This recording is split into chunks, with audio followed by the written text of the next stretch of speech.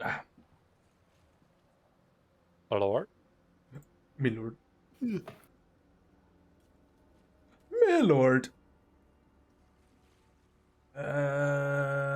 Right. Speak friend and enter. My lord? Milady.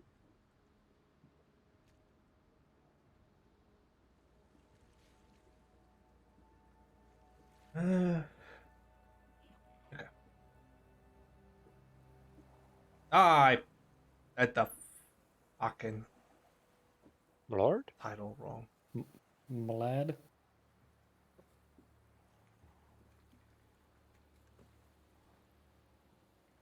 That's it. That's it. There we go. Watched it. Well, how's your guys been? Soiled How's it. your been Soiled week? it. How was your week? Don't want to talk about it. I can't remember 90% of it anyway. Oh, it's very easy to remember mine. Work. Fucking retarded colleagues didn't show up. I know that feeling. Had to do double work with half the people on Friday. Yeah. We call it capitalism. I call it some people need to be fired. Yeah. We have the same problem at my Probably your job. managers because they clearly do not understand scheduling. Oh no, they had scheduled enough people. The fuckers didn't show up.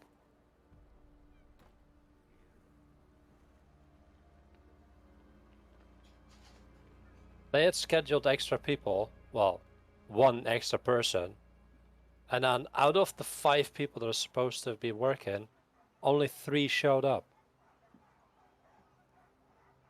Oh, then fuck those guys. Yeah. Normally we'd be at 4, but just because Thursday was a Christian holiday, so we were closed.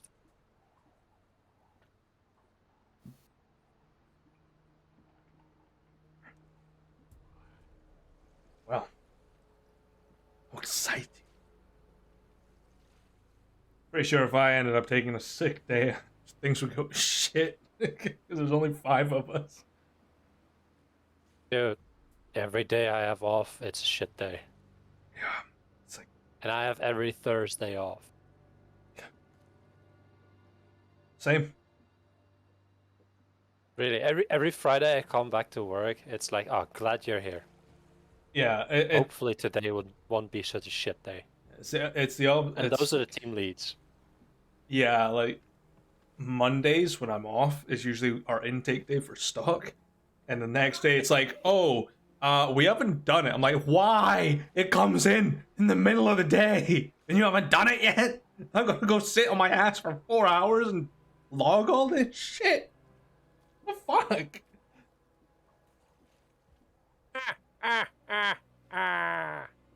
I don't work on Thursdays. I'm so glad because that's the day we have essentially discount chickens. Oh, give me some discount chicken. I want that shit. You know, yeah, those customers will come in force and they will stare at you the entire time. You see it at like the supermarket near here, like the reduced section, and they're just floating there like hawks, and you're like, the person's not even unloaded it yet, and they're just like, like, Yeah, like, it's just like the craziest thing. Like, the other day, my manager was heating up a man's panini.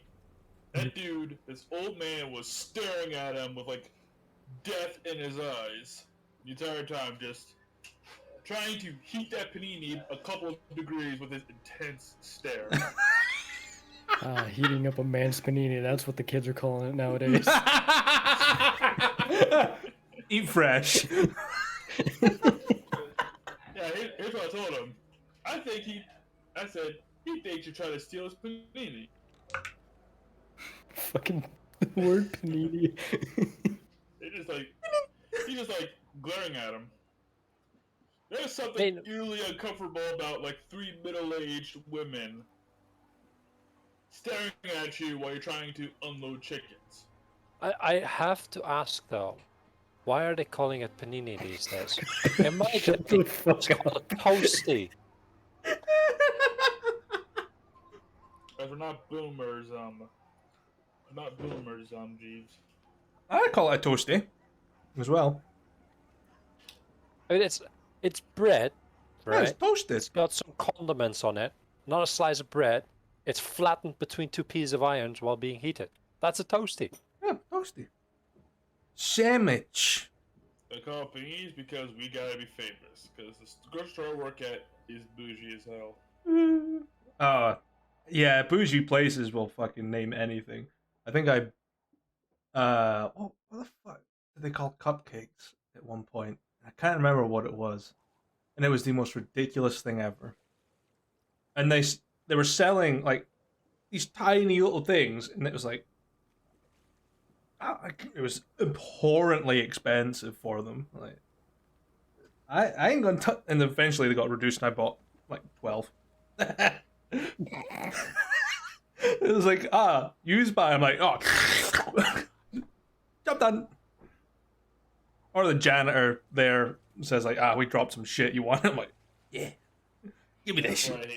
That's why I'm glad I don't work Thursdays because again, I don't know what it is, but you feel like just like exposed for no reason. It's weird because if I were doing anything else and I saw these 3 middle-aged women around, I wouldn't feel threatened at all. I'd be like, whatever, old ladies, who cares?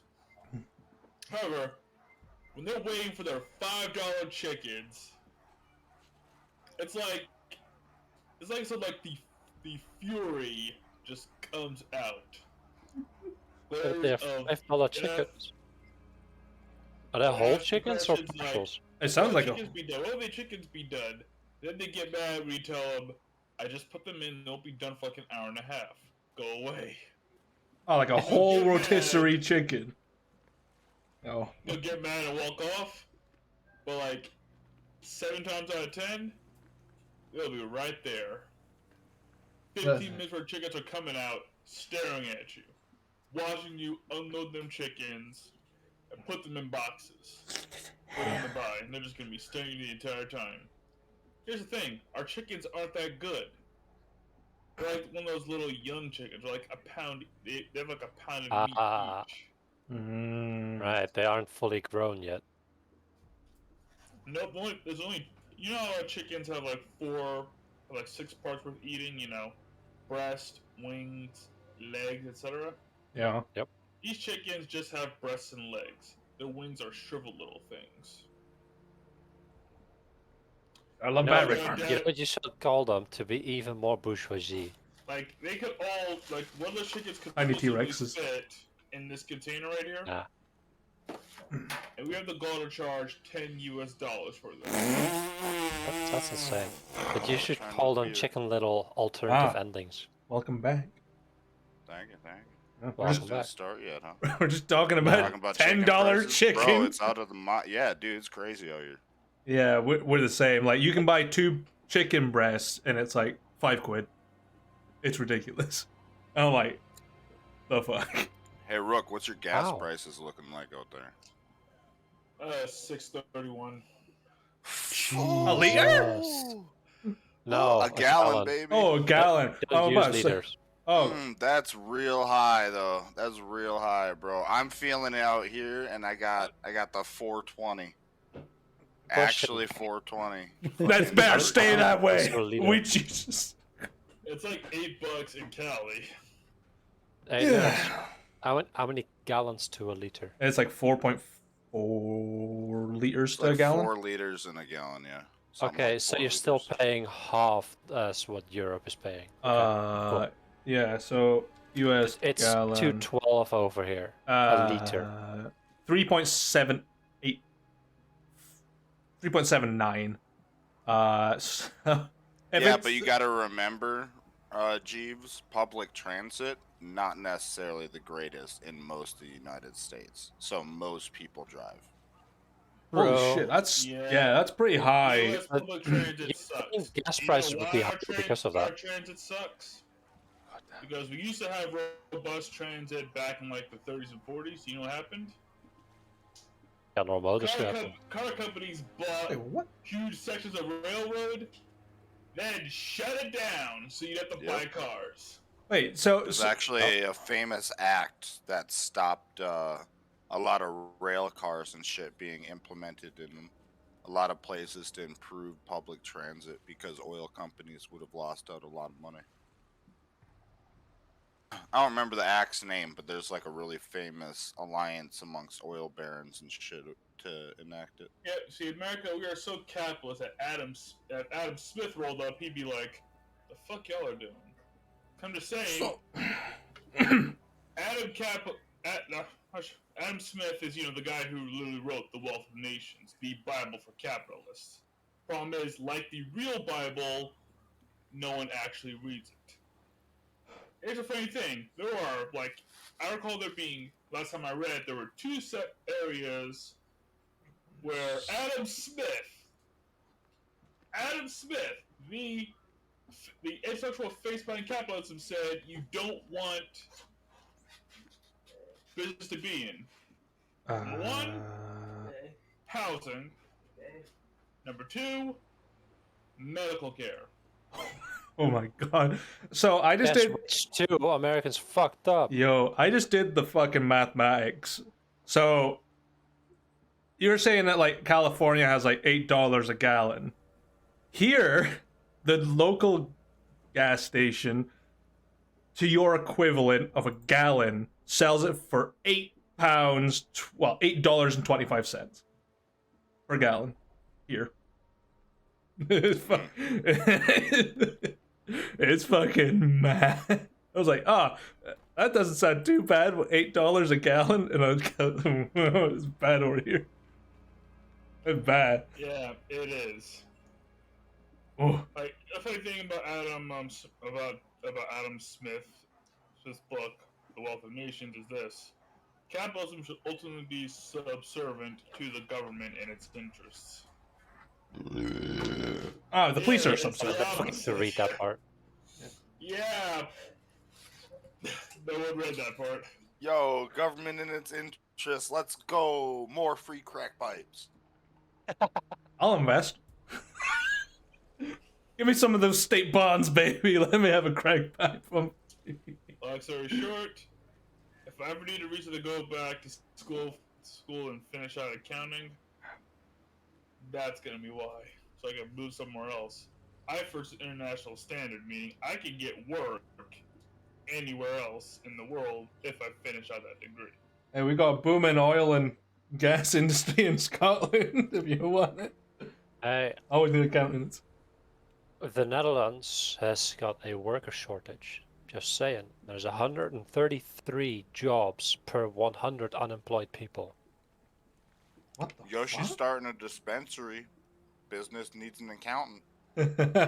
He's got to keep track of that single subscriber to his OnlyFans. Hey,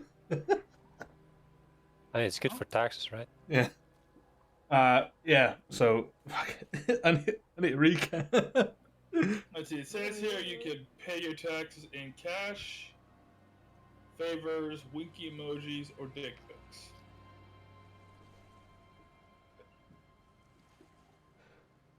A council! Take a look at that! Oh, I would definitely send a dick pic to the local government just to fucking annoy them. Like, that's what you fucking get for fucking scraping my wallet bare. Here's a problem. Are your local government officials conservative? It's a mix. Like, we have like 7 parties that make up our local government. Yeah, we Because if actually they're have conservative- functioning democracy. Because if they're conservative, they're just gonna get off on that. I'm worried as well because one of my family members is elected to it. Like, sorry, great aunt, you Just see my do- day. Listen, do something classy with it. Do like a Betty White over the fucking vent while in a kilt. That's Monroe, you Commando, fucking. and just, give her a flash. You did a Betty White when it's Marilyn Monroe. True Scotsman. A true Scotsman. Whatever. My kilt's too heavy to be Classic blown up. It's so heavy. I tried to You put don't it like your on and kilt. I had to fucking Get a inhale. spring kilt. You do get light Get a kilts. fucking sundress killed. So, With the hat and That's everything. Alright, darlings. a light kilt is what's known as a skirt. Yeah. It's worn by women. Yeah, just put on a skirt. It's not a skirt, it's a kilt, sicko. It's too light to be a kilt. You're a woman. Blasting some Shania Twain. In general, what's happening?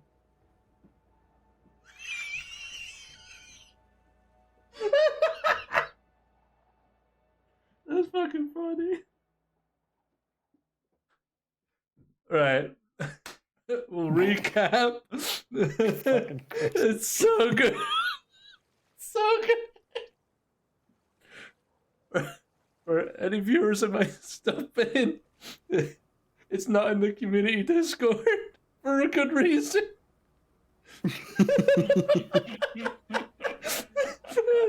Oh, it's so good.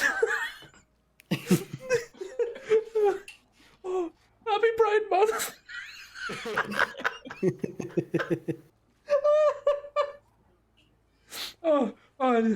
I'm coming down with the vapors.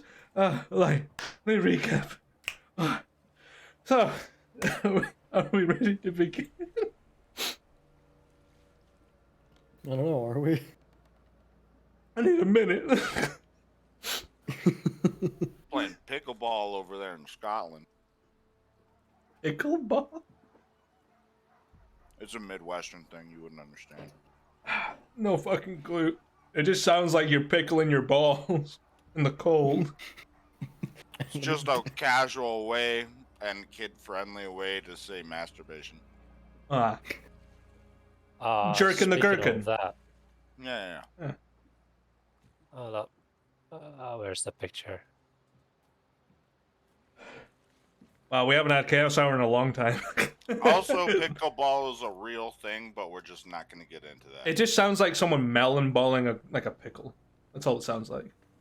Somebody dip in Which the does balls sound- in vinegar and let it sit for a week. It sounds like a sex thing. That's definitely a sex thing. It's not. It's actually a sport. Okay. That's a Have a different... look at. I love Thwacky. Oh, God. That's gonna be in our future at some point. We're gonna have another round of Thwacky. Oh, yeah, 100%. I can't wait. Yeah. I call Spitz as a teammate. I call Spitz as a teammate right fucking now. I call dibs. And they... First dibs. And they all Fuck all attack y'all. Yoshi just for fucking comeuppance. Just, ah! Yeah, that proficiency's gonna help a lot. We feel the need to target you and you alone. We don't know why. The gods have deemed you a target, and we shall provide. We shall heed their call. So, last session, you guys did some small tasks around the city to, get nice and dressed up, get some equipment, spend a little cash. Some of you going to Tybal Brim for some new, very fine attires, which took him 6 years his time to make. And some of you ventured off to get some magic items and some replenishments for your potions, and encountered Ketch and Daron Madir and Toma Inuka, of whom provided some entertainment for the day, especially for Swarm, uncovering the Kenku Mafia under the streets of Dragon's Crest. Upon finally getting to meet the Royals, you were all called out name by name and bestowed your designated honors. Majority of you being awarded the title of Sir or Sir, While being threatened. whilst majority of you being threatened. Gibbsy was finally inducted into the Knights of Ilden as a full-fledged member, and Soren's received the Order of Celestia for his service during the assault from the Novarians, making him pretty high figure in a religious sense. You also got to meet two of the new Ilden members, Rhys Ferric and I don't have his name. Asta. Or Aster. Rice. Yeah. Rice and Aster. Reese and Aster. Yeah, that was it. I knew it would begin with an A. I love Reese's. And you also met Amira of Tor, or Tora, the wandering adventurer who does Sus as fuck, dude. many things. Ah, and Alex. Yes. He There he arrives. is, just during the recap. He's plowed his way through traffic. I was the accident.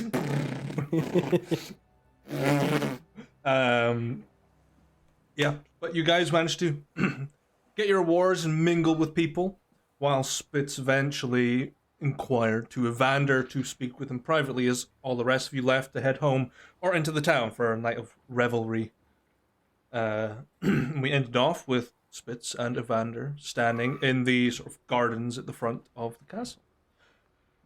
I need to sort something out before we begin.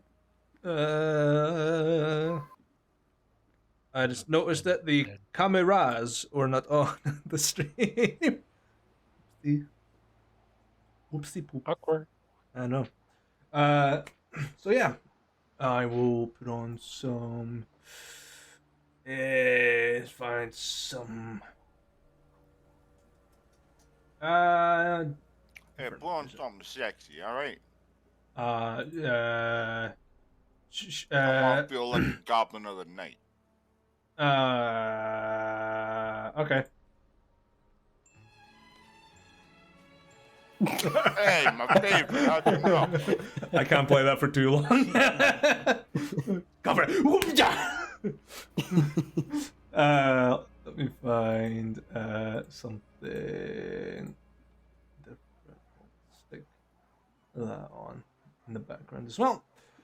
So yeah, Spitz, you are currently, sitting out in the cold in your very nice attires, and Evander's sitting there smoking a pipe, half drunk, wine glass in hand, willing to speak to you. Yeah. I don't want to speak to you, but you seem a little tipsy. Should I come back later then? I know, I'm fine. If I'm honest with you, like, it's just a bit ruffle of the feathers, and it's not too bad. I'll be alright.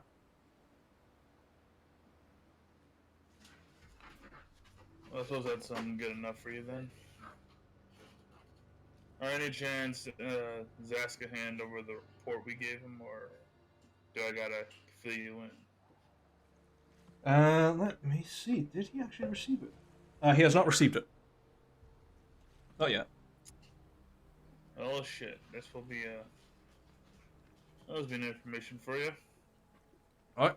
Long story short, the officers and I went missing for about 2 weeks.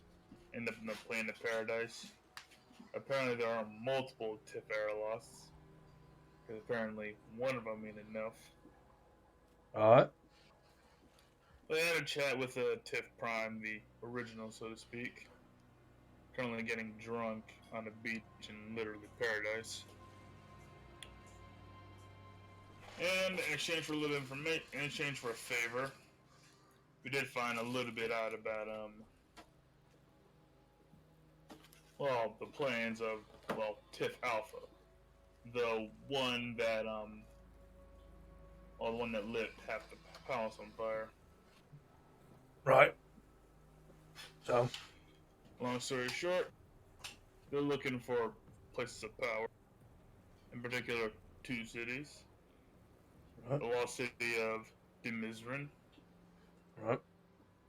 and Kagarra, where the Underdarks made a truce of some kind. I'm gonna roll a history check for him. Oh, he hasn't a fucking clue. Oh, right. So, you tell me that this fucking Magic Totem bitch is looking for a place that's been lost in history, and she wants to find it for something because it's got a bit of power in it, and then another place because it's got even more power in it because there was some sort of treaty signed back. Fucking God knows when. Yep, and if the impressions are true, they get access to that power. Yeah, the Emperor of Fire will basically step on Dragon's Crest again. Right. So, you want me to take out the old geezer? Want me to, like, fucking stab him in the neck? Get rid of one of the bitches? I'll do it. If you can do it, then be my guest. But the important part is that, well, the company and I plan to follow up on these leads, and I was gonna wonder if you could provide like some information or assistance. But since you're a bit ignorant about that fact, I'll just offer giving the Knights of Ilden the warning. Well, I'll have Craig send you a copy of the report later. well, you've just given me the information. You've given me, like, a couple of days, even a week at most. I'll probably have enough information on it to make a justified course of action. Unless you boys want to go in guns blazing and, fucking raid the marketplace and steal all the apples. That's fine by me. But I'm not here to, boil your socks for you, I'm not doing your dirty laundry. Rox, we'll do the hard work. I just need to know if you can help us find anything else out or give us a direction to go in. And if you currently, I'm gonna follow down a link about an adventurer who, failed to find these cities multiple times. That's our best shot at the moment. Right. But again, this link might not work out that well, so I want extra options. Right. If you can't find nothing, then, let it be known that Sir Spitfire warned y'all first. I'm not quite used to that yet, but fuck it. Honestly, I prefer my job title, the commander. All right. But, well, I'll get on to doing a little bit of admin for you, making sure that enough hands are squeezed and enough teeth are pulled, just to make sure I got the information right. And I'll keep you in touch. Yeah. And just fucking takes the sending stone out your ear and just taps in like a little glyph. You can communicate with me directly if you need to. Only you. Then Spitz gives you a nod. Alright, then let's hope all the spies and see his little meeting then. For now, Vander, take care of yourself. The boys aren't gonna head back. Well, enjoy the rest of your night. I'm gonna go get drunk off my tits. Alright. Heads back inside.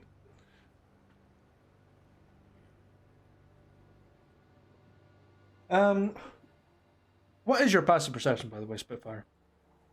Relatively. Passive perception is, I believe it's 15. Okay. Double checking. Yeah, 15.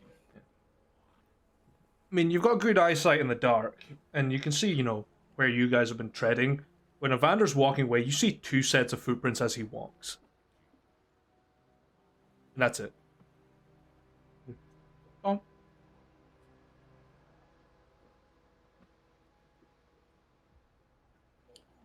Two sets of...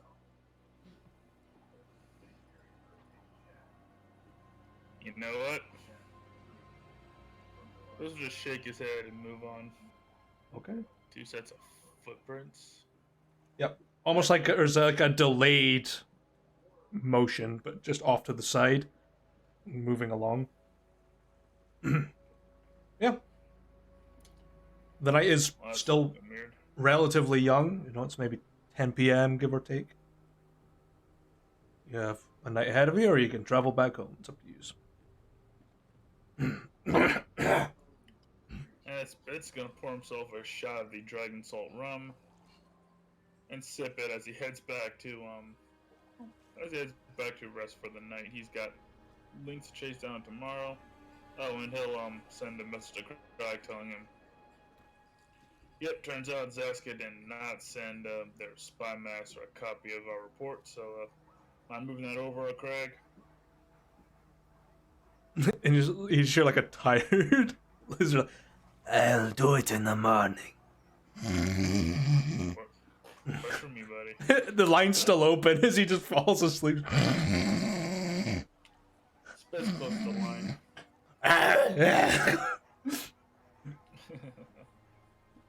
Yeah. Just feedback in his ear.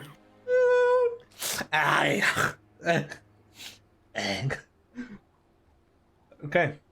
So, Especially just walks off the time thing. He's like kind of a oh, oh, Oh, Bye-bye. cliffhanger. the information. It just. Next episode in Dragon Ball Z. Dragon's Ball P. Virginia. well, internal security and my job it is. I'll have to call him that then. Okay. See, like a good commander, Spitz is clearly knowing when and where something becomes his problem. Are the rest of you heading back home, or are you spending the night in the city? I'll probably spend the night in the city. I got some shit to do in the city. Sure. I'll assume you Okay. step off at the same place as usual. I've already spent all my money and lost a couple fingers doing it, so I'm just heading back home. I got nothing left. I think something's wrong. At least you can just. Peace. I come in peace. I can count to 6 on 2 hands. Right, laser. I got peace and the shocker. It's all you need in life. I could not do rock sign. Just like, Ah. yeah. Okay. Swarm's heading home.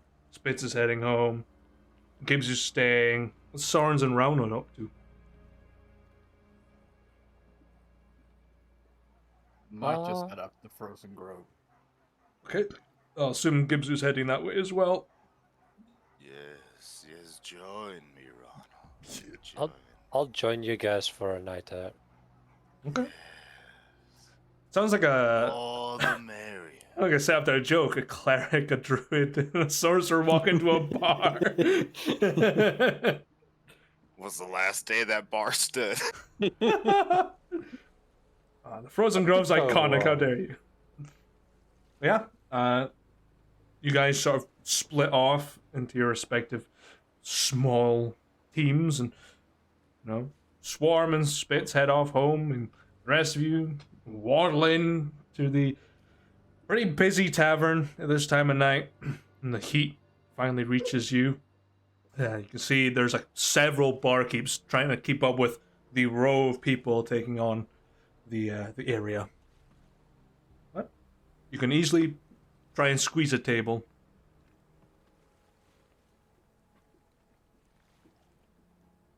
If I remember right, Mhm. I don't remember where I learned this info, but Ethan is staying here, right? Yes. Yep. Alright. Can I do like a perception check to see if I spot Ethan? What, in Kassir's body? Yeah, you can easily roll. Yeah. I mean, if we can find his body, that would be interesting too. Just like They're mounted both on the here. wall, just like a Billy the Bass, just perception.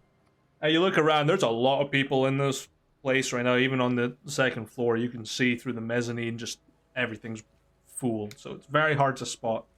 A notoriously hard to spot person. Okay. I'll order a drink then and try to find a table. Sit Sure. down. Yeah, I mean, you'll eventually manage to muscle your way through the crowds, and you'll get a nice cold drink and wiggle your way through to a table that's got a few people there, but they're almost half drunk. They're just chatting away, ignoring you guys, like completely blindsiding.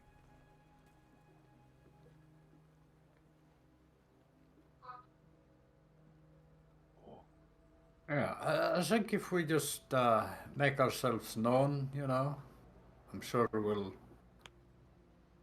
get a connection, right? Yeah, who you talking to? Ronald. You? Who you looking for though? Oh, him. Oh, you also looking for? Oh, I didn't know. I just thought you were coming here to spend the night. Yeah, I figure enjoy a little bit of a drink. Maybe try the Send in the Stone. I don't know if he has his sentence or if that works. Mm, About Well, that's the stone I have does not reach. Well, it reaches him, but not him. Oh, the other one. Yeah. Uh, no, I never did get his number. I guess to reach Ethan now. I don't know. Maybe we'll let the bar die down a little bit.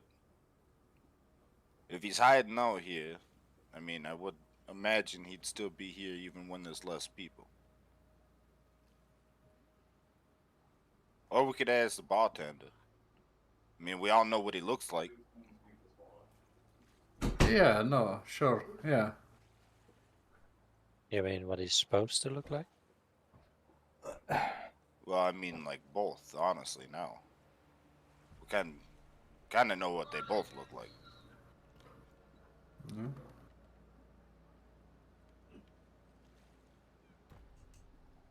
How about you, Soren? You just spending the night, or do you need to talk to Ethan too?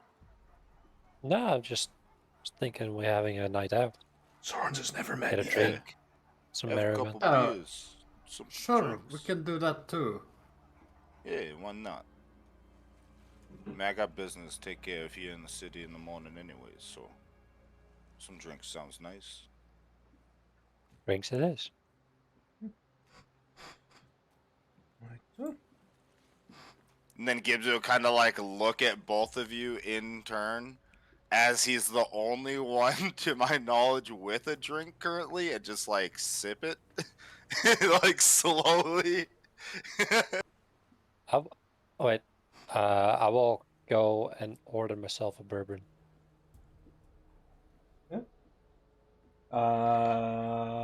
Let me see. Would the barkeeps know? But yeah, news travels I'll roll fast for these for it. people. Drinks are on the house for you three. Yo, what?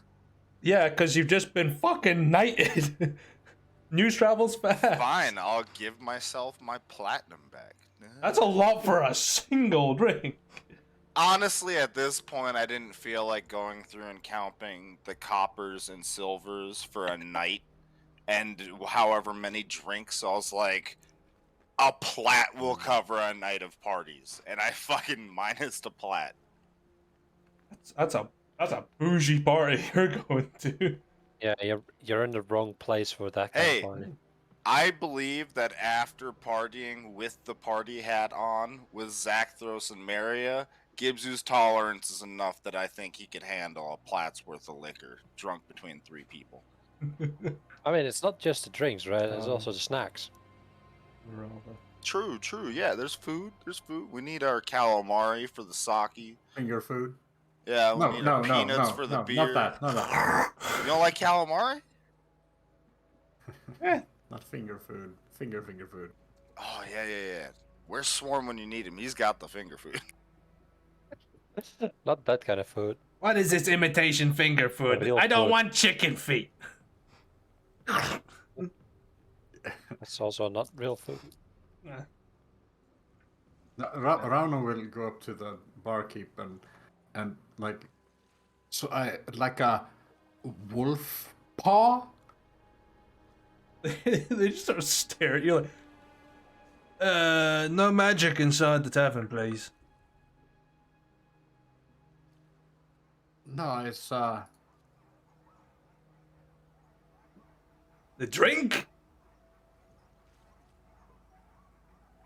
Or an actual wolf paw? no, it's I'd like to meet a furry man. This isn't gonna go wrong at all. Yeah, totally, completely fine. I see Boros getting ready. Boris, where is he? And just they're gonna insight you and see, like, get the vibe. They look at you in your very nice attire and go, "I think we've got just the thing for you." And they just hand nobles and their extravagant taste. they hand you like this martini glass that's bubbling with a blue liquid and a little umbrella and like cherry inside. Hand you that, and they disappear. Come back in a Wookiee outfit. And let me see who else is. Yes. A distinctly furry individual comes back. A dark furred. What the fuck did it's fox people. Inarians. An Inari. In pretty, nice looking armor and huge scar, like star-shaped scar across the eye, and just stares at you. You wanted to see a furry individual. You don't have a friend, do you? I have many friends. Someone like you, but just not you. No offense, just... Dumpty doesn't even know what's going on. I don't know what's happening, so random people are just gonna keep showing up until you go, yeah, that's the person. Just bank and just fucking pops it up. Like, I don't owe you a damn, man. This poor man walked up unknowing the situation and was dumped before he ever got any insight into what the fuck was going on.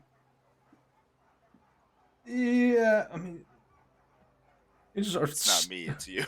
Just sort of stares at you for a minute around.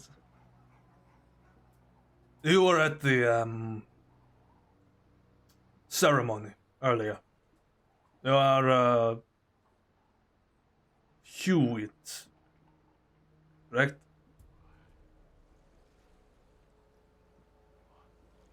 Yeah, yes. Why so nervous? Are you not Ronald Hewitt?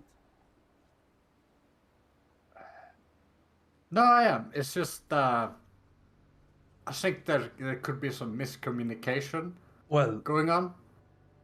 potentially because I don't speak Common as a first language. What is it you are after? I'm looking for a person who... Well, I guess occasionally is a furry individual.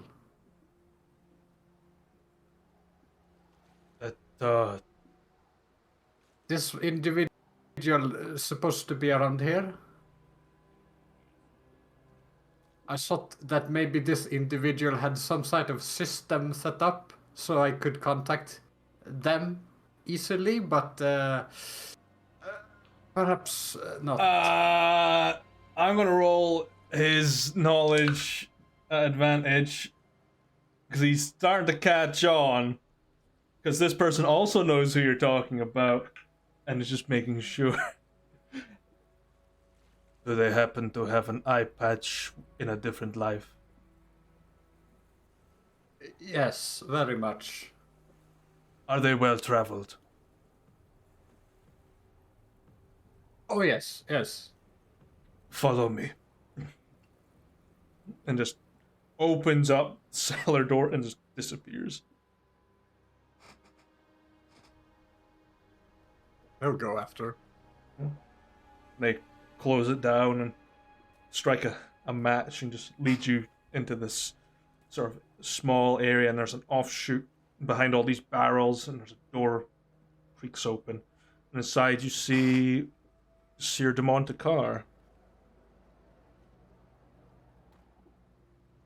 And they sort of Attack him, kill him. just looks at you.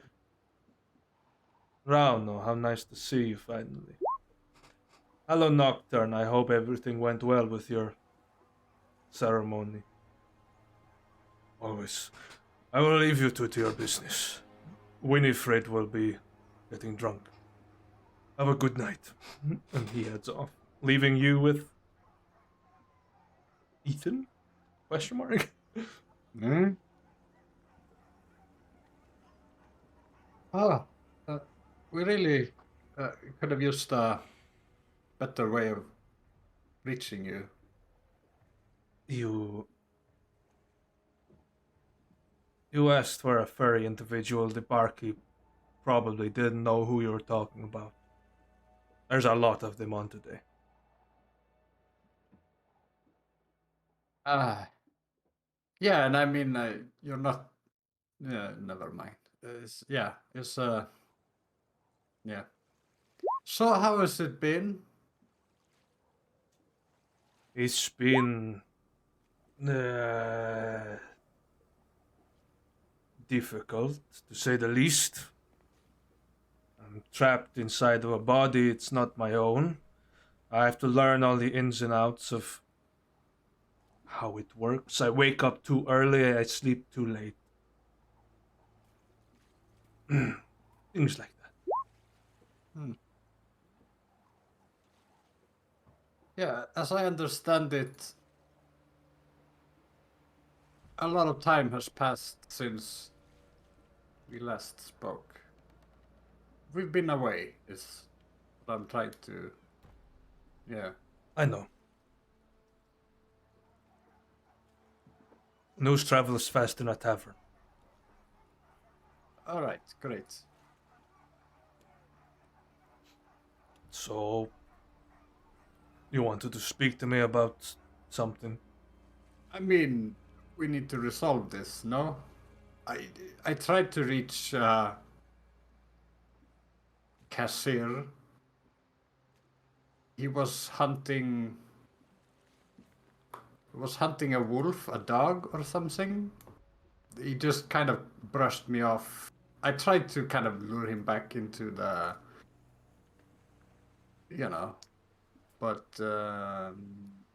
yeah. Think we could set something up, maybe, or like.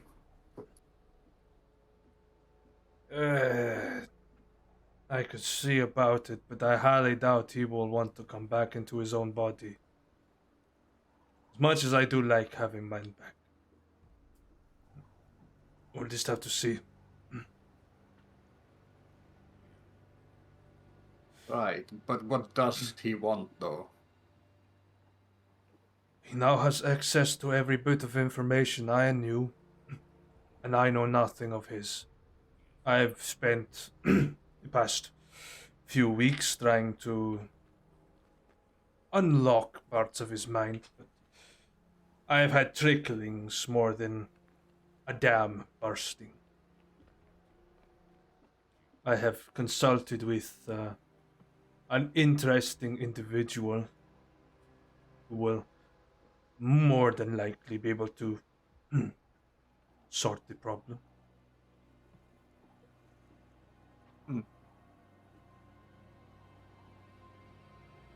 All he asked in exchange was a vial of your blood. I'm just joking. Oh yeah, no. Yes, I heard about Vethka's visit. Oh, exciting. Not very exciting. More just terrifying and horrible. You get used to it. However, if I figure out something or what to do, I'm sure I will get in touch. One way or the other. Couldn't imagine it would be too hard to reach you.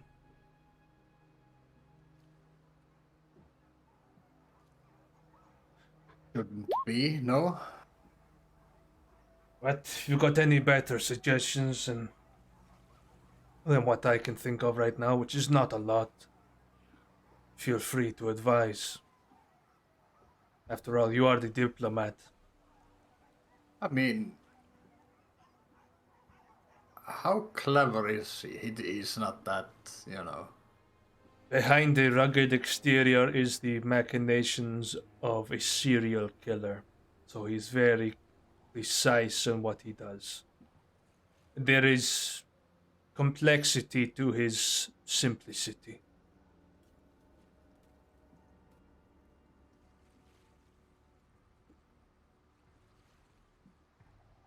I mean, I don't. I don't think he knows that we knows that he is you and you are him. I think he's fully aware that he's in my body, but for what reason, I do not know if he is aware that I am still alive. Right. But to give up my current condition by ambushing him and he survives could jeopardize an entire bit of espionage from the inside.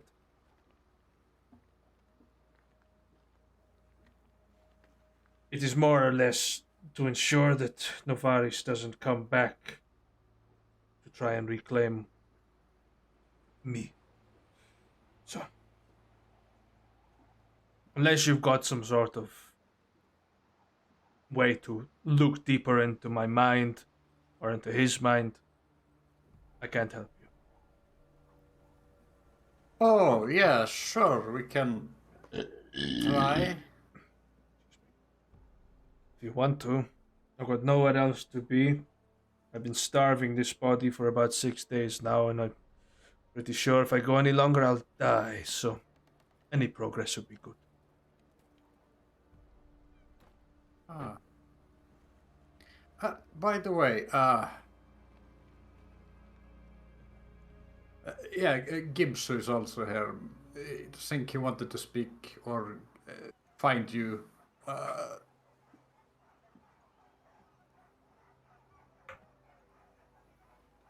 I think one visit today is enough for me. Yeah, sure. I'll tell him you were feeling ill. Tell him I'll visit him soon.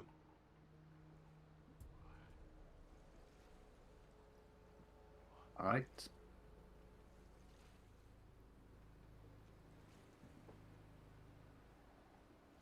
So, should you sit down, perhaps? Currently, he is sitting on the edge of his bed. All right. Sit down Just- even more. Should I sit down? Yeah, I'll sit down. You tell me. This is not my procedure. I shoot things with an arrow typically. Yeah, and I. And yeah, I'll have. Yeah, no. For a diplomat, you very are anxious most of the time. Are you okay? Have you seen something? Who hurt you? I have seen something. It was Vetka, probably.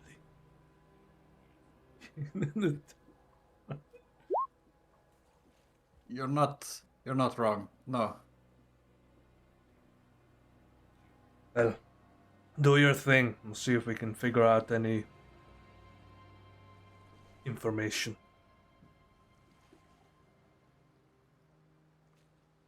Yeah. All right. 1, 2, 3. Okay. And I'll cast Modify Memory. Nah, he'll fail to save automatically. Yeah. Because he's not resisting. Now, I'm going to pull up the trial for this, as Ethan has a very distinct one compared to the rest. Where is the one I had?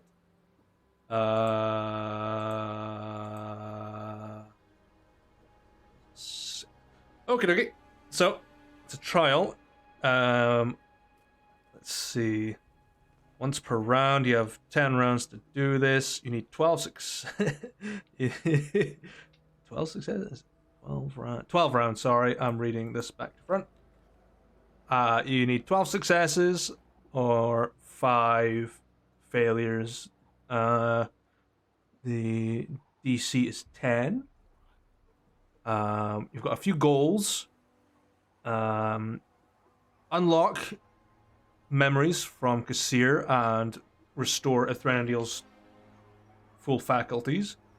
You have completed a task unknowingly. You have 3 other tasks. You've got suppress rejections, restore the mind, and heal from incapacitation. So, yeah. Okay. So it'll just be a stream of checks, really. You've already entered, so you've already completed 1 task, so you've had 1 success. And because it's an auto thing, so I'm just going to mark this as 1 out of 1. Okay. So I want to say this right. Rando is basically doing magical brain surgery. Yes. Yes. The other version of this task is a hell of a lot more complicated and really difficult. It's a DC 28 on the other one. It's very fucking hard. Because Ethan's in control of Kassir's body, everything is a lot easier. Okay. So whatever you want to start off with, you can feel yourself reaching into this mind, and you see, you know what, I'm going to change the music up a little bit. I'm going to make it a little spooky. Let's make it a little spooky. Let's make it spooky. 'Cause you're in a... Let's think of what this could be. Existential dread, that sounds about right. Ah, yes. I feel a little existential dread today. So you feel your vision and your soul sort of enter into the mind, and you find yourself confronted with 3 sets of solidly locked and chained iron doors sit before you. There's nothing to your sides, there's nothing behind you. You have options on how to approach this. It's up to you how you want to do it. You can use a spellcasting check. You can use brute force. Either way, it's up to you. So there's 3 doors. Yeah. And they're identical. They are exactly identical. They have these really bulky chains across them. There's no plaques or anything on them to identify what they are. But you can probably imagine this as a sort of barricade to stop mind reading. Mm.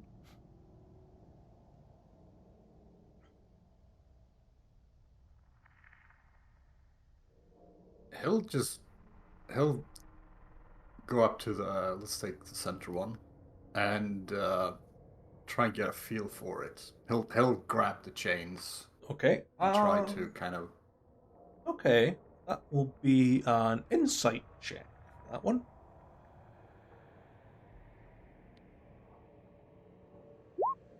Yeah.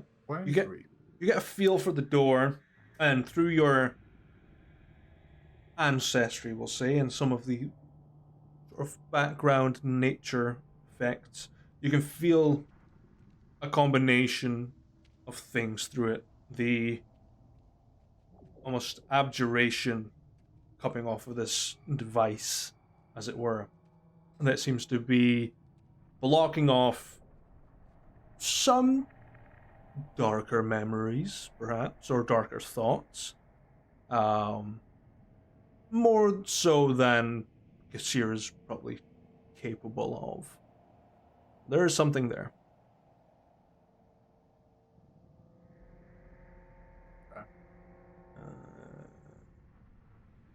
Now, center door has a wee little counter, because the mind will try and fight back against you, especially Kassir's mind. So it doesn't start fighting back at it because you've not done anything dangerous towards it. So yeah, you get a feel for that door. I'll say with the 23, you'll get a feel for the others as well. Same sort of feeling, but there's different states of mind throughout. There's a sort of tranquility to the first door and a sort of uncertainty to the other door.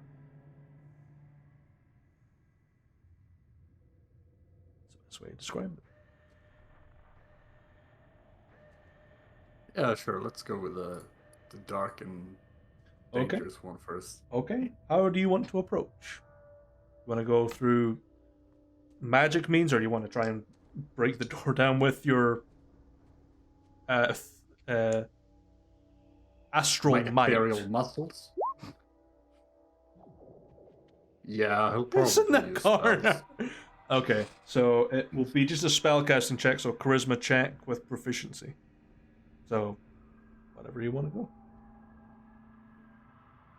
What? Kessier's mind doesn't deserve respect? Piss in the corner somewhere. Well, is a success. So yeah, will it land? Oh, Back? that's a save. I mean, it's a success. It's a charisma check plus your proficiency, so it counts. Okay. The mind is going to fight back a little bit. As you reach out and you try and focus your probing ability, you can feel the chain start to buckle and bend as it breaks, and they wrap away like snakes falling from a tree as the door creaks open. The mind is going to try and push you out. I need a wisdom saving throw, please. As this dark vision of Seer pops through. And it is a success because it's a DC 10. As you see this sort of almost like Five Nights at Freddy's flash of a monster just bolting out of the door, and you startle for a second, but you calm and you walk through the door, and behind you it fades away, and in front of you are 3 doors again, equally chained. They look a little bit rustier, a bit older. There's sort of overgrowth appearing. Overgrowth as in plants? Almost like plants, like dead roots, and maybe nettles, and just not fun things to step on or touch. That's what you describe.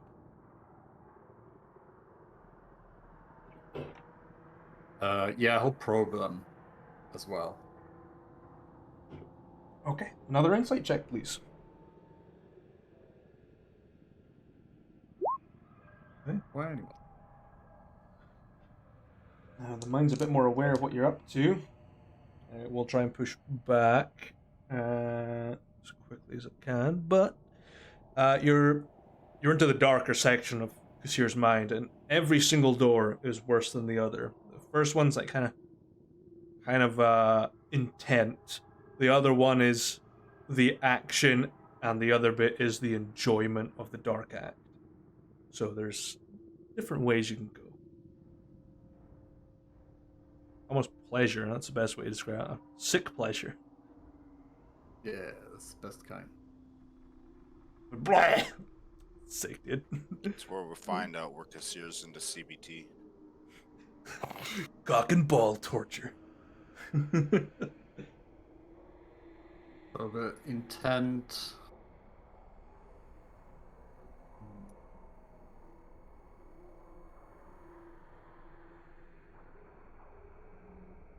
Yeah, sure, let's go with intent. Going with intent. Okay.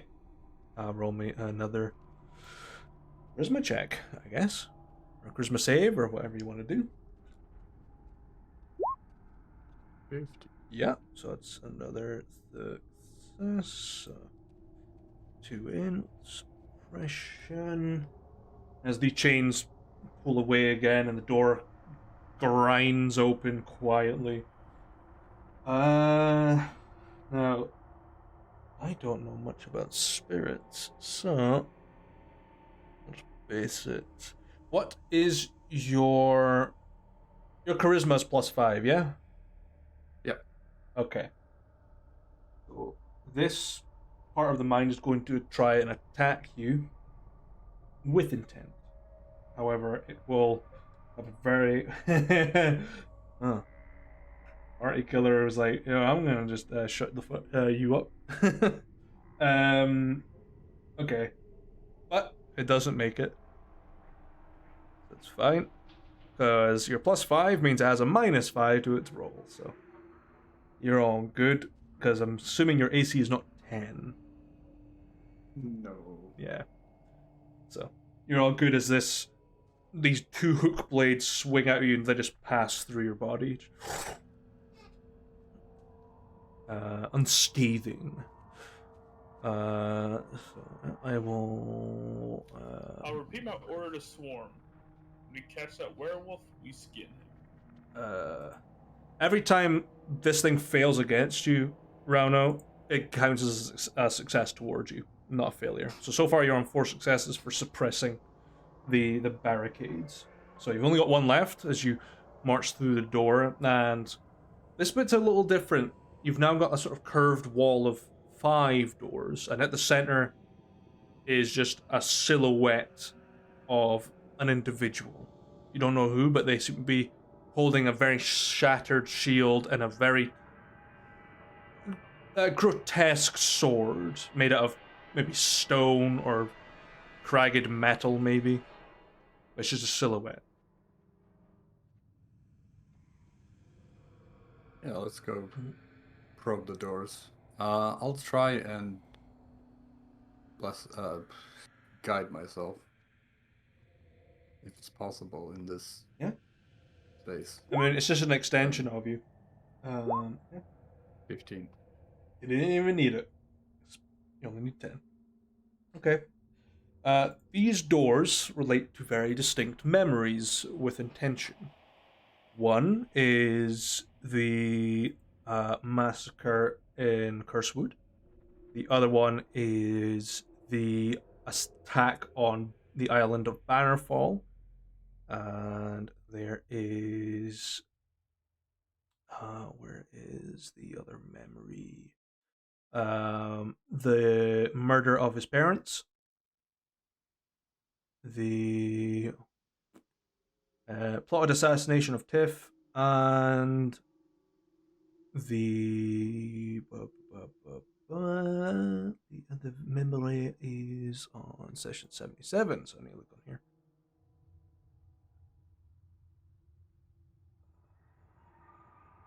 Yes. And the last sort of doorway seems to lead to a future plan to murder every single one of you guys. Rent free in his head, baby. Rent free in his head. Yeah. This Let's go with the last one. the last one. If I was to describe the doors, they all look different. Each of the doors seem to correspond with how old these memories are. Some of them are rusted, ancient doors. So the one that's designed to assassinate Tiff and the murder of his parents, very old, rusty doors.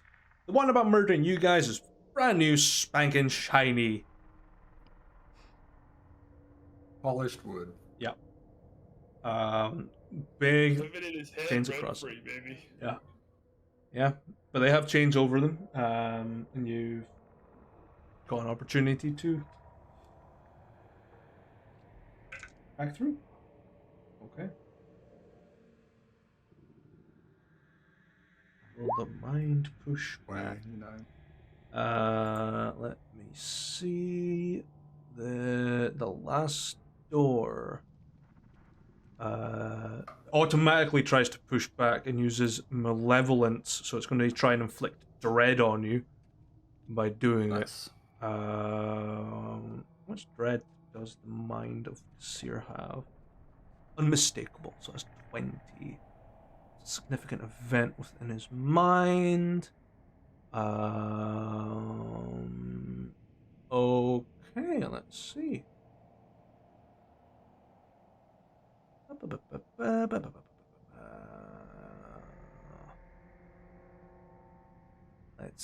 Let's see. You've got... Okay. Offended me. Yeah. So as the chains pull back on the door and it carefully glides open, you feel your sort of focus and your connection to your divine ancestry start to stop, and you feel like the magic isn't going to push much further beyond this point as this silhouette turns to face you and you see a visage of pure nightmares to like Rauno's worst fear. So probably Vecna. Is it Vecna? Yeah, is it Vecna? I was just like, what's the- Vethka holding Ethan's paperwork. with like a fail He's the stamp on it. substitute teacher. Yeah. Deathka's substitute teacher. There's the nightmare. Yeah, I need a wisdom saving throw. This has a own unique effect. Okay, so it's a failure. For every 2 points spent, the target takes 2 points. Okay. I want to use my favored by the gods. Okay. So I'll get. I get a 9. Yeah. The gods favor The you. gods favor you, but not that much. Okay. No, That's they a- favor you. Especially your terrified screams. So when you, well, none of you guys are around. In the physical realm, Rano's nose and eyes are just pouring with blood from the high level of psychic damage he just took, because he took 40 points of psychic damage. Vethka suddenly Nice. appears like a whole One case little- of vials. Yeah, just Whatever you do, don't wake him up. Sweet. Yeah. Hey, uh, Ethan, how's that one visitor a day thing doing for you? Leave the 2 others out there with healing in the fucking bar. hey, it wasn't. Hey, it was Rano that didn't go and get you, because Ethan doesn't want to see you guys right now. No, it's all good. Yeah. So you won't take the damage just now, but when you wake up, you'll just have a fucking pounding headache.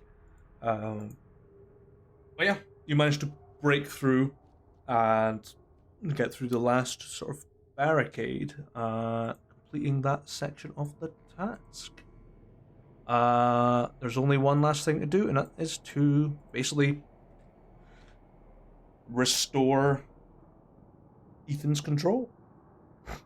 You've made a path the whole way through, and now you just need to lay the string for him to follow.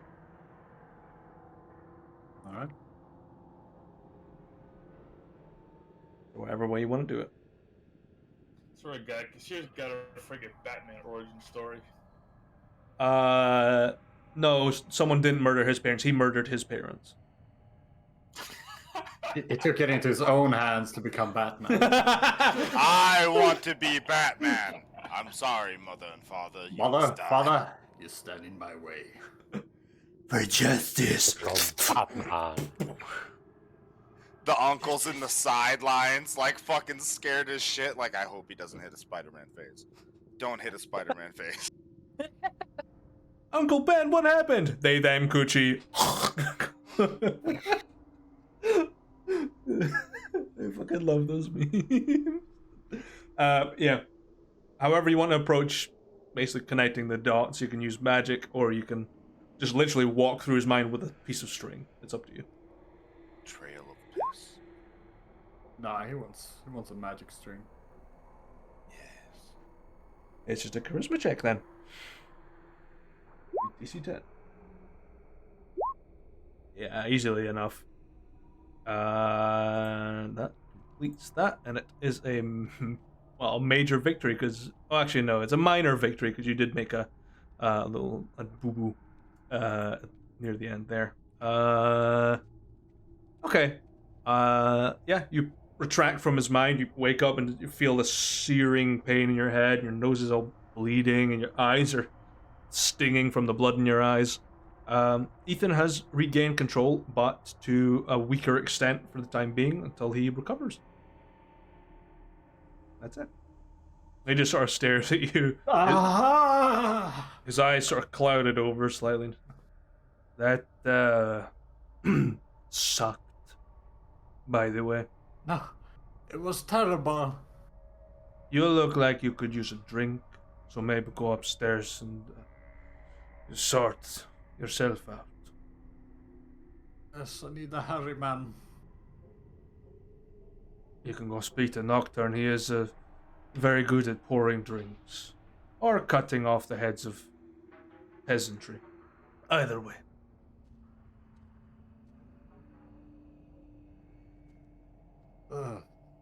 I'll give you, I will see Debrief him me later. later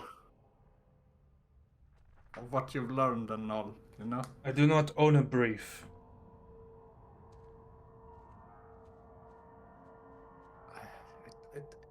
I don't care. Leave. Sure. Yeah, you just head back up into the relatively busy tavern.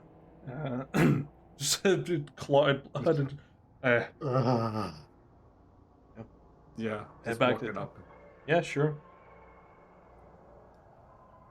Hey, you look like shit. You get into a fucking bar fight or something? Didn't hear the commotion. Uh, I just met the Harry man. It was not good. But did you win?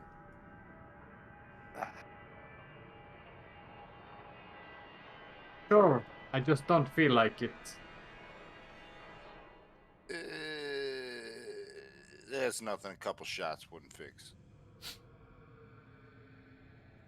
Am I bleeding? Yeah, actually, quite a bit. Out the eyes, nose. It's hard to tell if it's out the mouth too, or if that's just like blood become drool. It's just or something. gingivitis.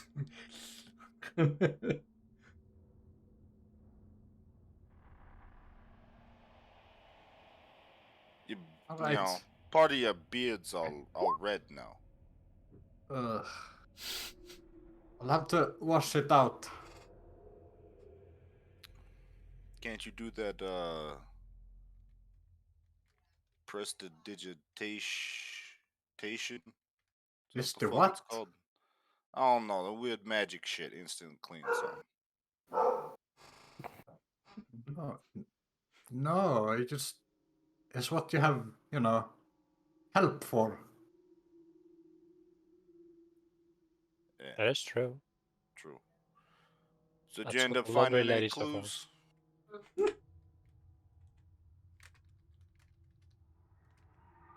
No. You didn't find anything on Ethan? No. No.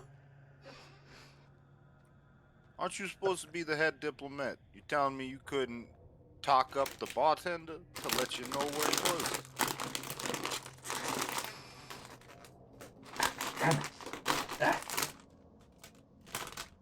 I did do that with some success. He is recuperating. He'll meet you tomorrow.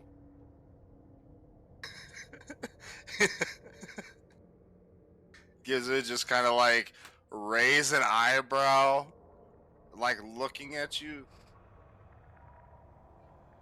Yeah. All right. You sure you haven't? You fucking drunk, Ronald? you been? Did you have like a drinking contest in the 5 minutes you were gone, or however it was? A lot of drink to cause I fucking don't know if you're making hemorrhaging. fucking sense. Oh, I wish it was. I wish it was. Oh, you know what? Take a seat. I'll drink that Bud Light. I'll round on me. I'll get you. What do you want to drink? I'll go get you some. Oh, Whiskey. anything strong. Not Okay. bad. Okay. How about you, Sorens? I'll get you something too.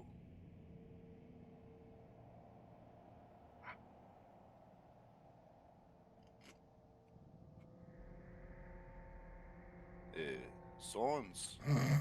Sorry, I missed that one. Yeah. What you want to drink? I'll get you something. A bourbon, please. Okay. Gives a stand up and go over to the bartender. Cool. Wait. Which bartender do I get? Do I get Nocturne? Or do I get the original guy? You'll get the original guy because Nocturne was just pulled aside because Round asked for a furry person, and he's the closest. He was the closest one. Okay. Hey, you got dried venom back there? No. It was worth a shot. Give me one bourbon and I guess what's the strongest stuff you got in the house? Looks you up and down. Looks at Rauno, who's still pretty pale from the the impact of the damage and just. I got something for you.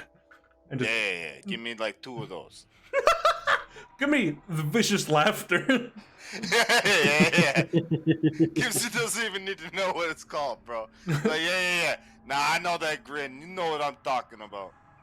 Pours a bourbon and just pours out these 2 tiny little like absinthe glasses. Hands over this almost pale yellow liquid. Thank you. How much?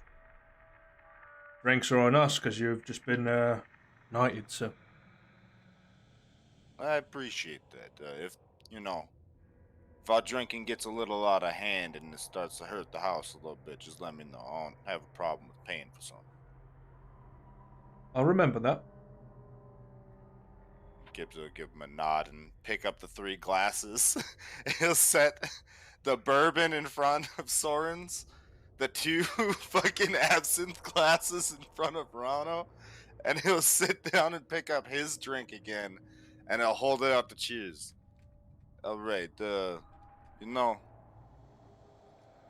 guess to being alive another day. Yeah, and I'll raise my glass to that. prosper or whatever. Yeah. Yeah. Prosperity or something.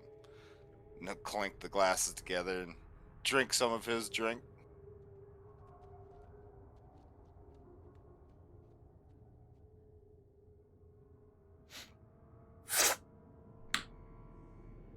Tastes like nothing. Kind of ghostly. Well, your stomach feels it. This heightening and like a knot, almost like you're having a heart attack in your gut. But, it's fucking strong. The taste comes after. Not high enough. 100%. All the nasty shit in it. Making a lab. It's just month-old fucking bong water, dude. Just pure alcohol with some food coloring. That's all I want. It's called Aftershock. Yeah. Mix some rubbing alcohol with a Kool-Aid packet. What is this, witch hazel? Excuse me. Oh, excuse me. Jesus. Oh, God. I can't find any tavern music. Where the fuck did I put it? There it is.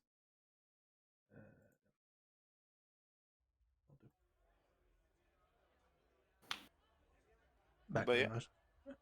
Yeah, you managed to solidly neck it. If you drank like 3, you would be making poison checks, but yeah. It's a good thing I only gave Rano 2.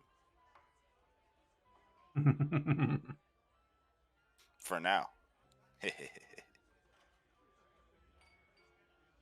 if it's poison, I can take it. It's alright, I can restorate you. I can do this all night. I can also do restorations. Hell yeah. Rhino will end up getting so drunk he'll no clip into another country. Hell yeah. Oh, hello. I don't recognize this place.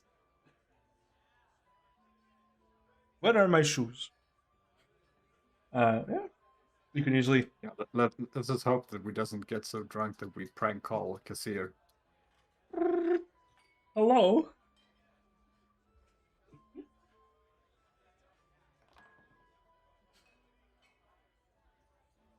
I mean, if you guys had RP that you wanted to do, we can do that. But otherwise, Gibbs is just going to keep drinking with you guys and pass out at some point, probably. No, I'm just here for the drinking. Okay. A little bit of bonding time between the characters. Gotcha. Exactly. If you want, because you're probably going to be drinking, I can pull out some character encounters that you could probably talk about drunkenly. Just give you some prompts, if you'd like. I just need to pull up my table. Spence really is a commander. He's off work where everybody else is getting drunk. Yep. Fucking. This is bullshit. Yep. Korodar should be in charge. I did good work. Well, let's see. We'll start with probably the least drunk among you will be Gibzu. It's the Gibzu, smallest one. Gibzu, drunken conversations. Talk about something you're proud of doing. Soren's. You start talking about a person you respect, and Rauno. You start speaking about your family.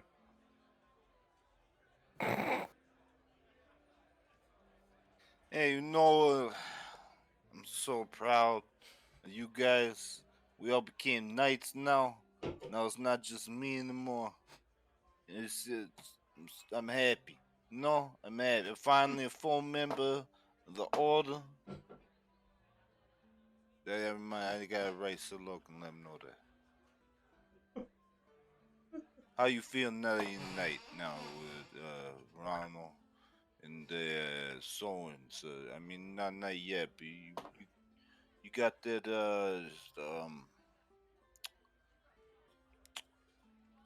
the thing, the circle. You put it on your chest. It's beautiful. Yeah. No, it's you get the title, it feels the same. Yeah. But it also feels a little different. The first time somebody calls you by the title that you don't know, like you just ran the random person. You I'm feel a sorry, little I'm bit of just pride. confused when they do that. Who they're talking to again?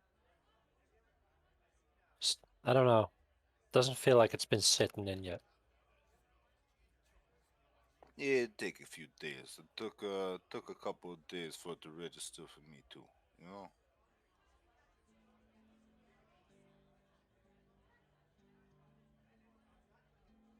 Yeah.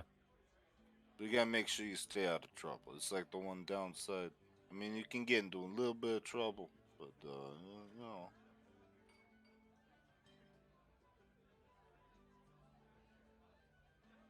Yeah, it's tougher when everyone knows who you are. Because you have to uphold this reputation. Yeah, I think it's more. I never really fully found out what it was about, but generally don't be a dick and don't kill somebody randomly. And yeah. So far, nothing's bad happened to me.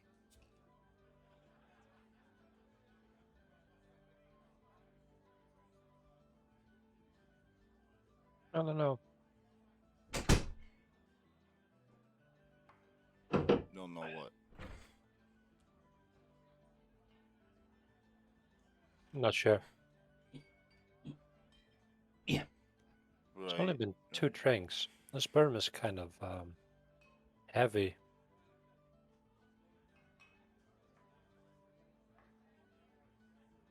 Well, I mean, you got a lot of money now. You could probably hire somebody to hold up the drink for you, I guess.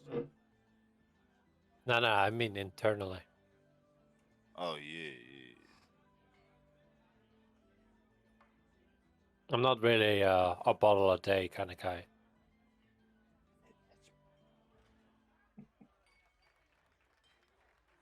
Hey, we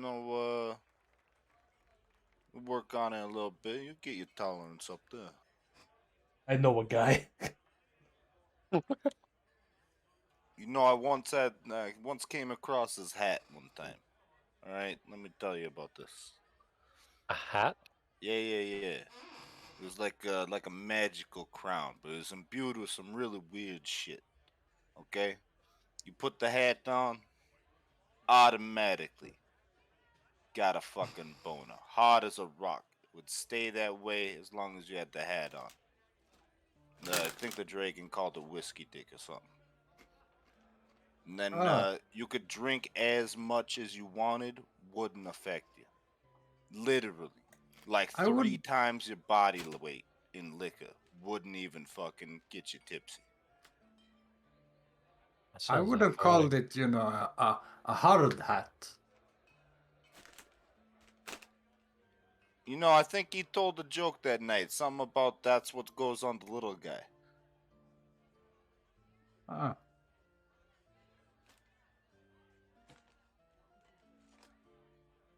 But it was incredible. The fucking thing. I don't even know how much alcohol I drank that night. Too much. It hurt the next day. well, There were 3 of us sharing the hat, you know. in the, or what? What? Hurt in the, No, in the head. In the head. right. In the head, but not in the hard Yeah, head. not the little head. Big head. Ah, Though, I mean, I guess you could go ask him if you could borrow it and see if you could get the little head to hurt during the next morning or something. Don't think that's healthy if the little head hurts. Depends how active he is. I mean, the hurt from overuse is not that bad, but if it's not been used enough and you use it once and starts hurting, and you may need to head over to a healer. Remove curse and all that kind of stuff. You might want to keep that on the down low. You get a lot of work in a mercenary company. That's just friendly advice.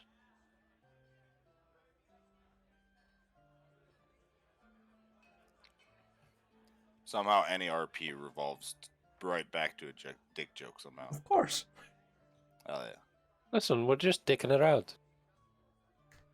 We're a mature, responsible party. Of Yeah. course we turn around the dick joke. We're responsible, mature people running the game. It's alright. Nice. Because our DM and one of the players totally isn't drinking. 2 of the players. Dude, I bought 15 cans of Bud Light for like 9 quid and it's gone. It's expensive. It's not that bad for here because we've got a different tax thing for alcohol in Scotland than England. Mm, So alcohol's Yeah. super expensive here. Okay, For reasons. alcohol tax is a nightmare in Pennsylvania. I gotta pay Sure. 2% on top of already. I gotta pay additional 2% on top of 10% alcohol tax. It sucks. Yeah. I spent $60 buying 3 cases of Well, in fairness, it's worth it because it's so good. It's like I bought one case of essentially cocktails in a bottle, and 2 cases of essentially Long Island iced tea, albeit in different. Although one is like he's you know, complaining about 12% tax. Over here, we have 21% sales tax on everything, Yeah, ours is except 20 for as bread well. and In milk. fairness, you get a decent value for your taxes. I don't. Bro, But, yeah. So, for the sake of expediency of your evening, say you have a good drink throughout the night, you can return home or you can stay in the tavern. Your guys' tastes. Gibbs shall sleep in the tavern. I Okay. shall also find my way to sleep in a tavern. Okay. I mean, tavern's got some rooms available. You might need to bunk up. Yeah. What you're saying is we may need to toss someone out the window. Yeah. Okay. Vankin. Vegas not even in this scene. He's already getting shit on. It's not this window he's thrown out of. Back home. Yeah, he's just. Yeah. So. Probably because he walked through Spitz's room to get somewhere else. During the evening, as you all sort of stumble into your beds, gives you about 4 hours later, you're awoken by an ominously shadowy figure standing at the end of your bed. Gibbs you? Mm-hmm. Gibbs it just kind of like tiredly opens one eye and like grabs his glaive and ready to throw it from a laying position. Wow, you really are drunk, aren't you? I mean, you Yeah, did what was good stuff. You asked to see me, Gibzu. How else am I going to introduce myself? After such a long time, I'm not magically appearing inside your bedroom.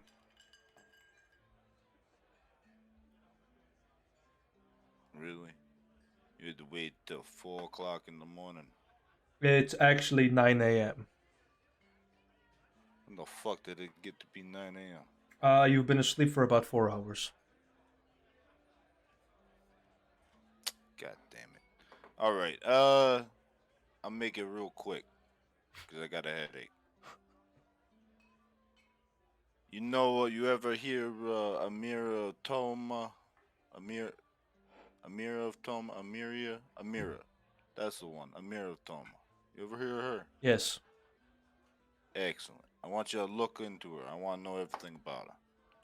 Sure, do you want her medical files and dental records as well as the Not matter? that much. I wouldn't even know what to do with that shit. I just want to know her history. Okay. Well, I will compile a report and I will send it to you anonymously. Alright. And then, once you actually have a history, I want you to do something else. I want you to do your job poorly the second time around and let her find traces that somebody's looking into her. Or I could just Don't tell let her. her know who. Well, it's it's sort of to see if she's gonna look into that. So you get what I'm saying? So you're asking me to do my job well and then to fuck it up. Yeah. But don't fuck it up so bad. This is why I come to you. You're the professional at this. Don't fuck it up so bad she knows who's looking into her the second time. If it does go to shit, I'll just pin it on Vankin. Yeah, there we go. Easy solution. Anyway, Gibbswell, I will let you nurse your hangover. I hear drinking the Pale Horseman twice in a night's not good for you. I will see you later. And he just heads out. You guys remember when we used to have? Actually, oh. Hey, you guys remember when we used to respect Vinkin? Ah. No? That is a lot of levels ago. Did we? I don't remember that. You used to I don't think respect him a Henry little ever bit. did. You used to respect him a little bit, and then you went, it's got debts. Everyone fucking hates it. It's always Vankin's fault. Ethan's gonna fuck with you, Gibbs. He's gonna open your curtains just so the sunlight blinds you as he heads out. Good morning. I hate you. Love you I too. hate Yeah, you so man's got- goddamn much. Man's got dark vision too. That just makes it worse. Like pulling Yes, up a it just flare kind of knife like and shit. looks over at the light coming through the window and he's like,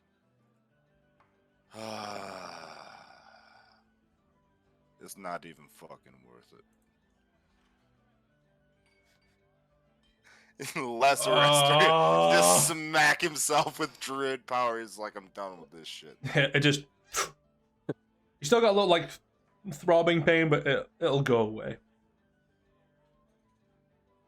Yeah. Alright, well, up and at him, I guess. And gives you like get up, get dressed, and head down.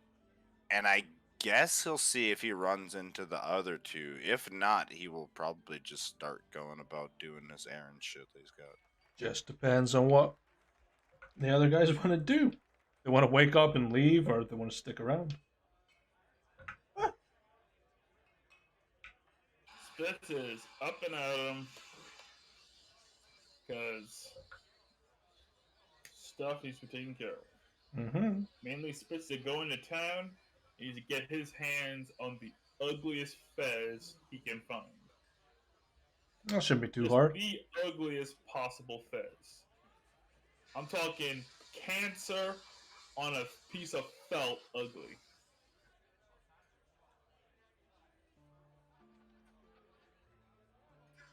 You gotta do it to keep. You'll easily find one. Like a guy selling like a raccoon skin fez. Wait, what? That's an easy to find object. There's that one guy out there that killed a raccoon, and he was like, what to turn it into? A fez! Yeah. I rolled, and I rolled high. So there's a guy selling a raccoon fez. That's incredible. Also selling alligator Cold slippers. That's it. Hell yeah. I need me a pair of Actually, those. Pog. Yeah, that's actually like no, that's actually pimp wear. But first, how much for the coonskin fez? Coon skin fez comes in common price 20 gold. Oh, Spitz gets 20 gold. And What? you just hand him 20 gold. He'll go and find Gibzu, hand him this dead animal. Hand this like dead animal. Just turns out it's like a flower pot with a fucking raccoon skin stapled to it. Yeah. Spitz will just say, alright, now the next time you go to Table's shop, wear that. It should put him into apoplectic rage, and he'll make you a better fez. Oh, yeah. The Tiffania thing. Yeah, okay. Tiffania. Yeah. And gives it just like lift up the corner of his fucking backpack and like throw the fucking fez in there. Like, alright, yeah, no, I'll remember that next time I see Tyball.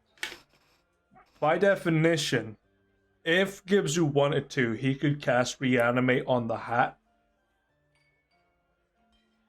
I could. Or like reincarnate and it will come back as a something. Because it is a body, technically. As long I got 10 days, baby. We got 10 days for that reincarnation. Yeah. That's perfect. Is there anything you guys specifically want to get done that's needing to be done? Feel free, because I've got It'll some take a shit in couple the of days, back. but I do want to take the train over to Yasker's Pass. Okay. Let What is me. the Oscars pass? Yasker's That's where my last curiosity is. Yes. Oh, the Yes. big fighting tournament.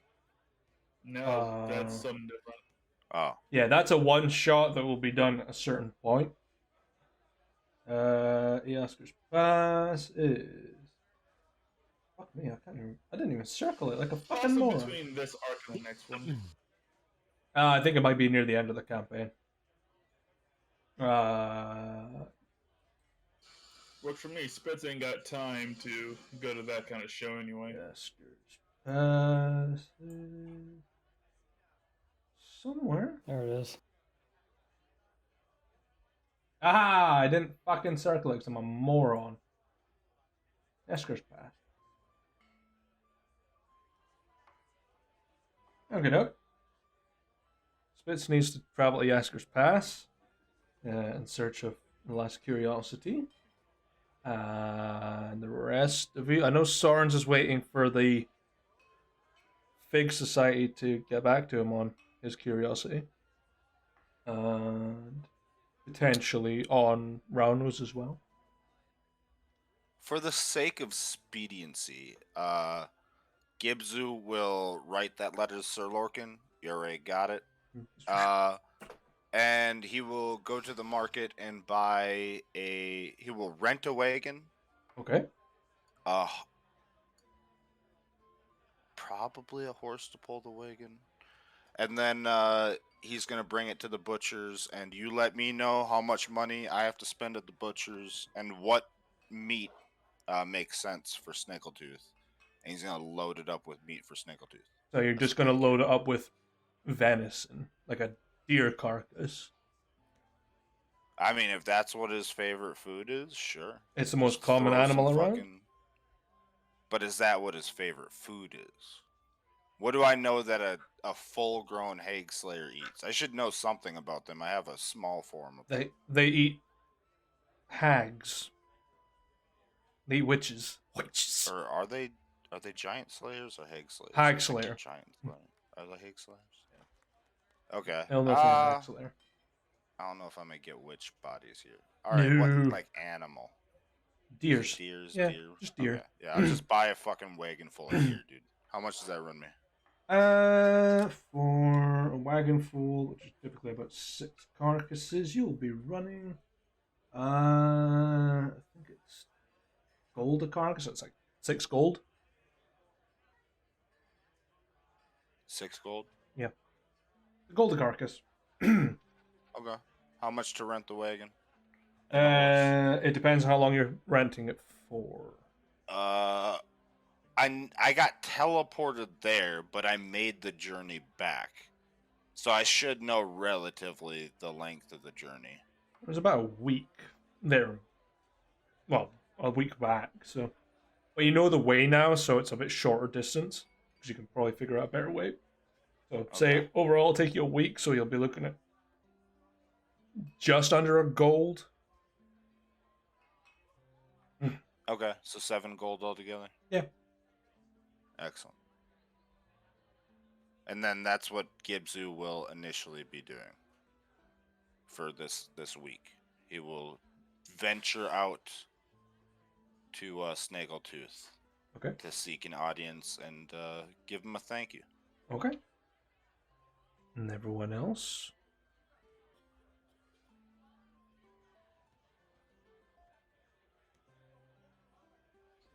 So we're essentially taking like Plans. a week or two of doing solo shit. I thought we Yeah, were you taking guys like met- 2 weeks of vacation, but I don't know. Weren't we Spence is partway waiting for through it? things to. Let's wait for things to develop, like for Craig to track down that adventurer. Oh wait. It hit me just now. Moo. This adventurer came back recently from looking for a lost city. Is that Spitz's sister? Never mentioned a name. No, it did, but I think it sounds like his sister Ortha, because she went off with a bunch of nerds to go look for to go to a dig site or something. Yeah. Yeah, but she was studying the Shaman King. Oh, good point. Never mind then. But yeah, we still need Craig to track down that adventurer and get some info out of them. You know, let's low key slide the offer of, hey, we'll fund your next expedition and provide the muscle if you give us something to lean on. Okay. So you're waiting on info. But also, one day Yasker's passed. Now, you mentioned that we should just start taking hexes back, yeah? What's that involved exactly? Well, that was Kenny that suggested that. Yes. It involves sending out your army. There are a few missions that you've got for reclaiming, like this hex, at the bottom of Elnoth, which was an S rank. However, you're now level 10, so it's no longer an S rank. It's now a B rank. Yeah, because I'm just saying Spitz is going to be going down there anyway, and the train itself has, 3 cars? We could fit about, 40 dudes in them? 3, 20. And don't forget to recruit some more people while we're having new fame from You can fit being knighted. 60 comfortably. You can fit 120 at a squeeze. And don't forget, if you're talking about transfer of troops, we do finally have our dragon back. 2 dragons. Yep. Also true. Oh, yeah. Oh yeah, both dragons now. They're nowhere near the fort. They're tucked away. Because if someone saw that, Drylathmere or Havario was probably eat them. So they're hiding I away. mean, Jarlithmere is probably hidden somewhere in the mountains. Yeah. Because I explicitly ordered Jarlithmere to be there, just in case we needed to have fast transport out of Tier called Ruin. Because in case we lost a battle, Jarlithmere was to get Farian and Varana out of our port. But yeah. Okay, because I figure since Spitzico Yasker's pass anyway, let's see if we can dispatch. Let's just see if we can, I guess, grab Farian, dispatch our men and take back that hex while we're at it. So you're wanting to take back this hex here. Okay. Yep. Okay. Yeah, let's take care of business while we're there. Okay. And whilst we're on the map, what other hexes do you want to take care of? Because you can do up to 2 at once. That's it. So you could take the one right next to it, or you could go across the water towards Durheim, or try and take back Castle Riverwatch if you want. Castle Riverwatch is. Well, I imagine Niobe would appreciate the effort. We can This take way the we can it take would back be- the town where it all sort of kicked off in Blindwarden, because that's been taken over. Blind Warden. Yeah, tempting. I'm thinking that we probably want to do this island by island here. Sure. So I think you should take care of the hex adjacent because our forces will be there, and essentially we can just shift them over to deal with it. And I figure with enough work, we should take back all of Right, what's the yellow island called again? What, the middle one? What, the island off in the middle of nowhere? No, the island between Galador and That is the Sail. Reach. take back a few chunks to reach while we're here. Yeah. Okay. Now I do have a new set of rules to actually determine how long and how dangerous it is, because I took some time to do it. So, the Asker's Passage on the border. We've got 2 fortified areas there, and Ears Watch, Ears Watch. So we've got 2, 3, 4 settlements, 2 settlements, 2 strongholds.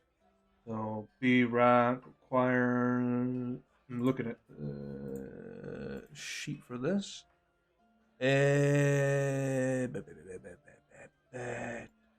Deployment rules.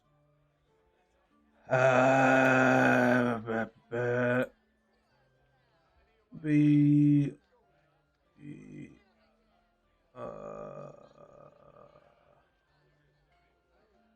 Right.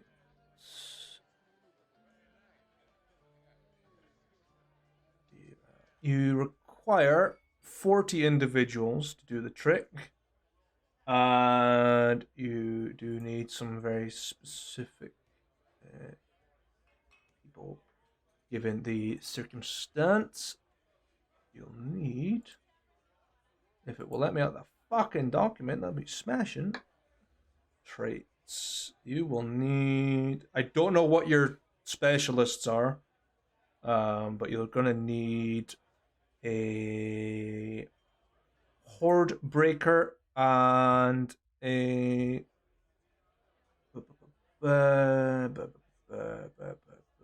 where's and a medic. I think we have those. Because I know we have plenty of medics. Where's the sheet? Oh,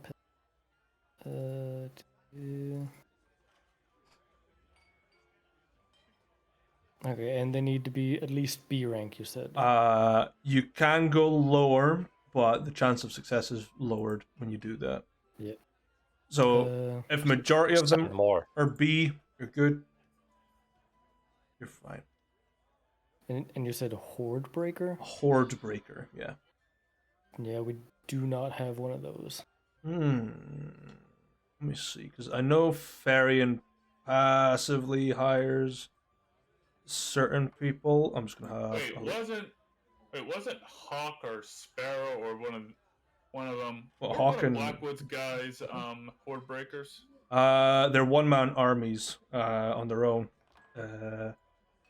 Hawk is a guerrilla, and Bloodhound is a.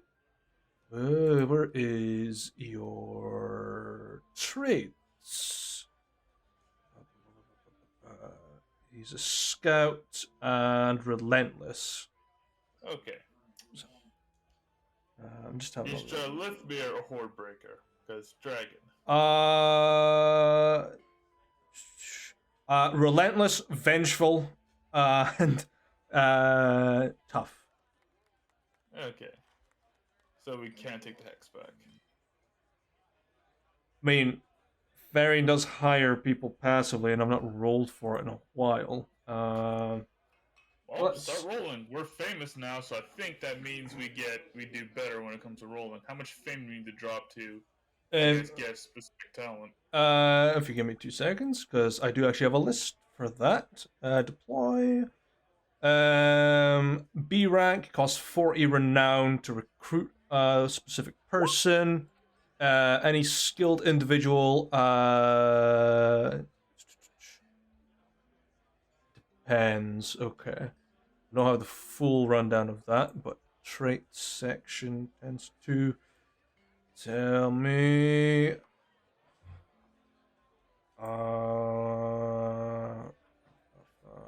Horde breaker.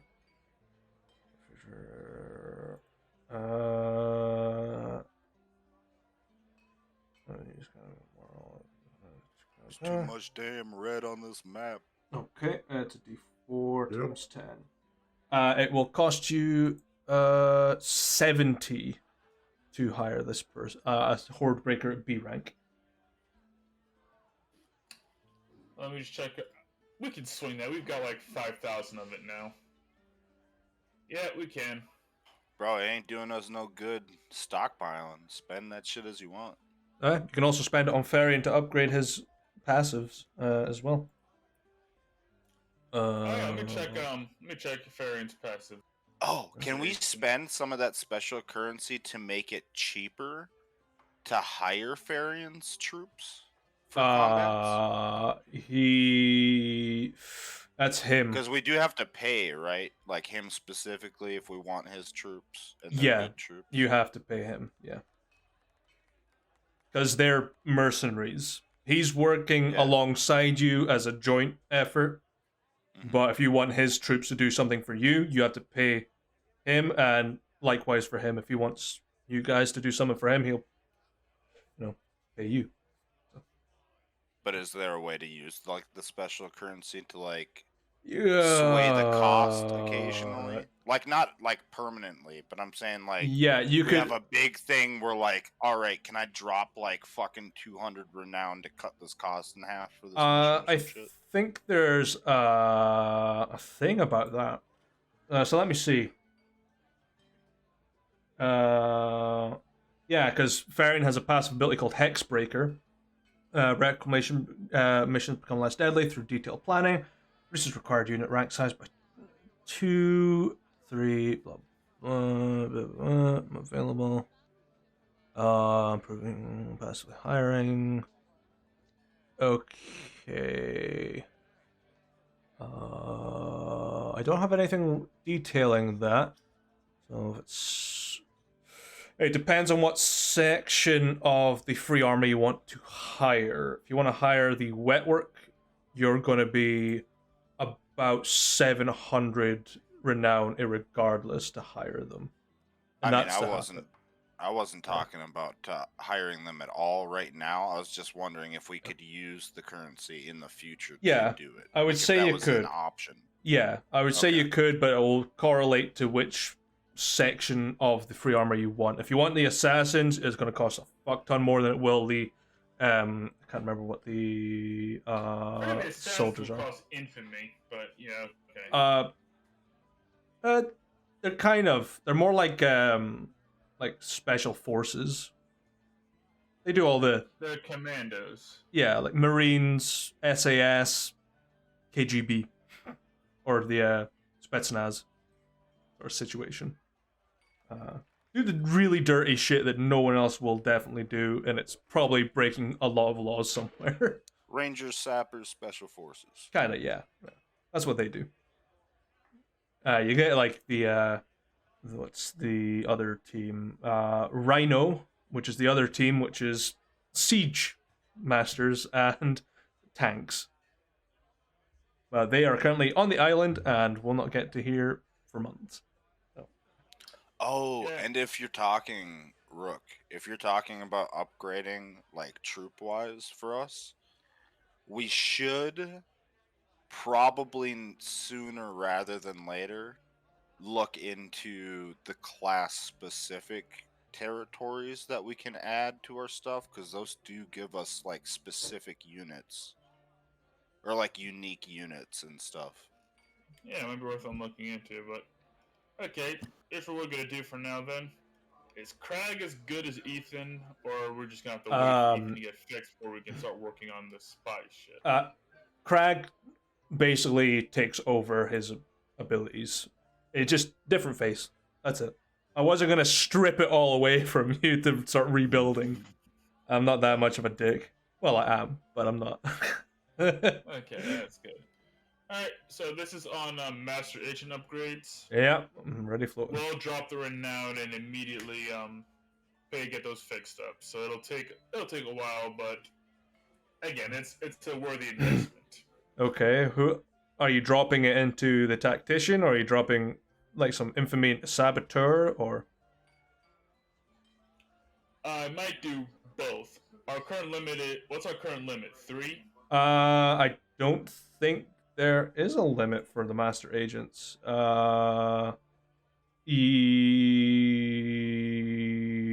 is the limit, yeah, at the moment. So you're on 2, and then you can go to 3 if you want to.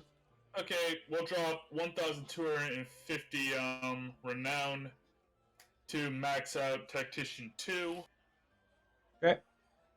And then 300, I'm assuming, for infamy. Yep, last 200 for infamy, so Okay. let me just subtract that. Passively higher C rank. So, I've not done it in a little while. Let's say, because I might have rolled this every session, and I keep forgetting to, so we'll do a couple of backlogs. 10,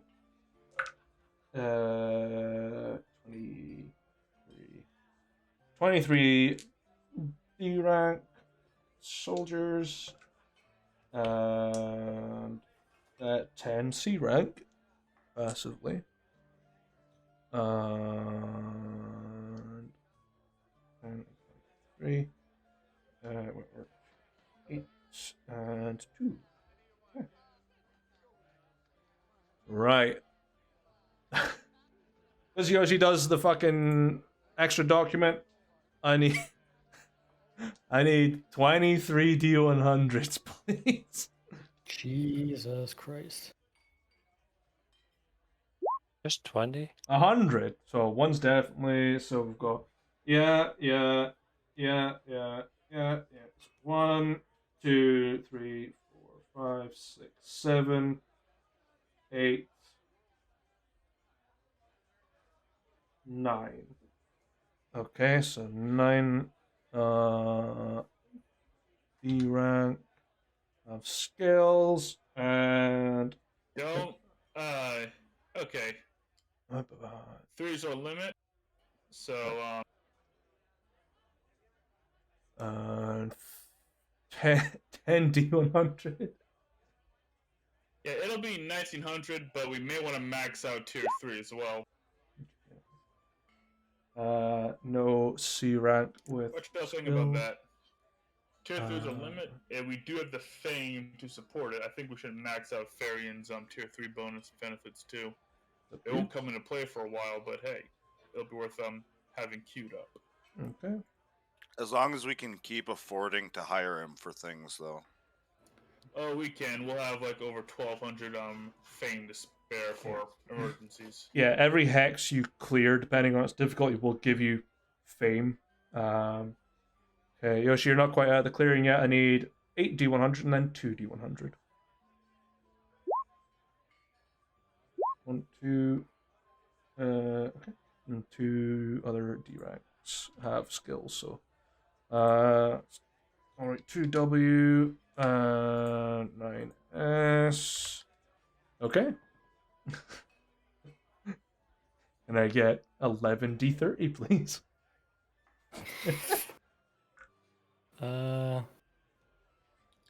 I just, I love the mental image of us all sitting at a table and you asking for these ridiculous dice rolls.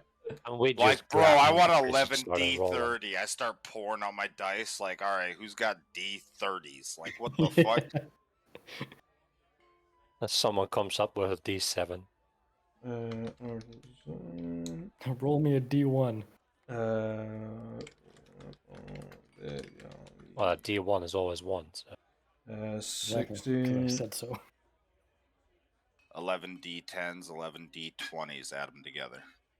There's your 11 D30s, motherfucker. 20. There's 2 5s. 23. Let's hope at least one of them's a 22. Aw. Don't forget during this downtime to heal up some of your stress for those of you boys who have quite a bit of stress, if you believe it should be healed, or if you want to hold on to it for a little bit. Yeah, good point. Space's stress is at 0 right now. Okay. And we'll I just feel like being the commander of our mercenary company, you should passively gain like 1 There you go. stress per You week. can never have 0 stress. Yeah. You're never allowed 0 stress. You need to have like 1 constant point of stress as commander. What ranking right. is each one of I those? will maintain that 1 point of D. stress until I've taken this job for 2 Oh, okay. years. They're all D. Then The I'll C ranks swallow didn't get. it. So The Spence now has 1 stress. 2 spies that were passively hired. One is tireless, and one is a scout. That's it. Okay. That's the passives done. Yeah. And hey, we got War Master 3, so hey, 15% better chances. Yes, you do have a better chance. Reclamation also requires unit rank size by 4.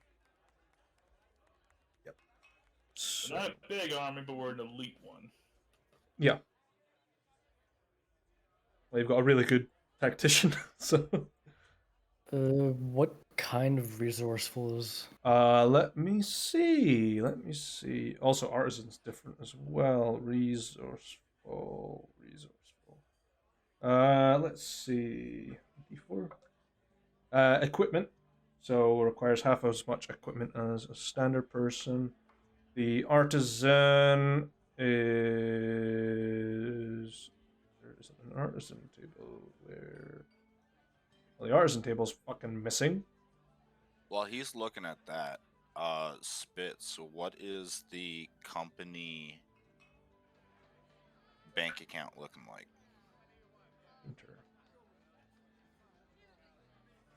The artisan is a painter, and the weapon specialist is an exotic weapon specialist. Yeah, I realized, yeah, those Coron took care of that. Where is the page? Alright, up there it is. I found it. Yeah.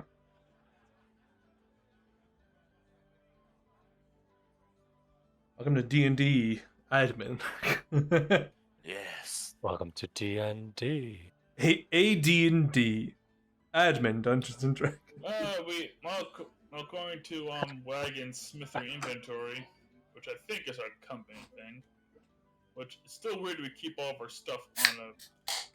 Still weird we keep all our stuff in that old wagon, but whatever. It was technically Coronar's bedroom, so. I will destroy that cart. No, you won't. That card is I'll 55. reincarnate that cart. I will animate and then reincarnate Has an armor it. class of 55. Good luck. No, I have need of that cart to cart around the injured, so I may heal them at later times. Yeah, Geneva Convention? Don't know her. According to company funds, we have 42k GP in the bank. Okay. How much does it cost to upgrade our soldiers? Like straight upgrades, not like infamy or fame upgrades. I mean like light We'll or have to reorganize our rookie new. unit. We'll have to reorganize our units into troops again, establish their veterancy, and then figure out their classes. Then we figure it out from there. Hmm. We haven't had like a Kingdoms of Followers battle in like In a close while. to a year now. So Yeah. at this point, Will come up. we're not using that much of the rules anymore. Yeah, it will be coming back in the next arc because it's going to be all fucking big battles. I'll check and see if the PDF has any updates before we start the next arc then. Yeah. But for what it's worth, they're going to be super heavy when we're done. Yeah, boss, how much vacation do we get? It's important. Yeah, boss. You got at least a week, and until Craig's investigation bears fruit. So like a solid month. I could support a solid month. I got a lot to do.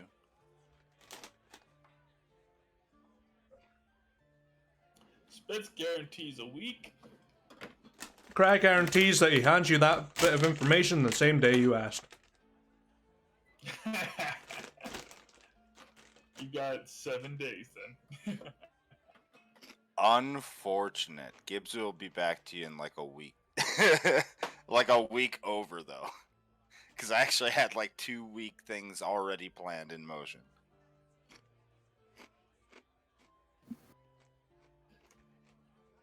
It's going to be one of those sessions from this point on. Yeah. I'll you know, you guys do the scouting. I'll show up for the fight. I'll be there. Oh, y'all are on vacation. Spitz is going to Yasuo's Pass with 60 dudes. He's probably going to be fighting. Going to have a good time. Yeah, it's your term on vacation. That's your vacation. This is our vacation. Yeah, true. That probably is Spitz's vacation because I'm sick of doing push-ups. I want to punch something. Let's go, man.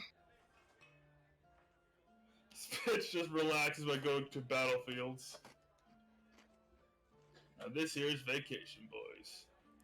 Cracks his knuckles. Nothing like the smell of blood in the morning. Oh, yeah, sorry. I was helping with a birthing accident.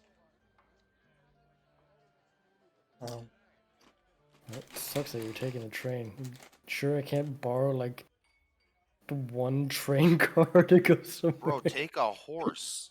But yeah, if we ain't got any Hornbreakers Mill, Rent a dragon. We'll drop 140 infamy. Sorry, 140 fame to buy Two of two them. guys with Hornbreaker. Okay. Let's see. What's Hordebreaker do? Let me see, because there is a whole thing about it. Breaks for that. It's very good against centaurs. Unit gains a Scorch feature. If they would subject an enemy unit to a casualty, the enemy makes their morale check a disadvantage. If the unit fails, they take an additional 2 casualties, inclusive of what would already be lost. Once this feature has been used, they must wait 1d4 rounds before they can use it again.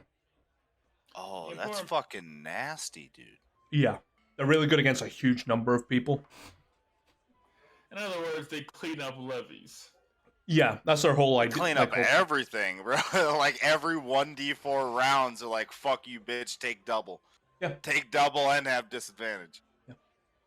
Let's find out what y'all. Once we take back those 2 hexes, we're gonna need Hordebreaker. Moose said we required Hordebreaker. You get a lizard folk, and you get a. Is a lizard folk pale scale? Let's find out. I've got a d20 for the Probably not. Does the lizard folk eat They will people? wipe That's out, what I right? want to know. iron Increase scale. in the people eating population. The lizard folk that I threw the naked halfling at. Yeah. Yeah. Nice. Yeah, they're just calling it the favor.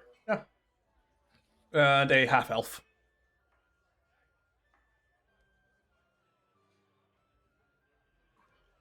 Wait a minute, if Scorch is basically how much damage you do, basically, if a character with Hornbreaker is one able to cause mass death in a short period of time, Zook totally has Hornbreaker.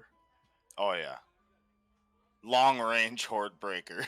Zook's like, where'd you want me to attack? looks a mile away and drops like 3 meteor strikes and then just walks back home. It's like I did my job. I just spilled beer all over myself. Party foul. Zook is the personification of an artillery strike. He's the find out to the fuck around that you guys do. Zook is the Tiff that hasn't gone into hiding in a plane of creation that I created yet. Like Zook's the still accessible lesser Tiff, just hanging about in this area. Yeah, and fabulously wealthy while he's at it. Extremely wealthy, like actually more money than me or my family line for generations could ever spend. Well, yeah, because, I wonder why, when Tiff is the character that you literally made own every fucking copy of the book that boosts your int every few years, except for one. Zook managed to get his hands on one book of, like, the 5 int ones that exist, and Tiff has the other 4. Of course, I'm the lesser copy. Yeah, and she's also an epic character. Plus, she gets to know every spell. Yes, that's one of her things. Wizard spells, but wizard spells are enough. There's more you could do in future. Well, yeah. He's also got like access to some of some other spell classes, and he's been making. We cannot compare against Moo's OC waifu Tiff or his OC husbando Novaris. True. I never actually made Novaris. That was one of my friends that made that, and I just went, I'll take that.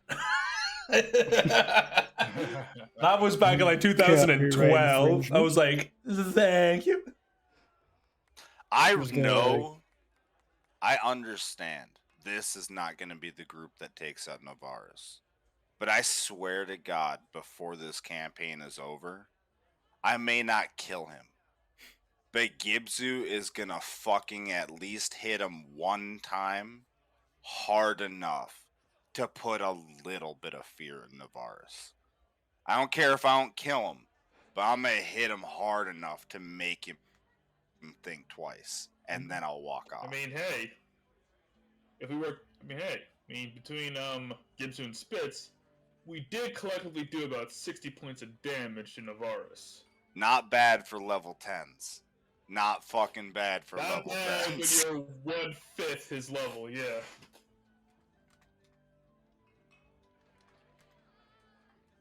Saying not bad for 1/5 his level, am I right? I mean, afterwards, he literally killed you and then bodied me, but hey, we did like 60 points of damage to him. I think he might have like a bruise or something. You want a warlock pact with Akira? With the Kagarra? cleric of Bahamut? Question mark? Shazam!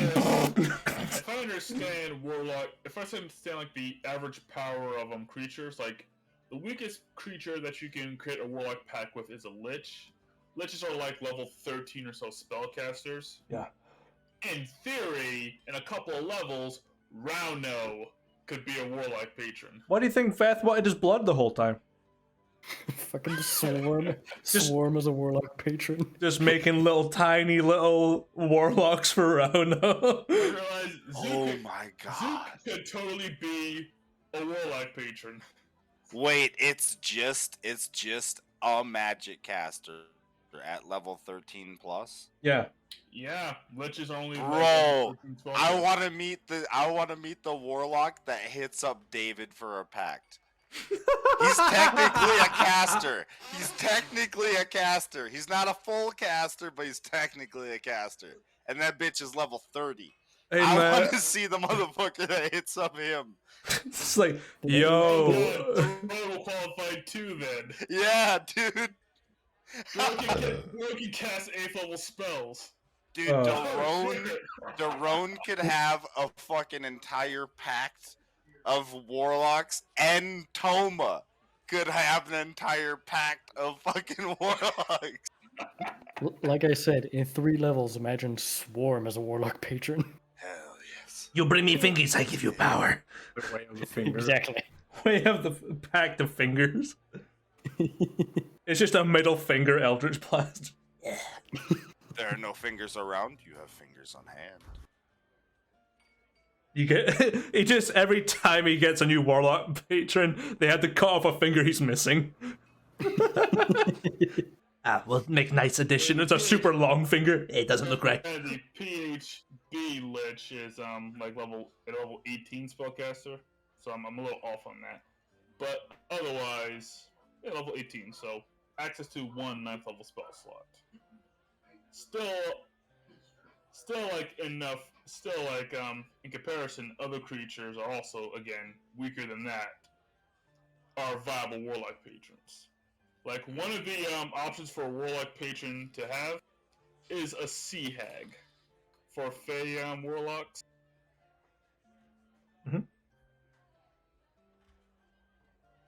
I am distracted by this wire. Yeah, here's the messed up part is, well, Sea Hags don't even have spell slots. There we go. Your Warlock patron could be a Sea Hag, which is hilarious to me. But anyway, because we're sidetracking, let's pull it back. So Spitz is fucking off the Asker's Pass. Gibbs fucking off the Sea Snaggletooth. He's fucking off with about 60 dudes to take back, and Righteous Conquest. Let's see. Does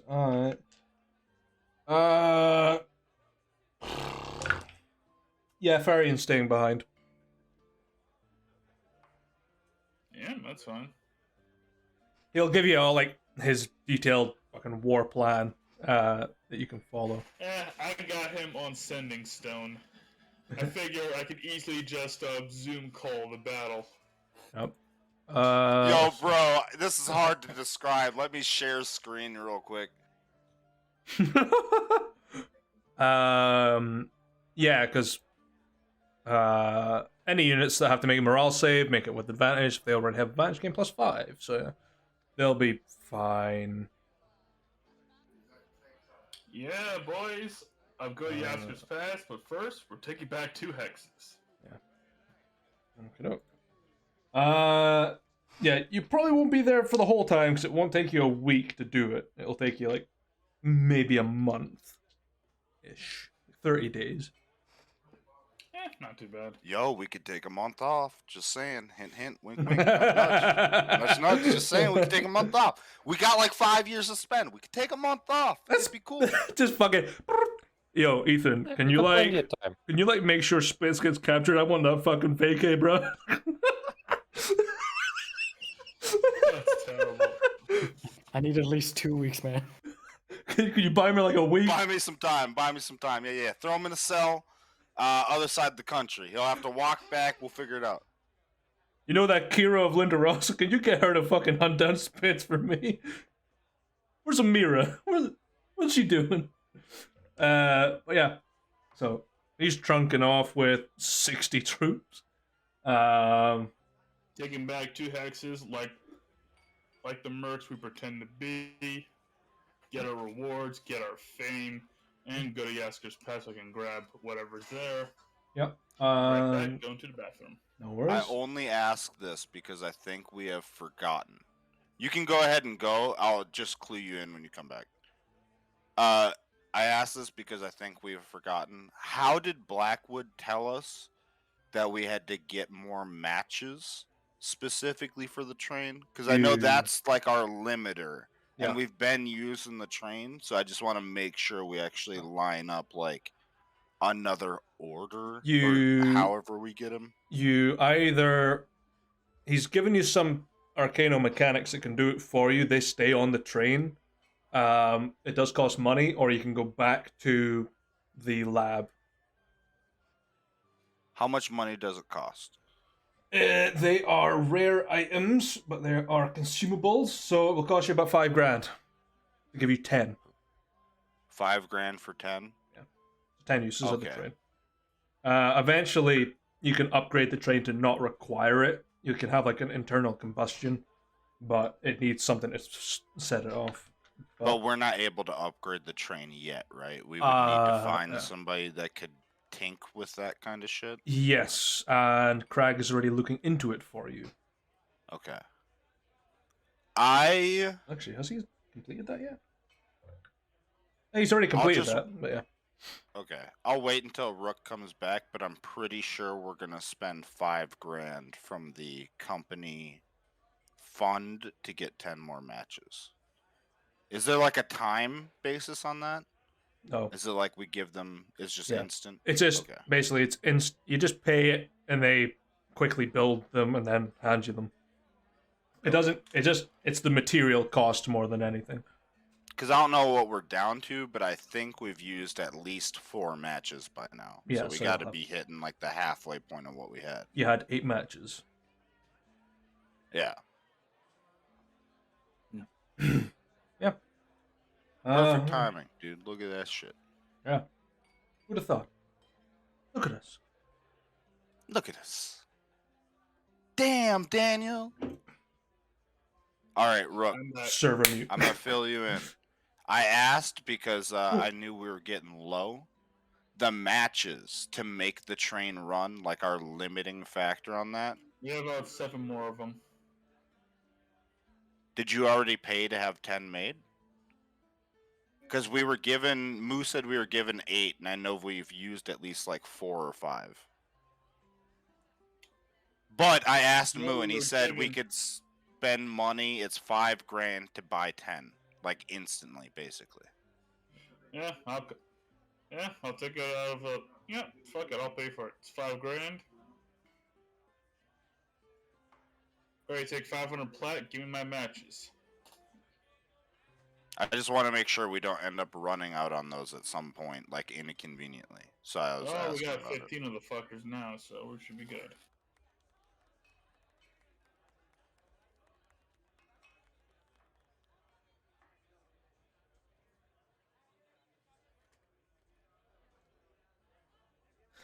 The whole crowd is looking at her.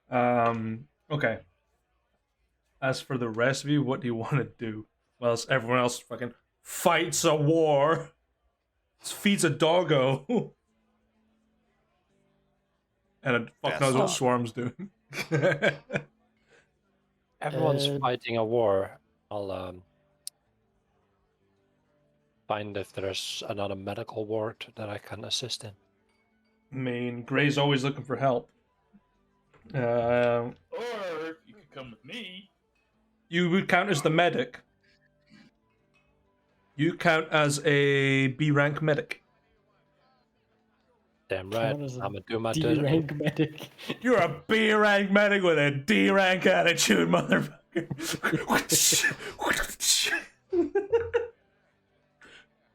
You're a first grade jeweler with a third rate deck, Yugi. That's how it Exodia. Look, Yeah. you like my deck. What? Asking for pictures of my dick. Deck picks here. Pics. The perfect dick. Yeah. Now, Sorensen wants to go to the battlefield. You can fucking feel free. You can open up like a Nightingale hospital and fucking tend to the people. But I'll leave the decisions to you guys. I just fucking lay out the tiles in front. Well, I picked my Since- I'll pick my tiles and put them on the mahjong board. Give me my space. Yeah, since Crag is taking too long with finding the item of my people, Swarm is going to go up there and try to find it himself. So you're going back to Cursewood. Yep. Pig spits up a barrel of which barrel worked out really well? The Wraith. Wraithwood. Yeah, Okay. Spitz will I give got you, homie. Spitz will want you to pick up a barrel of Wraithwood while you're up there, because you know, Okay. Ghost Punch, man, it's really good. Okay. It's fine enough. You don't even really need to do the whole process of getting permission to go there, because Saska is a part of your diplomatic team, so you can just get it from him. Exactly. I need royal passage. He's just sitting there like, you're not getting anywhere near my royal passage. Go. You get the fuck as far away from here as possible. Clearly don't understand royalty. We arrange. Jaska's royal passage is for spits only. Hey Zaska, I hear knights can go ahead and hook up with royals and nobles now. A wink, a wink. You know what I'm saying? Why do you think he gave you the promotion, Gibzu? Wink. He's standing in the doorway, like leaning against the frame, like, how you doing? Hey, pick me up a couple of smokes while you're out. Fucking Zaska punts Gibsu.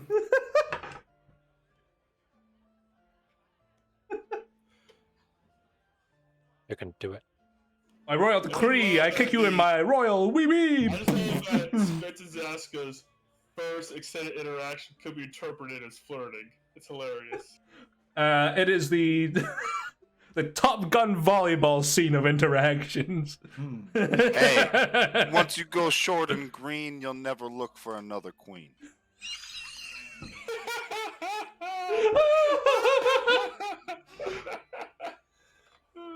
Green is queen, baby. Okay. Okay. So we got Swarm heading north, Spitz heading south-ish. Gibsu heading north. Southwest, really. Southwest. Southeast. Southeast, really. Southeast, yeah. Like, yeah, southeast. Or southeast, yeah. And Rono, what are you doing?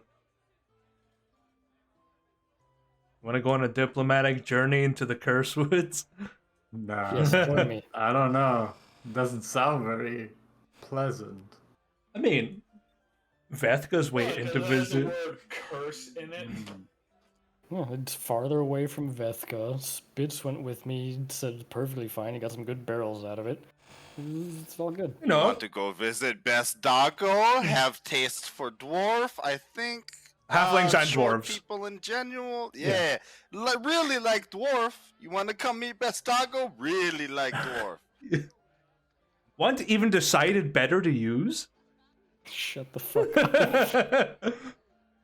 This one take you to man best friend. What he sounds like. He also sounds like Jiangsu Stone Beds. Thanks to a stone bed. 5-star. 5-star! That was just a fucking hell of a night. 5-star doggo rating. Out eat of hot the food. I hate lasagna. I don't really Yeah, have Garfield. anything Wednesdays are bad. major right now. Well, Nothing major. But yeah. Join me. Ugh. I mean, there is a princely court there as well. You can be a diplomat if you want. Yeah. Could be a diplomat. The diplomatic Yeah, division. I mean, yeah, he could make himself useful on the home front. Sure. You want? Yeah. So we got Something. 3 heading north and Nice. 2 heading south-southeast. Okay. Wait, who are the other 2 heading north? Rado and Swarm. Oh, northeast. Gotcha. Well, I that know. I was going north. I Yeah. thought you meant he was coming with me. I was like, yeah, oh, that okay, but I don't. that- I'm not. He's level 18 doggo. yeah, I ain't protecting your ass. the island of Midnight isn't actually northeast. It's actually super far north because that's not where it is on the map. It's because the page was too wee. And Bannerfall's fucking miles away from the east side. You couldn't just make a bigger map. Oh, sorry. I'll just make the file impossible to put on roll 20, shall I? Fucking lazy, dude. You see this GM here? Look at this. Look at this half-ass lazy- shit. You're trying to spare a couple megabytes. Fucking can't compress a file. Jesus Christ. You got an SSD. I don't see you using it. Fill up that Fucker 2 went to terabyte. College can't figure out bigger map equals more space. He's an architect. What the fuck, bro? I'm laughing, but it hurts because it's true. Right. Okay. Whew. So, who wants to go first? Nobody. Yo, I do. I do. I jump on the bullet. Let's go. All right. The Gibbs train. Right. Yoshi said no one wants to provide the chance to respond. Right. I'm actually going to do some background rolls as well, because I need to know if Craig's done things. Okay. Who all gets an encounter before they reach their destination? Well, that's up to you guys, because I've got all my encounter things up here for any possible scenario. So, Gimzu, you're on your cart full of carcasses. They're all covered in salt to preserve them on your trip. As you travel, I think it's out past Dragon Crest. It's in the plains, the frozen plains just north of Dragon's Crest, yes. Yes. Between Northwind and Dragon's Crest. Okay, okay. It will take you. It takes a week there and back. At your I current imagine speed. you will want a couple survival rolls, but can I do them at advantage since I know where I'm going?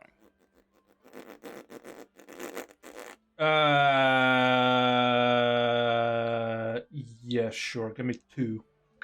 Pagars. Okay. 29, flat 18. Okay, so yeah, you'll make it in a week. There and back. Okay, so it will take 3 days to get there, so I'm going to roll 3d20. No encounters for the first 2 days. No encounter on the 3rd day, so you'll make it there too. Pagars. I rolled a 3, a 6, and a 9, respectively. Hell yeah. 369s. Gig. Damn, she finds? Shorty gonna give it to me one more time, get low. Oh, that is a song, isn't Yeah. it? Wow, that should have stayed lost in memory. Yeah. But you make it to Snaggletooth's cave. Or den, I suppose. Okay. I would like to tie up the horse out front. Or like Okay. just inside if it's blizzarding. I don't know what the weather's like. What's the weather like? The weather's always bad in Elnorth, 'cause it's always winter. It's a relatively mild day, so it's kind of windy. It's quite heavy snowfall, but you can see. Okay, just inside the cave then. I'd like to take the horse off of the cart and like tie him to I don't remember. Stalagmite. Is that the one that comes off Yeah. the ground? Yeah. Sure. Yeah. Because tights come down. Okay. Excellent. That's how I used to remember. I'll try to remember it that way. I like that idea. You always pull the tights down, baby. Yeah, Hell yeah. that's All right. it. That's how I always remember. Yeah. So yeah, you fucking like do a quick highwayman's knot on a stalagmite, and you have a look around for old Snaggletooth. Who's already close by. You can smell her quite nearby. She's quite wet smelling. And the horse starts going ape shit because it's terrified. I mean, I figured as much. I guess I want to. Can I do like an animal handling while also like talking out towards Snaggletooth? I guess. Sure, yeah. I'm gonna... All right, I want to do an animal handling on the horse, and I'll call out and say, "Hey, Snaggletooth, you know I appreciate you helping, and I had brought you a gift. I'll bring it to you if you don't mind. The horse that I used to get it here is kind of freaking the fuck out." 18. Okay. I'm gonna roll. Let's see. Okay, yeah. Snaggletooth will understand that the horse is not the gift, and not eat the horse. Excellent. User is the gift. Now I can't do fucking Snaggletooth's voice, so I'm just gonna speak normally because my voice is fucked. Understandable. But Gibzu And the mic will don't like pick it up. Anyway, so. start pulling the cart in Okay. closer to her and away from like the entrance to the cave, and Yeah. he'll put it down and he'll say, I brought you some deer meat in thanks. You know, I appreciate you coming forth and helping, and I heard that you and some of the other animals have helped quite a bit.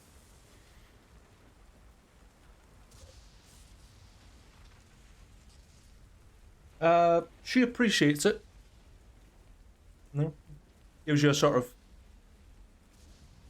wag of the tail, little nod, tip taps on the feet, and then just walks by and just picks up the cart with the bottom half of her jaw and just sloughs all the deer carcasses in. Hell yeah.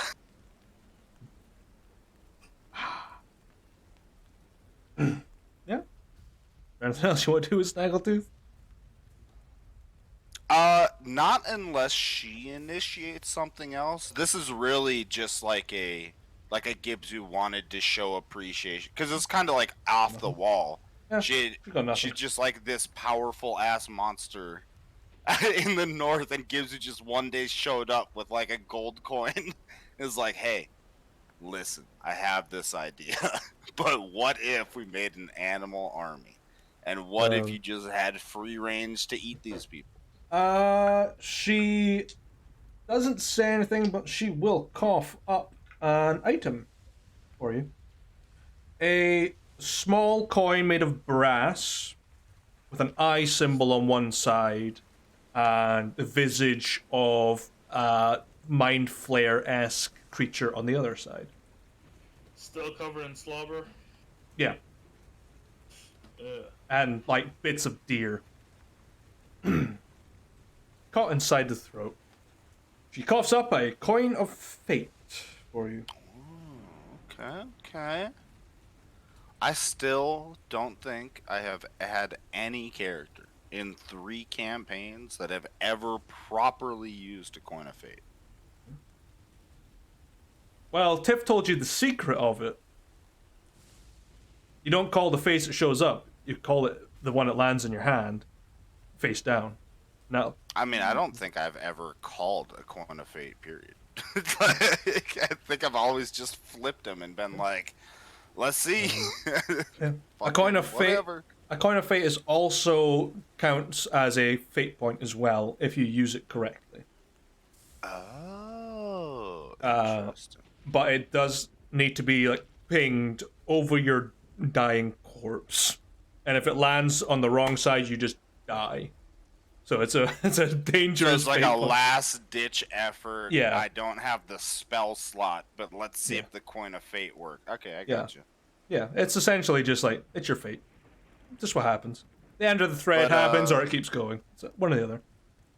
Yeah, but basically to like, you know, I got a lot of shit, so like to keep my shit super minimalistic. Yeah, Gibbs is just saying thank you. Yeah. So if she puts down the cart or the cart without breaking it, I'll take the cart back with the horse. If she doesn't, I'll pay for the cart when I get back. You get a bit of a wonky wheel and a big chew out of the back of it, but it still works. Yeah, I'll pay for repairs. That's fine. Yeah. But you know, gives you a pay respects, and then he'll start the journey back. Okay. Let's see if you got any encounters for the other 3 days. Nope. Yeah. Yeah. So 2 encounters. Let's see. Got a D6 now. A character encounter and another character. Motherfucker. Y'all motherfuckers get away with so much shit. Fuckers. Fuck. It's the one thing that's balanced in our favor is the encounter chart, bro. Everything else is against us. Oh, it's 1. Oh, okay. This is going to be interesting. So, the second day of traveling, you have a bad memory of your family bubble up, and then on the last day of your trip, you remember your first kiss, and that's it. Yo, had has Gibbs who had a first kiss is the real question. Oh, Goblin's probably more into licking than kissing. Yeah, but God, like in his, I'll figure it out. I'll wing something off the top of my head.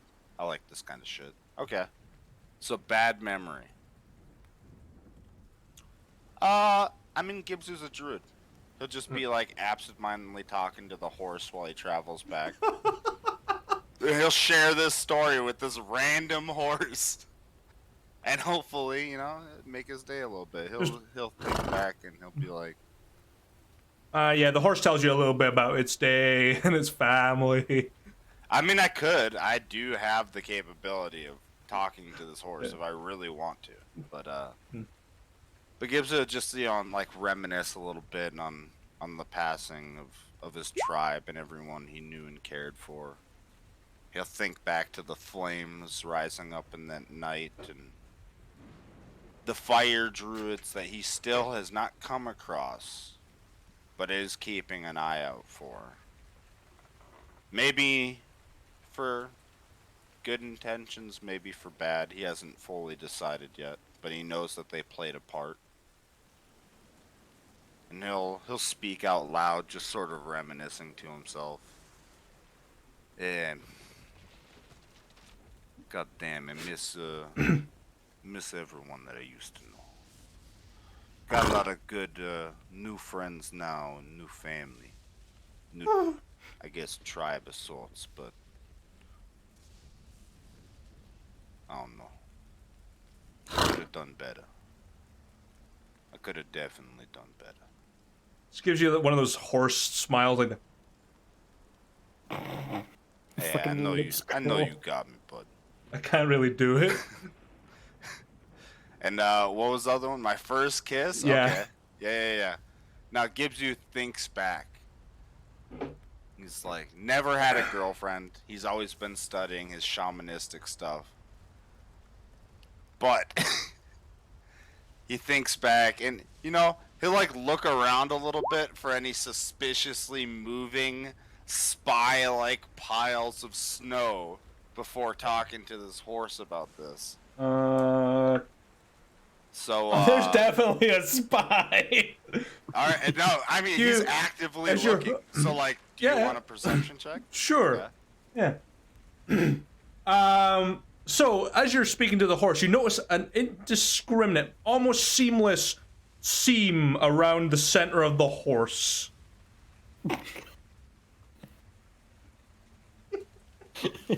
No fucking way, dude. No fucking way. He's like opens his mouth to like start saying the story, and he'll look and he'll see that, and he'll like look at the horizon, like how close, how far away at this point? This is the last day. How far away at this point are we for the? You're like 20 minutes out of the city. Okay. This one, like, Gibsu will think about it for a second, and he'll keep it to himself.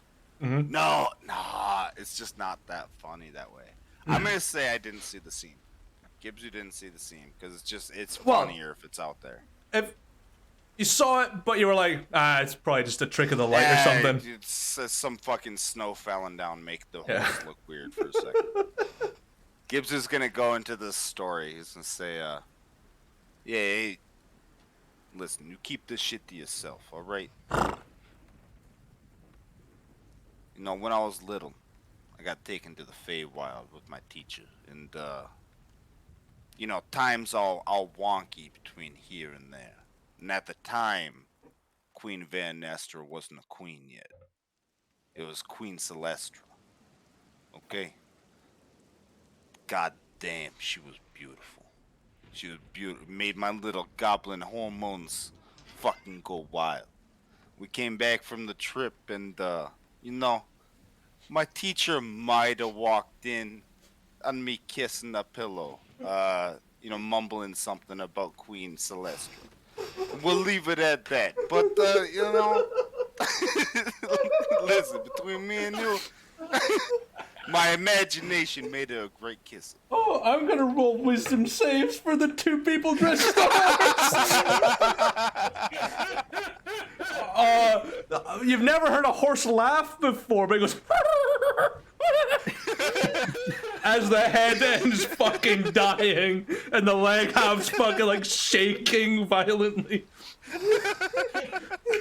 All of a sudden, like, our sending stone just get a text message. Craig, what you got for us? Gibbs, who got it off with a whole fucking pillow. You gotta remember, like all of Gibbs's fucking maniacal, chaotic shit aside, the man is like 13 in goblin years. How that equates to human years is, however. But like, Gibbs is 13, bro. I mean, 13 is like an adult in goblin, I think. Yeah. Yeah. But it's like early adult. Yeah. We're talking Early pretty adult, early older. adult. In other words, Gitsu and Spitz, they went to the same school, would probably be in the same, I don't know, math. We never got any nookie in high school, but goddamn it, we had the hormones for it. Oh god. Oh. I mean, Spitz made And- the base, but never got to the end. Yeah. Oh man. And thus Gibbs' love of Battle Maidens was born. Yeah. Funnily enough, yeah. Canonically, that's when his teacher, after dying of laughter about it, introduced him to the only copy of Battle Maidens that he had, and got him involved in the love of the Battle Maidens. God. All right. So you return back to the city and return the horse and cart. You don't have to pay for anything. The guy just sort of goes, it's all right. And as you walk away, you hear like a bzzz. And you don't see the horse. The horse has vanished. Probably taken into the stable, you're not sure. But you see two, members of the gang just sort of trudging away. One of them clearly recovering from pissing themselves laughing. Gibbs will give it no second thought. He'll just be like, they all shop. Yeah, they're shopping for fucking info and they got the fucking mother load. I figured, dude, I do so much random shit with Gibbs, I might as well throw like a really funny, like super self-embarrassing story out there about him. Gibbs is gonna wake up with just a body pillow next to him one day. Just Christmas Like a perfect portrait. Just like a royal painting that's been carved out of the frame and just stitched to it. Enjoy. It just says enjoy. Wakes up, sees the Christmas came early, runs to lock the door. They say spies aren't that good. You see, spies are very good at hiding information, but not when it's this funny. The entire company's gonna know before the month is out. That's why And Ethan Gibbs will always be finds out none the embarrassing wiser. shit. Yeah, Ethan always knew embarrassing shit. And this is how. He would dress people up as horses or as walls. Horse But, is like tier 3. Horse camouflage is tier 3 shit. So Ethan totally knows that Spitz just randomly beat a cow to death on the road. Yeah. Alright, but after he drops off the horse, quotation, and wagon, he's going to, as he's like getting out of the city and like they're heading through the city and out and like starting to head home, he's going to do a passive look around to see if he spots Ketch, because he's still waiting to see if Ketch comes up with a portable hole for him. Yeah, I did do a roll for that last week, but I can't remember it, so let's see. I know how much it's going to cost when he gets one. I just don't know if he's going to get one. Well, he rolled low, but it doesn't mean he didn't get one. It just means there's a really high chance it's very suspicious. Doesn't have one. Okay. And then to make my stuff quick, I'm gonna stop by and I guess in the company, Gray would be like the religion guy? Like, if you were gonna have a religion question in the mercenary band. Either Gray, Zaska, or Zeke. One of the three. Depends on the nature of it. Who the fuck who's Zaska? Zaska, yeah, the prince. Oh, yeah, Princess. I'm so used to hearing Prince Zaska that you just said Zaska, and I was like, who the fuck is It's that? just Zaska now, isn't he? Probably won't bring it up to the prince. Who was the other guy? Gray, Zaska, and who? Zeke. The North Dragon. Zeke. Zekathriel. Oh! Before I leave Dragon's Crest and go back there, I want to swing by Mertzeni's.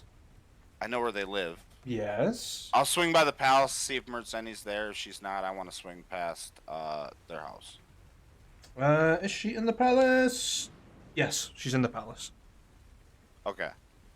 I want to... I guess where in the palace? I have to, like, actually, be respectable when walking into this building. Courtyard. So she's outside. Okay.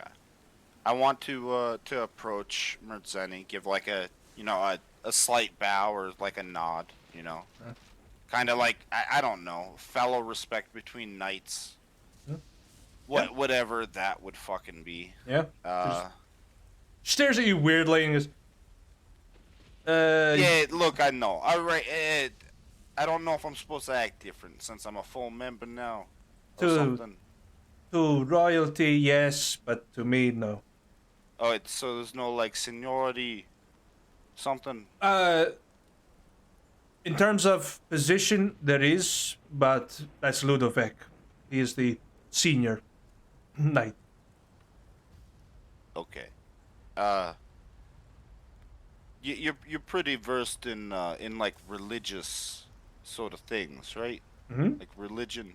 Yes. Okay, I had a question for you. I heard about a god, but it hasn't really fallen into anything that I've ever come across or studied. So I thought I might find something else out. Asking you. Mm-hmm. Have you ever heard of a?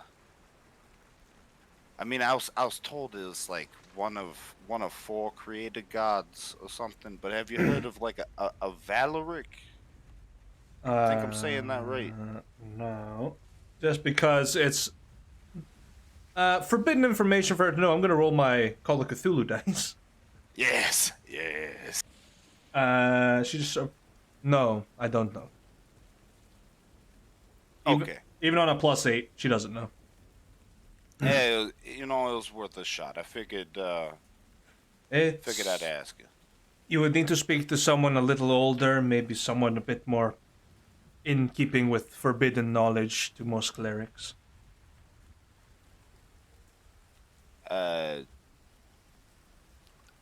Gibbs will like shrug and he'll look at her and be like, "Anybody pop to mind? When you think about those things?" There's a few.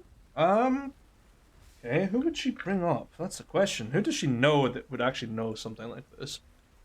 I know exactly who she would do. It's a person you've never met before. I just need to Poggers. find their name.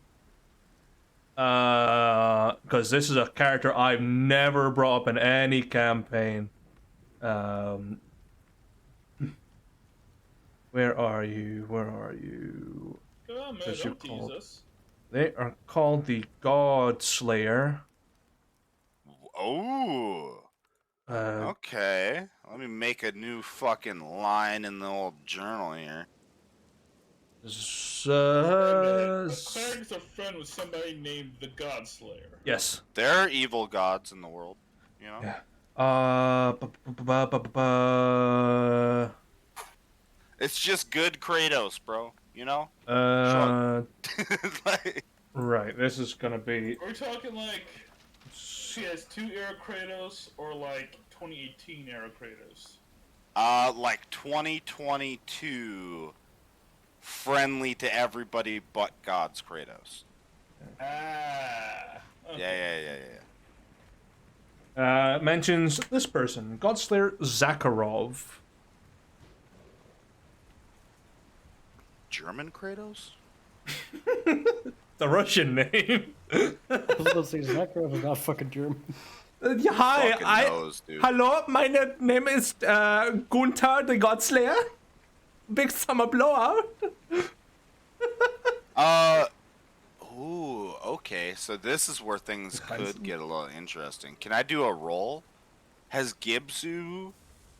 Probably not, but like, is this something that Gibzu would have heard passing, like heard in passing, this name? It would be a history check to do it.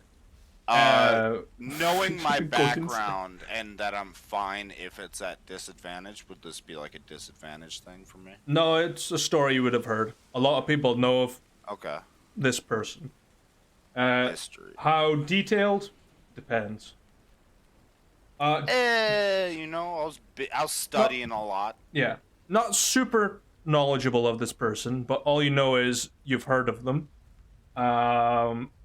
Definitely someone you'd send after corrupt clerics or whatnot. That's where they get their name. It's not they kill gods, they kill corrupt priests and whatnot that are trying to fuck with people. So they're a godless person. They are actually atheist because they don't believe that the gods are right, which is uncommon, very uncommon. All right. Yeah, I mean, I don't know much about it, but I think I heard this name in passing. You happen to know where I might, I guess, find them, or the traveling sort of like, you know, gotta seek them out. She actually might know where Zakharov is. She nat 20'd. So let's see how close she can get within 100 miles. As she gets in with about 20 miles of where Zakharov is. So I am going to pull you over to, where is Aurelia's point? There it is. So she directs you to Aurelia's point. Okay. Oh, that is Fort Aurelia. That is a different place. We are where? Dragon's Crest is over here by Mount Dragon's Crest, right? Yes. Right So Okay. whee!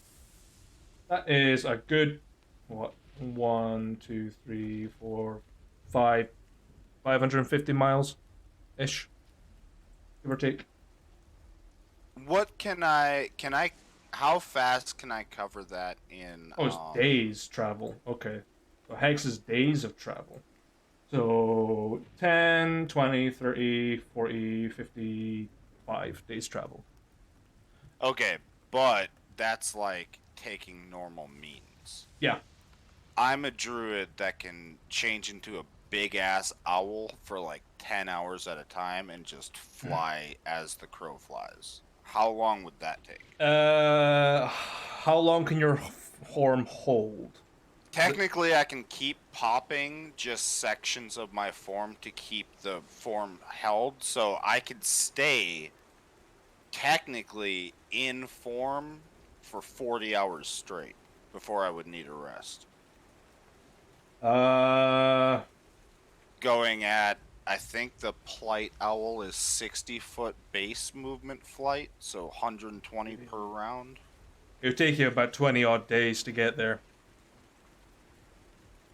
Fuck. Okay. Yeah. The quickest way would be to teleport, but you need someone that can do that. Well, I would need to teleport there, and I would need to teleport back, probably. Ooh. Gibzu's like sitting there, like really in-depth thinking for a second instead of in front of Mertzani. He'll say, "Oh, you know what? I think I got an idea. Yeah. That'll work. I can make that work. Thank you, Mertzani. Is there anything that I can do to help you out, or?"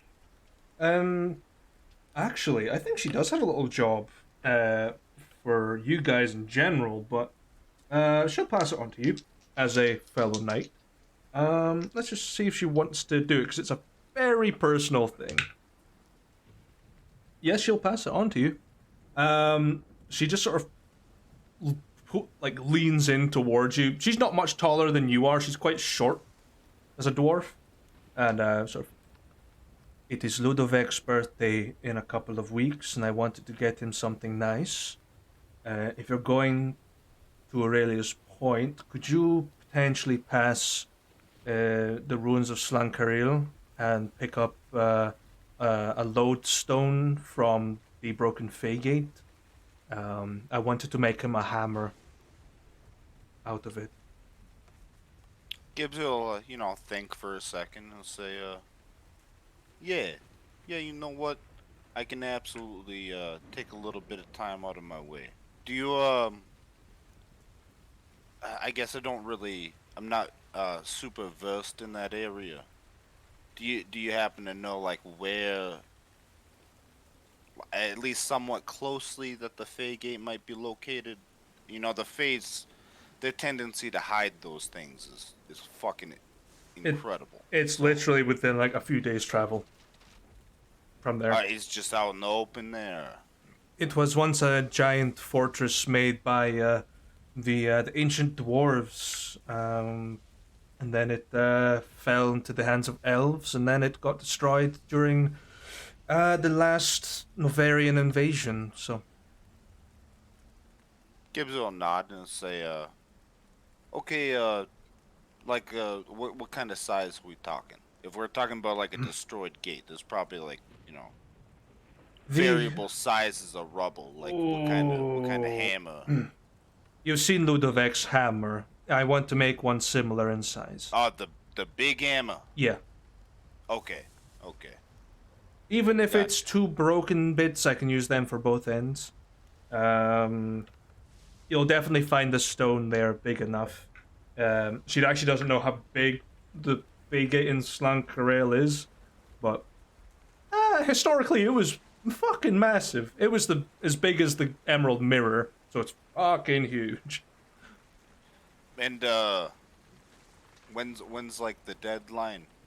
Like If what's like the hard, bring it to your date sort of thing? he was born on, the first day of the year, so you have a little bit of time. I just want to get it here for a few weeks so I can get it built and do something nice. All right, I'll get it to you as soon as I possibly can. No worries. Thank you. Can't get away too problem. long. I've got to look after Varana half the time, so. Understandable. And you stay safe, because that area is quite a dangerous spot right now. Thank you. I'll try to stay out of trouble best that I can. Not too much, I hope. Hey, I like a little bit of trouble. And Gibbs will like grin a little bit. He's like, a little bit of chaos. It never hurt nothing. She gives you like a reassured nod, like, yeah, that sounds about right. And Gibbs will turn and head out. I guess I'm going to use my giant owl form. I want to fly back to base. Okay. Just to make it really quick. Okay. Gibbs is gonna grab his sword from Vethka. Okay. And then, obviously, carry it or whatever. Mm-hmm. He's gonna head back to Dragon's Crest, and I want to hunt down. I just said her fucking name. Amira of Torah? No. Gibbsy wants to know more about her before he fucks around with that. But there are plans. Sir Aster, our new mage. Oh, of the Aster. Order of Eldon. Okay, yeah. They're around, yeah. I want to approach her, as I am also putting in. Yep, Was this How do you pronounce? Aurelia. Is that Urail? Yeah, Aurelia. Yeah. Okay. Yeah, they're in their tower, keeping themselves to themselves. You can easily just walk in. There's no door or anything.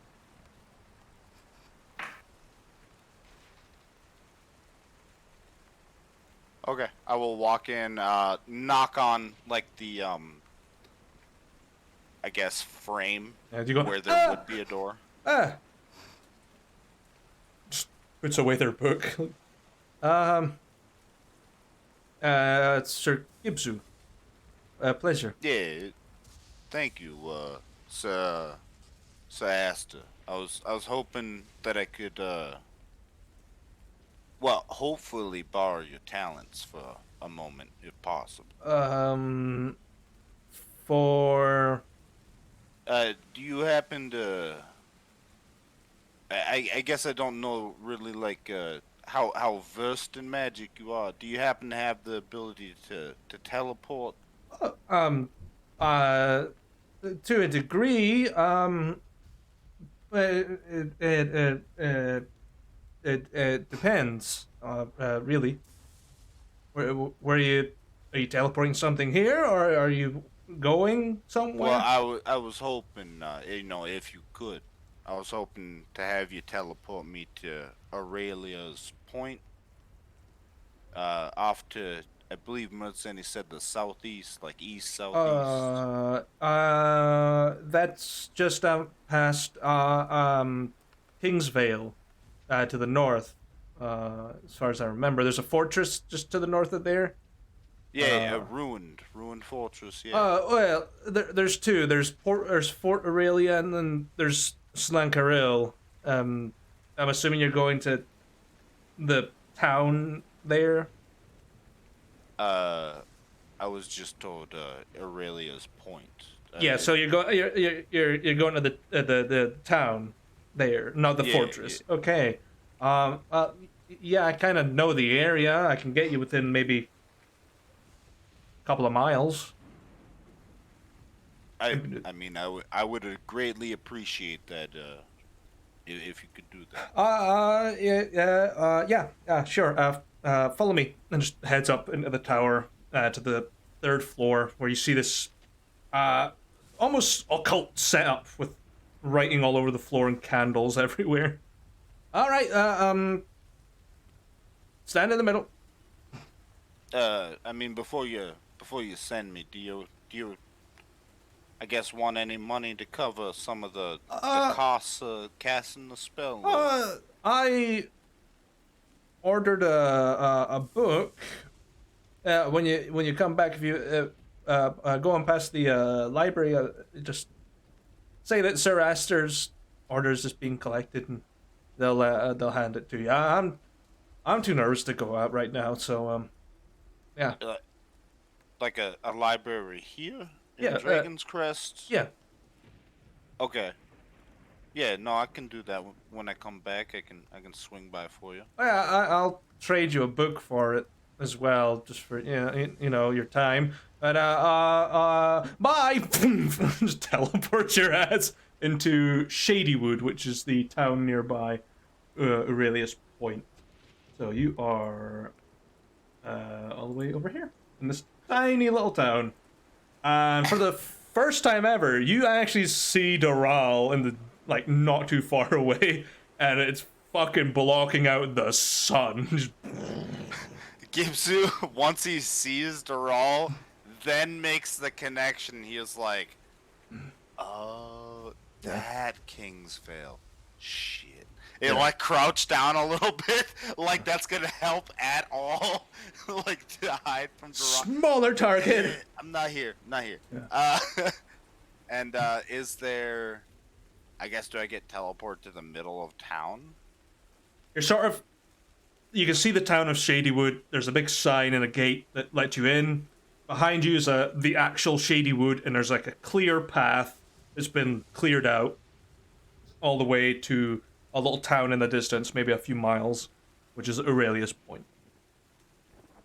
And it's marked at via sign? Yeah, there's a little signpost that says Aurelius Point, 2.5 miles. Yeah. Oh, okay. Gibsu will, I I guess, pop form into Owl and fly over to the edge of Aurelia's Point then. Okay. Like towards where the sign pointed. Okay. So what we'll do then is we've got to get other guys to the places they need to be. Yes. Yes. Who wants to go next? Also, I need to use the bathroom. So Yeah, don't worry. I'm fucking holding off for dear God, for dear life right now. Well, would you like to do some healing? Your fucking call, dude. I don't care. Yeah, I'll head over and to the medical tent and help out. Sure. Do my best to save some lives and Sure. bring peace to the ones that aren't gonna make it. How many people are in? There's 2 people in the medical tent. One is pretty badly hurt, and the other one is okay, just needing like rebandaged and whatnot. Needing a Yeah. pep talk. And a pep talk. Stop fucking things that look like they've been through the shredder. But if people aren't going through shredders every now and then I'd be out of a job. It'll grow back. It won't grow back. Yeah. It'll grow back. You just need a wish spell, okay? Or regenerate. Yeah, you can easily make a medicine check, or you can do a healing spell or restoration, whatever you want to do. I believe I'll go with medicine. I just need to quickly check if I have an advantage on it. So there was something about my... Yeah. Oh, that's saving throws. Alright. No, that's just a saving throw, so 31. Jesus Christ. Oh yeah, I'm expert in it. Yeah, you just see the problem, stop the problem, and just even make them feel better about themselves. Just bandage it up, give them like detailed guys how to take care of it. And Florence Nightingale in action. fucking yeah. Well, she killed more people than she saved, but yeah, we'll go into detail about that another day. Yeah, you managed to patch up, disinfect the wounds, you know, even write a prescription for a lot of alcohol to deal with the pain. But As one does. yeah, especially back then, it's like, yeah, just drink some whiskey, you'll feel better about yourself. Yeah, Need leeches. I can't describe how well you do this, because that's god tier levels of fuck. You're like Grey's Anatomy-ing this shit. Just fucking, huzzah! Or you're like Dr. House. Just figure out this shit and just, simple solution, problem solved. Everyone else panicking in the place, you just poke your finger in a hole and it stops everything. Yeah, job done. I mean, yeah, if you poke close to that artery, then, you know, the blood will stop flowing. Yeah. You're used to high pressure situations and you just sort of walk in calmly, patch up, disinfect, job done, pat in the back. There's a fucking bill, fuck off. And for the sake of it, I'll just say you managed to patch up the other guy before Gray can even think to attend. Just that's it. Good. Job done.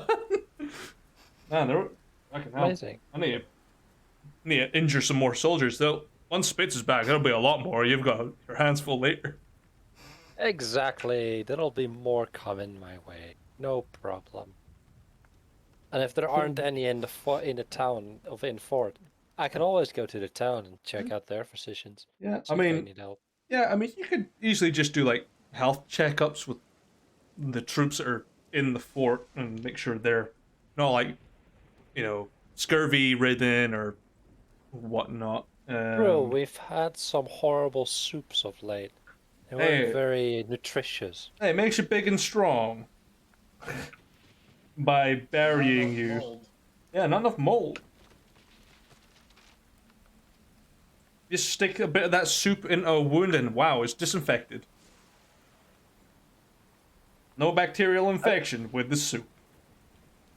I would imagine that the mold within the fortress started disappearing rather quickly after Sorens got hired. Just skimming it off the top. He doesn't believe in mold as medicine. The Mother Teresa approach. I see. God'll heal you. Damn right. And if we don't, well, yeah, fucked. I mean, I've followed 2 of them, so every now and then it's a bit of a toss-up. The gods like you, you're healed. And the gods hate you, well, back into the field you are.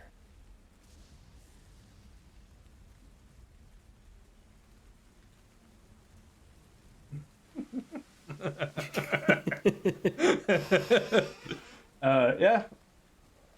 Fuck. Got the medical expert in, the fucking trainee physician who was in charge for a long time. God. Medical care has just gone up. Your insurance premiums also shoot up. Yeah, I'll just say you do, like, over the course of the downtime everyone's away, unless you go off with Spitz to help out in the main action, you'll do a pretty good routine check of everyone's health, deal with scurvy and, frostbite and all sorts of different things.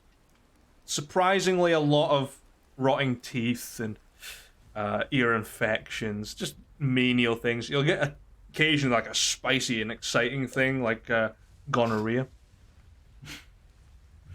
But that's it. That's it. Man. All you Alright, get. fair enough. Simple life inside the I- fort. I did have some requests open with the Adventuring Guilds. Yes, you have Was there some. any information back on that? Ooh, excuse me. Yeah, I actually had full success on getting that. It's 2d12 to determine. So, a small group of. Oh, wrong dice. 3 level 12 adventurers are more than willing to pick up the job. Cool. And what were the prices they are offering? No. I remember that being a negotiable thing. Yes, if I remember, you're sending them to Dosker's Hollow in Duraheim, which is conquered, quote unquote, territory. So let's see. Yeah, they're effectively on item pickup. Yes, they are going to do it for 18,000 gold.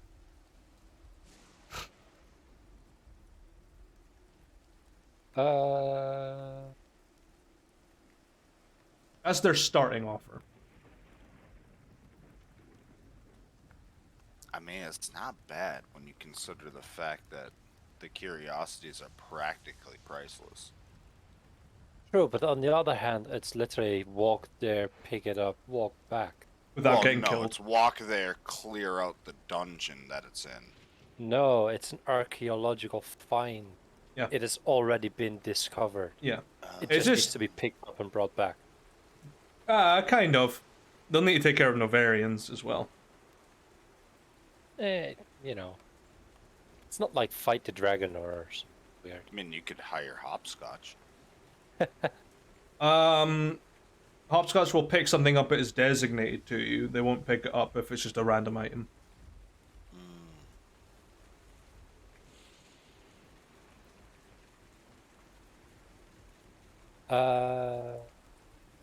You know what?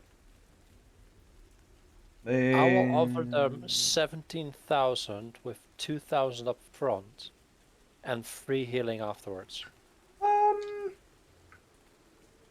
Roll persuasion.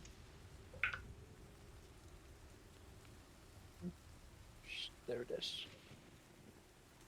Okay.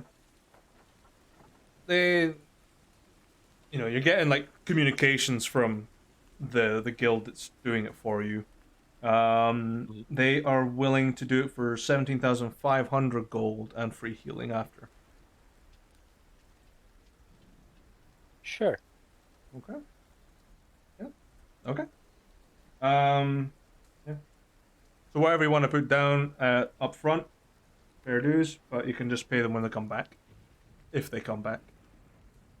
I mean, I will pay them the 2,000 up front, so they have some Okay. Yeah. spending money to get the materials and whatever that I need. Sure. Yeah. Counting. So Veely will take the deposit down, pass it along to them, and the estimate for how long they will take is 11 days to retrieve it. Okay. Because they got a wizard in that party.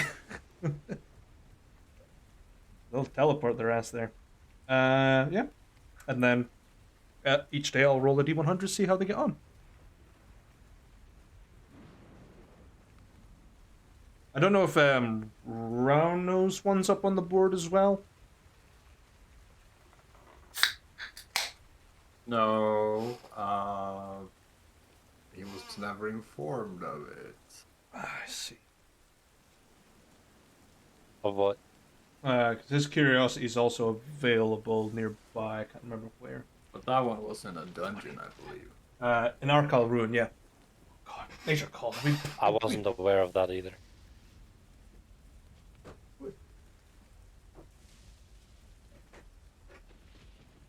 Well, you knew it was a different curiosity.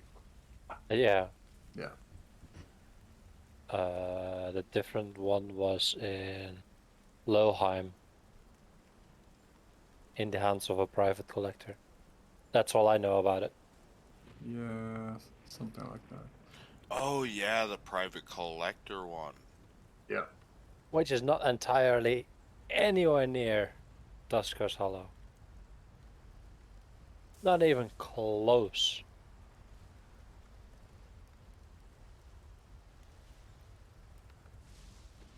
At least the one in the hands of the private collector is also the curiosity for the guy with the highest persuasion score. Can I have it, please? Listen, you don't understand how much I need this. I really need it. Give it to me or I cast 9th level fireball. Right fucking now, in the middle of your house.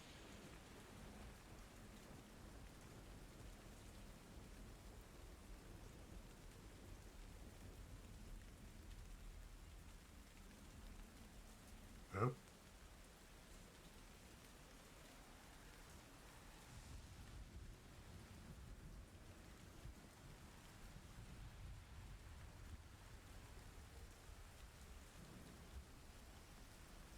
And of course your curiosity is like where I was teleporting to. Oh, it was.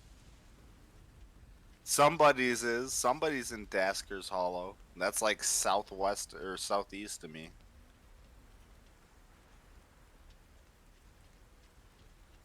But Gibzu does have Ascending Stone. Oh, yeah. So if you track down that Gibzu has bounced over to Kingsvale, you could Sending Stone me, and I could be like, yo, I mean, I can look.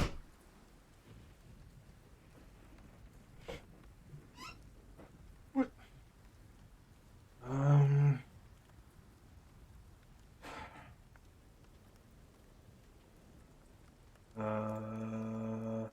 Yeah, the other item was in Lothrin. Is all is the way down here?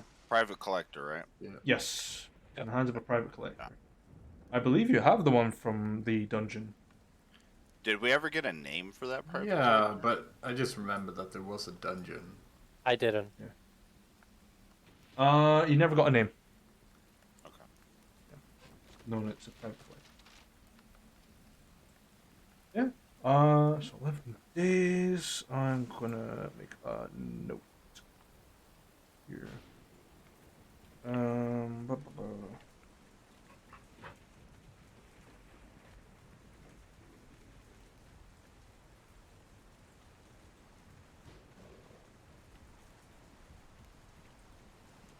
Moo, I'm just gonna start spamming you with a couple of whispers. Don't worry about them until you have like time to respond.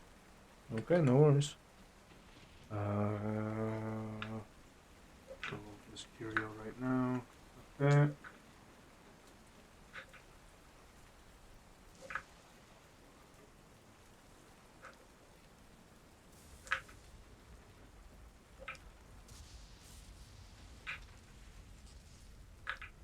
I'm so lost on this map. What you Ah. mean? No, there. Right Gorgon's Tower, that's where. So, yeah. Sure, Beth is, Now yeah. I know where I am. Well, Gorgon's Tower is Vethka's place, Yeah, I know. which I don't even remember where that is on the map, if I'm being It's honest. down here. Oh, holy shit! It's so far away. Wait, It's only a couple feet. wait, it's red though. Does Yeah. Novaris have soldiers stationed on Vethka's island? Yep, He used to. he still does. And they're still alive? Well, yeah. Maybe. Okay. They're experiencing a new way of having sex. Primarily the BDSM variant. Okay, so I've just done all the background stuff for that curiosity retrieval. Fine. It was not looking good, but it was done. Anything else Sorens wants to do? No. Are you heading down to the battle zone with Spitz, or is that just an idea? I think I'll sit this one out, maybe next one. Okay. No, we'll Once- just burn in the healer then.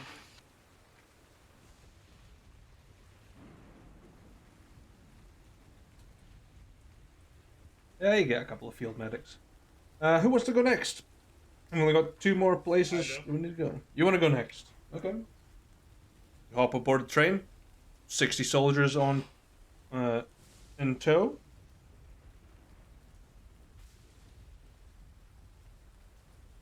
And you head out. The strike of a match. Take back. It's a small port of the taking back a tiny portion of the reach.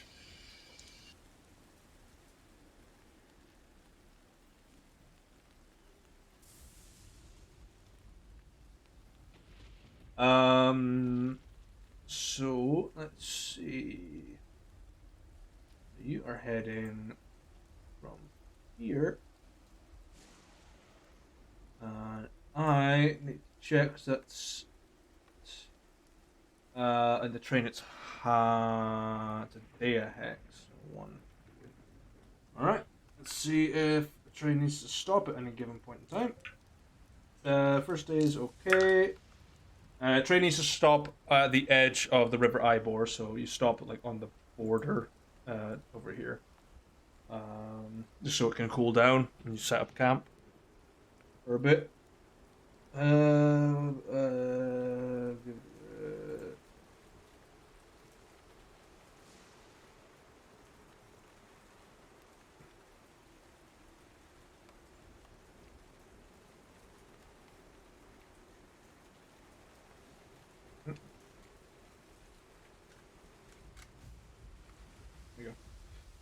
Oh, I accidentally sent it to the brown bear guy. Still worked. Yeah.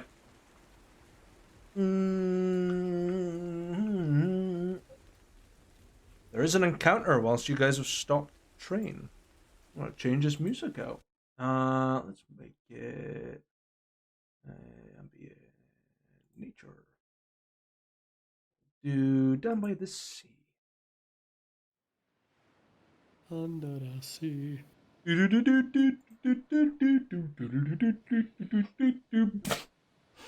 Yeah, so encounter for spits and soldiers.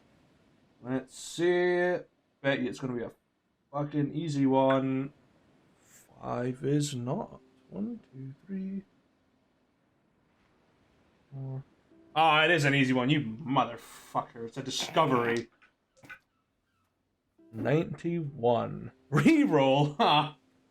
What a bitch. 98. Reroll. 18.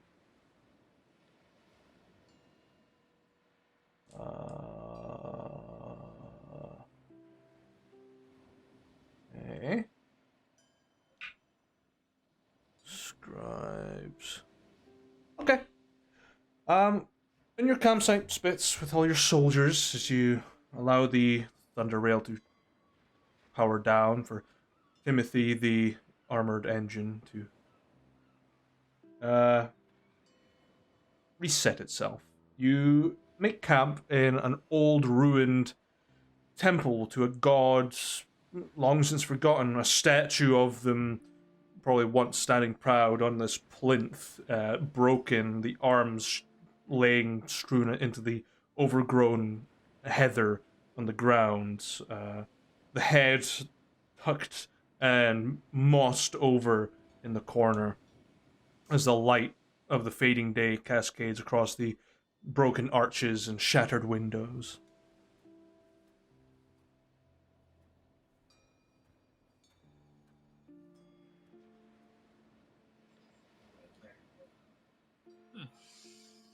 So we're hanging out in an old church. Yep, of an derelict church. Yep, of an unknown god. Or a god long forgotten. That's the two bits to it. And it's both. Anything stick out at the church? There's no statues. I assume all the religious Well, there's the paraphernalia. one statue. There's the one statue of it. There's one statue and a bunch of religious paraphernalia, which at the moment is missing. Yeah, so let's see. Let me get my little extra table out for temples. I'm gonna close down all this stuff, so it's okay. This is the one I'm needing. Monastery. 10.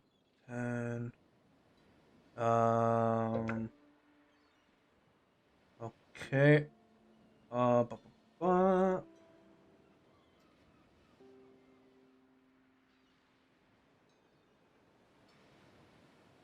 Roll me 1d20. Alright, let's do it. 9. 9. As you sort of set up camp for the evening, and your soldiers sort of rest and gather drinks out of the bar cart to set around a campfire, as you secure the perimeter, you stumble across what appears to be the remnants of what may have been the last days of this temple. You see a broken sword embedded through a holy symbol into a wall. And it appears to have been attached to maybe a skeletal hand at one point, because you see a few chunks of bone tucked underneath that holy symbol, but there's no corpse to be found. Oh, now that I see a holy symbol. Why not? Let's see if Spitz recognizes the holy symbol. Either religion or history. No clue. I can give you a description of the holy symbol, though. Let me pull up another list, because this is just a random encounter. I need to find a god that would be The here. Adamant Lord. Nah, you would know what the Adamant Lord looks like, because you've encountered that one before. If there's any two holy symbols I'll recognize, there'll be one from the Adamant Lord and one of Hell. True, Henry did have a real biased interest in also discovering more out about the Adamant Lord. Okay. Let's try to find like an idea of what it might look like we'll go with that. So what the holy symbol is, it's kind of broken. And it appears to be almost like a half moon with sort of little outline of what would be like a sun, like an eclipse almost behind it, with these sort of curved points peering off, like 6 of them, held in the hand. But the blade sort of pierced through the center of it, which has cracked it in two, but it's held together by that little extra band of metal, and that's it.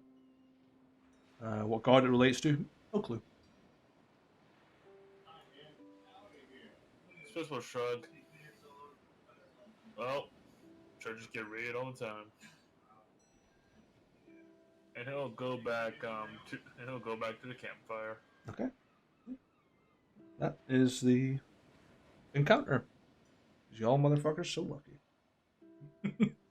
Yeah.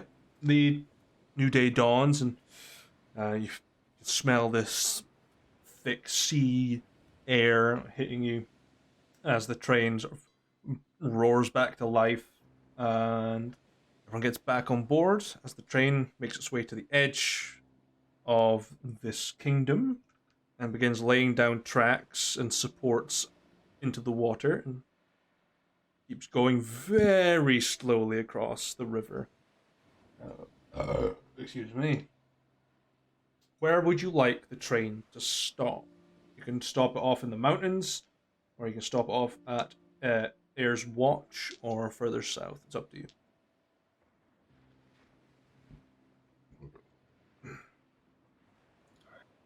Sorry, I missed some of that. I can go west or south. So you can go either from there to here, or you can go straight into the mountains here. Into the mountains. So you can end up going straight into an encounter, or you can go straight into a sort of hideout, and then go to Yasker's Pass, and then take on the Hex. It's up to you. Huh. I'll say some input with Varian. I take it we would have a better advantage attacking from the mountains than we would from the sea? Or would it be the other way?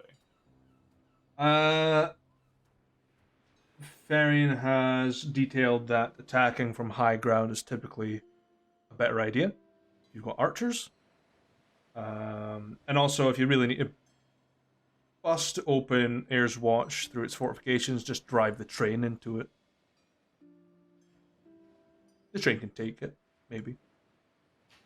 Maybe, you say. Yeah. I mean, it's a heavy machine, so it could probably do some damage. Alright, so basically either approach has its own advantages. Yeah. It'd be surprise from attacking just straight from the water in a massive tank, or going into the mountains and then just rolling straight down. So, different advantages.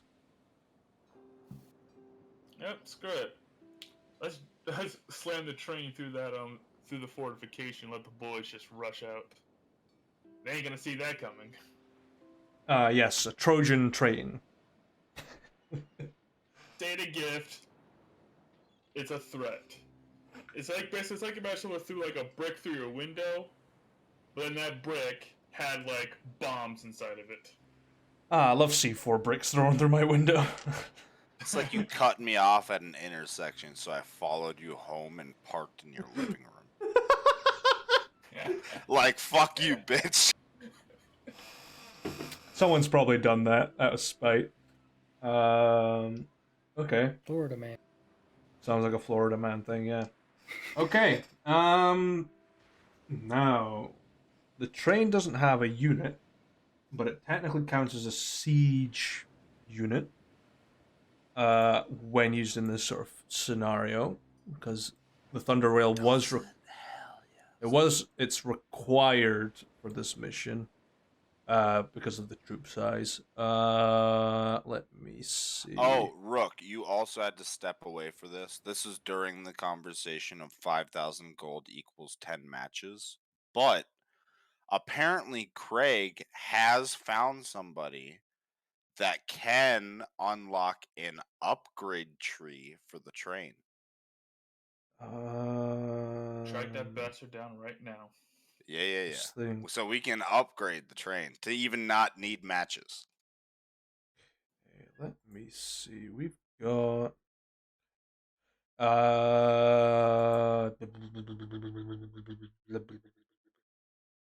doesn't have anything there. None. Okay. Let's see. Now I've got the old unit system here. So I don't know if it works. So what I'm gonna do is we're gonna pull up some combat music. That'll do. Now I do not remember because I've got attack, power, morale, defense, toughness, and size, but I don't know if they're all still the same because I know you get command as well now. So that's a thing. Yeah. The Thunder Rail has a power of 7, defense of 16, and a toughness of 12. Attack is +4. Don't know what that means. It's been so long. But, you're in command of it, so... You do you? Versus the fortification, which is keep. It's a third level. Okay. It's 36. Okay. Man, it's been a long time since we've done this, but what I will do is... As we can truncate for now, so it's Yeah, because inevitably this is just a lighthouse with fortifications on it. So just roll me a d20 versus the AC of the building, which isn't mega high, but you get a, I think plus 5, yeah.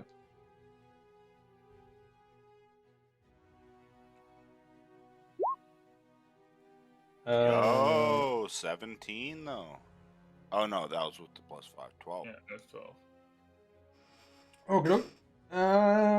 Because it's surprised and they don't have solid fortifications around it. What's that? 12. A temporary fortification for the Novarians is made out of wood, so 11. So yeah, you'll hit it. Straight over the siege. This train barrels through these little sort of picket crosses. Mood. You go through. Smashy. Yeah, you go through about 5 Novarians. Pulling through. And outrun your soldiers to do this. So, just for the sake of, a bit of expediency, we're going to do some D100s instead. So, That helps. Our army units are currently super heavy infantry. Yeah, so what I will do is I'll say these guys have to roll, because they are a mix. It's very hard to say because they are commanded by a legionnaire, centurions, contubernia, and levies. Okay, so I'll say they need to roll maybe 70 and above to do at least a chunk of damage to use, and you guys roll like 50 and like above, and you'll hit them. So what we'll do is we will determine how long this is going to take. It will take 5 rounds to do this, so it's just 5 roll off against each other, and a D100. All right, here we go. Judge number 1 said. Yeah. Hit. Okay. They rolled a 73, and they hit as well. So what I'll do, you got 70 people. Base it just on their fortification level times 2, so a d6. And your the siege engine technically counts as a fortification when it's stationary as well, and it's a 3rd level fortification too. But because you're super heavy, you guys do a d12 versus these guys just for the sake of speeding up. So they're doing half the damage. I'm gonna re-roll that. Sure. Says I can do that as commander. Yep. What the hell? Yikes. 2 1s. Damn. Okay. So we do take out. We'll just do this as units, like as big broad chunks. I don't know how big you want your units to be. You want 60 people, so I'll assume 10 units of 6 or. Yeah, 10 units of 6 will do. Yeah. Okay, so we'll say with a 2. So they diminish one of the units with their defense. And you manage to do. Yeah, I'll say you diminish one of theirs as well, because they're not super prepared for you just fucking bolting on them. And we'll go again. They don't manage to get you this time round, so go for it. Nope. No. Okay. 3rd go. No, on that side. Oh my god. Okay, that's happening twice in a row. Yeah, you had 2 dice rolls the same, then the 2 dice rolls the same. Yeah, you know what? I think we might be having. Yeah, I think I know what the problem is. Roll 20s randomizer, you need to clear the cache once in a while. Hold up. There's a way to do it.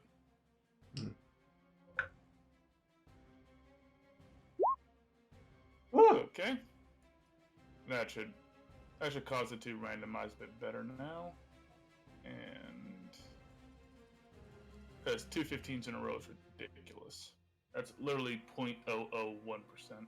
Yeah. Still a miss though. They get you with that one.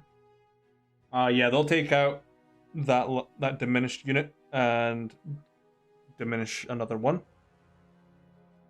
Yeah. Last roll. There we go. Yeah. Okay. Yeah, they ain't hitting you with this one. I better roll some good numbers. 3. I'm just gonna count yours You as. know what? I'm gonna tap Thomas Aimlin and roll that again. Okay. 4. Well, the thing is, for you, each one of those numbers counts as a unit, so take out 4 units, and I believe these guys only have.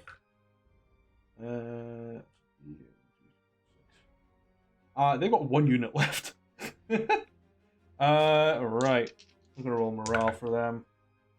Their level fortification, and it's +6. Well, I don't know what you roll versus their morale check. They make a morale check equal to 15 plus the casualties taken. Oh yeah, they don't make it then. They just fucking surrender. They take yeah. All right, tie them up. Get the runners back. Poke them for information if they got it. If they don't, we can toss them in the prisons.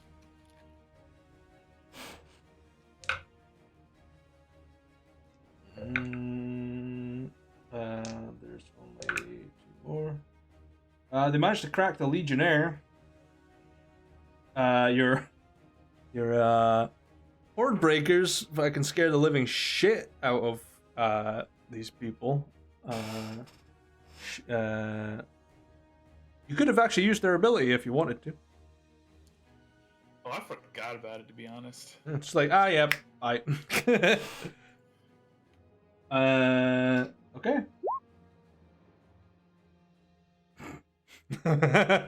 You've been atomized.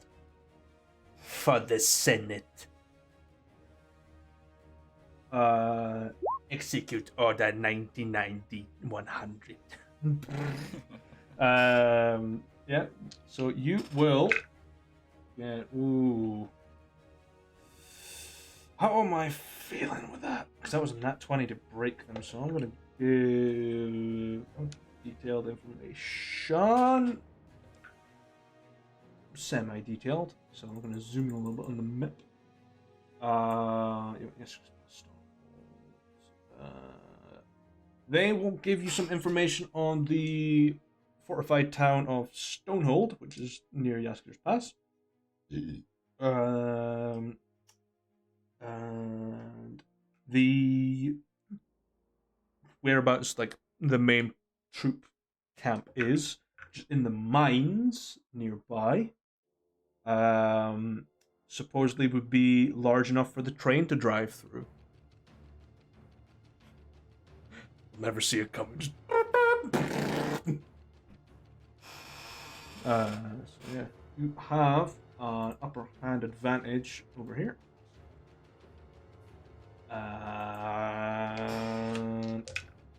Yeah. Majority of them are captured. The ones that end up running away are shot. Yeah, it's appropriate. Hey, that's exactly how I wanted. Okay.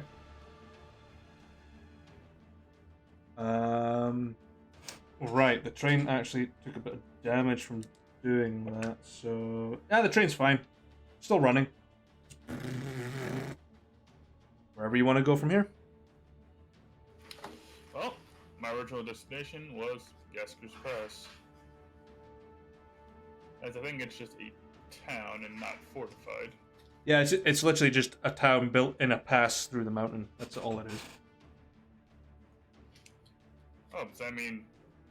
are there any defending Novarians there?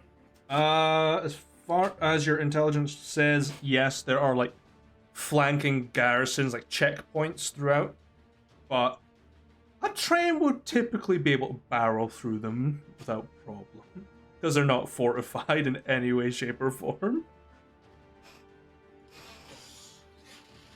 In that case, next plan, run them over with the train, kill the ones that resist, tie up and interrogate the ones that don't, and stick our proverbial flag over this town. Okay. I'm gonna roll some counters. No, just for the sake of expediency, I'm just gonna roll, see how well it goes on their side. Which nope. Nope. Really nope. So, you get a little bit of, backlash from the first two checkpoints that you managed to get through, but the fucking side of the train opens and your like 50 remaining soldiers just bum rush these 6 people in a camp and just capture them, and you go on, and then to the next one you get the same situation. They put up a bit of a better fight, there's maybe a little bit of injury, about maybe 2 units are kind of hurt, but they're not diminished in any shape or form. And you capture that one, and then the last one, you just tell a conductor, fucking don't stop, just go, and it... yeah, so there's a bit of a smear on the cow catcher. As you make your way into Yasker's Pass, which is a very steep, winding path, which the train is struggling to maneuver. So it will stop after like the first turn and just stop moving, and it overheats. Yeah, you're in the town of Yasker's Pass, with the train at the very top, because it spirals down to the plains of Zarada. So, able to put on some settlement sounds, shall I? Contribute. And with that, ladies and gentlemen, we just took back 1 hex from the Novarians. Yeah. Hell yeah! I'm just gonna Baggers. clear that, and we just do Uno más, uno más, uno más, uno. reclamation. Because Yasker's Pass is on the the better side. I would say it's just had some control. Yeah, you've recaptured 1 hex, and it's not a major stronghold area. It's not really important, so not as much fame. Roll me d 2d12, please.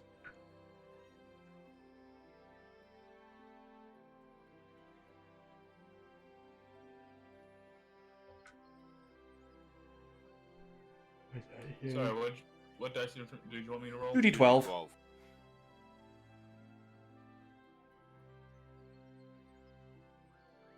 Well, 12. take 600 points of fame, renown, fame, whatever. 600. Nice. Yeah. The further in to like where like Marlow and Duraheim is, the fucking spike in fame you get. For if you took on Ashna lore, you'd get maybe an average of 5,000. But it's a super difficult area with all the magic and shit. Yeah, just gotta figure it out. That's all. And hopefully not have quick and dirty rules this time, so we can really strategize this out. Yeah. It just mostly goes we're getting to the end of the session. I'm wanting you guys to at least do one thing each. Well, yeah. Yep. I'll have like maps and shit drawn up for Stonehold and Awesome Cascaron. Yeah, it'll all be good. But also, if we're in Yasker's Pass, time to go looking for that last curiosity. Yeah. Okay, let me find. Right. Now, I do not remember the details of what I gave you about Yasker's Pass in regards to who you're looking for. All I know is you're looking for the item. I don't know if you know who you're looking for.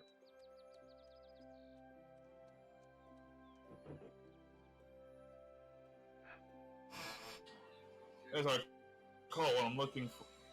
Yeah, you told me this last piece of the curiosity. Hmm. So I'm gonna, go to ground, hit up the local, see if I can find any rumors. Okay. Let me see. Rumors are floating around this somewhat quiet town. Rumors. Where's And look at it this way: by taking back Fire's Watch and Yasker's Pass, the Novarians have one less beach point to invade Dragon's Crest. So True. Let's see. In fact, they have no beach point to invade.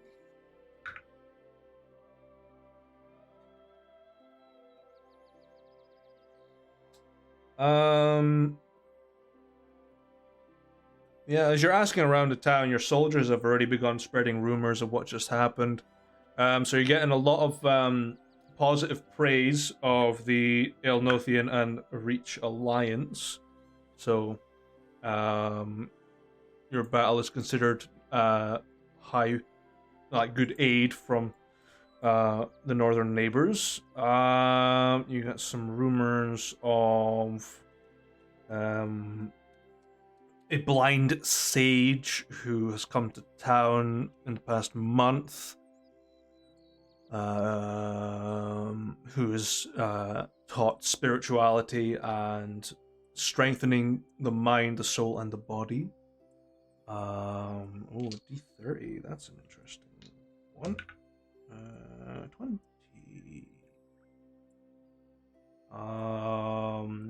A strange spice has begun to be been found in the mines of Stonehold.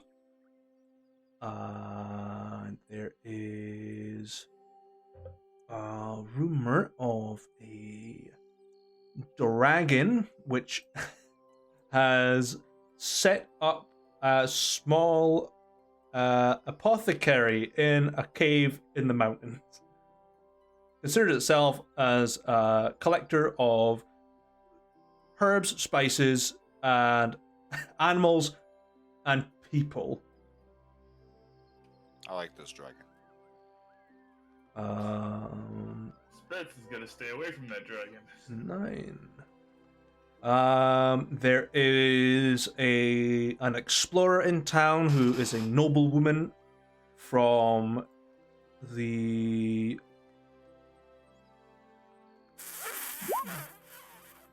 doesn't specify, and so I'll just find a role. Comes from Duraheim, avoiding war but wanting to see more of the world.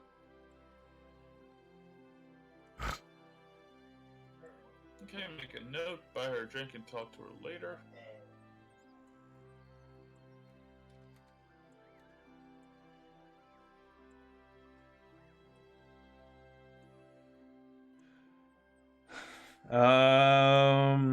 And that's it. That's the only rumors. Okay. So you've got dragon, explorer, sort of monk or sage or whatever, and and just positive praise from your efforts so far. Alright, that one go into okay, this will work. This I rarely get to use this feature, but it's great. Okay. Streetwise. If I spend 8 hours or more in a settlement, I know the place like I've been born there. So you're spending a day there to basically. Yeah, basically comb the ground, chat with the locals, get some information. Okay. And see if I can see if there's anywhere that would anywhere I could look per se that might help me narrow down what I'm looking for. Because I take it does the Oscars Pass have essentially a dirty pit that people beat each other up in? Okay. In terms of the rumor of that, there's no dirty pit in Yasker's Pass. The people are quite peaceful. There's been a few scraps in the tavern, but there's no fighting ring Nothing there. organized, Yeah, more just debates over pay and management shit. In terms of any interesting facts, potentially what you might be looking for, you ask about the Lionheart, and you are directed towards the Explorer and the Sage, who might know. So you've got the Blind Sage and the Noble Woman Explorer. Okay. Um, I'll talk to them both then. Yep, they are in the Rolling Rock Tavern. Oh, that's a beer brand in America. Is it? Yeah, Oh. Rolling Rock. In fact, you've heard of the Angry Video Game Nerd? Maybe? Question mark? It's the AVGN, the Angry Video Game Nerd. On camera, his character drinks Rolling Rock brand beer. I just don't know. I just called it the Rolling Rock, because I was like, it's probably a weird event that happens in Yasker's Pass where they roll a rock down the hill. That's it. Honestly, it's a good name. I just think it's funny there's an actual beer company in that way. But I only know that because the store which I buy my stuff from has Rolling Rock in stock. I've never tried it though. I guess I'll start with the noble adventurer lady. Sure. Roll me a D100, because I don't have a race for this woman. 47. Gnome. It's Sverf Neblin. Okay. So she's from the Underdark. Yeah, checks out. An Underlady. Underlady. That just sounds fucking weird. Kind of not super well dressed, but clearly has the money to buy decent enough adventuring gear and exploring. Long brimmed hat with sort of flaps pinned up to the side with very nice feather. Pair of goggles to protect against any sand, tucked up there, a little sort of coif around the neck. So we got a bit Jane from Tarzan look going on. Yeah, it's kind of what I'm envisioning, but a small grey gnome. Yeah, maybe I'll give her a pith helmet instead. How about this? Seems a bit more explorer-like. Just gotta give her a big fuck off gun next. But yeah, she's just sitting there, fumbling with some bone dice. You know, little drink of like a fortified wine, just sipping away, enjoying her time. Yeah, Spence will approach her. He'll tap twice on her table. She sort of looks up at you. Nice to meet you. Where can I owe the pleasure? Howdy. Oh, name's Spitfire. Well, I guess Sir Spitfire now, but I don't think I'll ever get used to the title. But yeah, nice to meet you. Pleasure. I'd offer you a drink, but it seems you've already beat me to the punch. What's your name, by the way? Ooh, that fucking motherfucker. gotta whip it out of me. You know what? In fairness, I probably should. In fairness, I was trying to be. Spit's trying to be polite, but in retrospect, I was like, oh yeah, I'm a DM too. I hate when players ask this question. Oh, motherfucker. I need to think of something real quick. Okay, yeah, I've got one. Just call her like Lady Jane or something. I'm not gonna share. I was literally the name is Lady Wickerwheat. I hail from Durheim. Well, underside of Durheim. Oh, it's a pleasure to meet you. Pleasure. The locals, you're popular amongst the locals. You're a gentle lady adventurer, or so I'm told. Yes, I enjoy soaking in the cultures of, well, up here, really. Don't really get to see much of the overlight. Stuck in the network half the time dealing with everything. Oh, that sounds about right. I did spend some time in the dark myself. Even met an Underdark prince. Which one? There's a few. Don't worry, that the one I met was Raja Vashar. The Sun Prince by some. He's the albino one, I think. Yes. The albino drow. Yes, I am familiar with that sweet fellow. Absolutely lovely.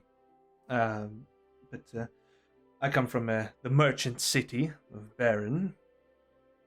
Got my money there and, encountered the royalty there.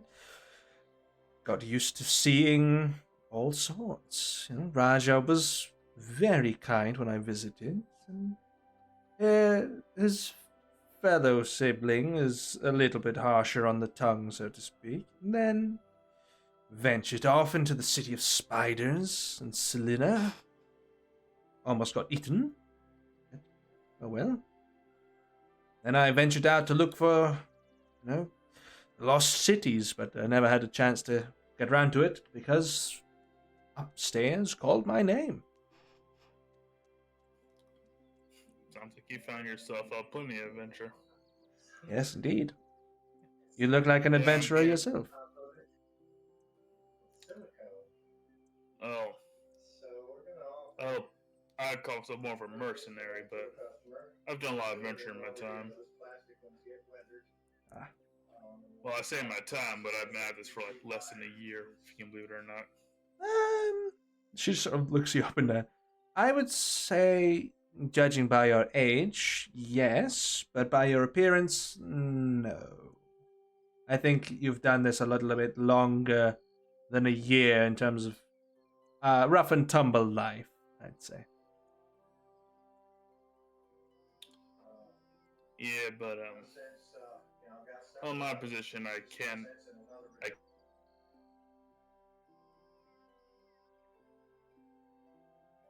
And he froze. He's a little shy around girls, all right? I got word from her friend here that looking for something. You ever heard of Miranda Lionheart? Oh, has she? I've heard it in rumor, but I understand she was once a revered fighter in the ring, but why she would come here, I've no real clue. I believe she left things behind when she lost her final fight and retired. Maybe yes, something's here. The locals seem to think that you know more about than they would. Um, I would presume it depends. I know there are maybe 4 things she left behind. She left behind a pair of knuckles, a sort of headband, a pair of boots, and apparently she left behind her fighting spirit, but that's not really a tangible thing. Fighting spirit. Actually, it could be a tangible thing. Spitz will reach into his pocket to pull out the bottle of dragon salted rum. Fighting spirit.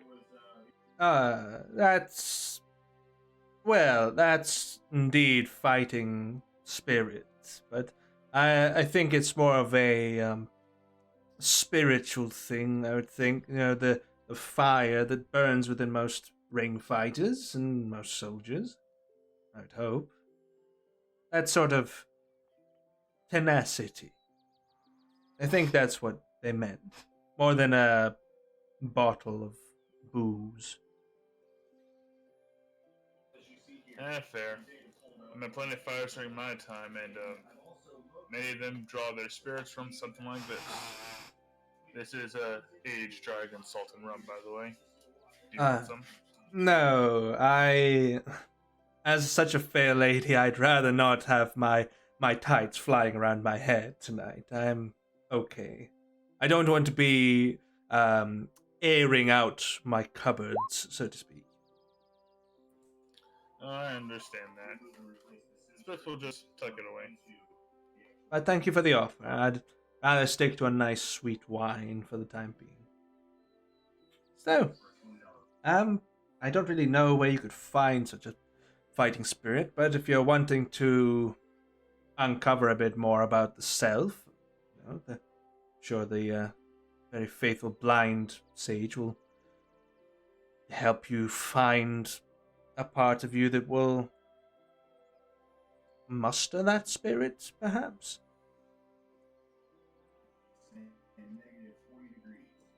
Yeah, I'll have to ask him then. Oh, thank you for your time. It was a nice conversation. Yes, Oh, pleasure. I'd tip my hat to you, sir. Misère. Yeah, Spitz will give her a bow. Just realize Spitz doesn't have a hat. He doesn't wear hats. just pulls the fringe. My lady. And she just sort of smiles, kind of chuckling, and keeps drinking, goes back to her little novella that she's reading. Oh, let's have a chat with the blind spiritual stage guy. Sure. Tips raccoon fez, milady. Like pulls the tail. Let me see, because I can give you a physical description of this gentleman. I know exactly who this monk is. You see what appears to be a sort of almost salt white-haired human, blindfold, that's sort of this sandy color, not wearing much attire, sort of shawl over the front, and a torque around the neck, with the heads of lions on it. Maybe standing about maybe 5'7", Very scarred along the arms, and you can see like the exposed parts of the chest that have got huge markings down. Barefooted, and that's it. They're just sitting quietly. Big old jug of water in front of them. Seems to be counting beads on a prayer. On a what do you call them again? On A a rosary. That's it. That's it. Okay, no. Yeah, they're just sitting counting beads on rosaries. A special approach. Mind if we have a chat, sir? And they just sort of tap on the table. Yes, you're more than welcome to sit down. Yeah, so this will take a seat, break out his water skin, and have a drink. They just keep like tapping. They're like echolocating you as you're sitting. Just try to get a feel.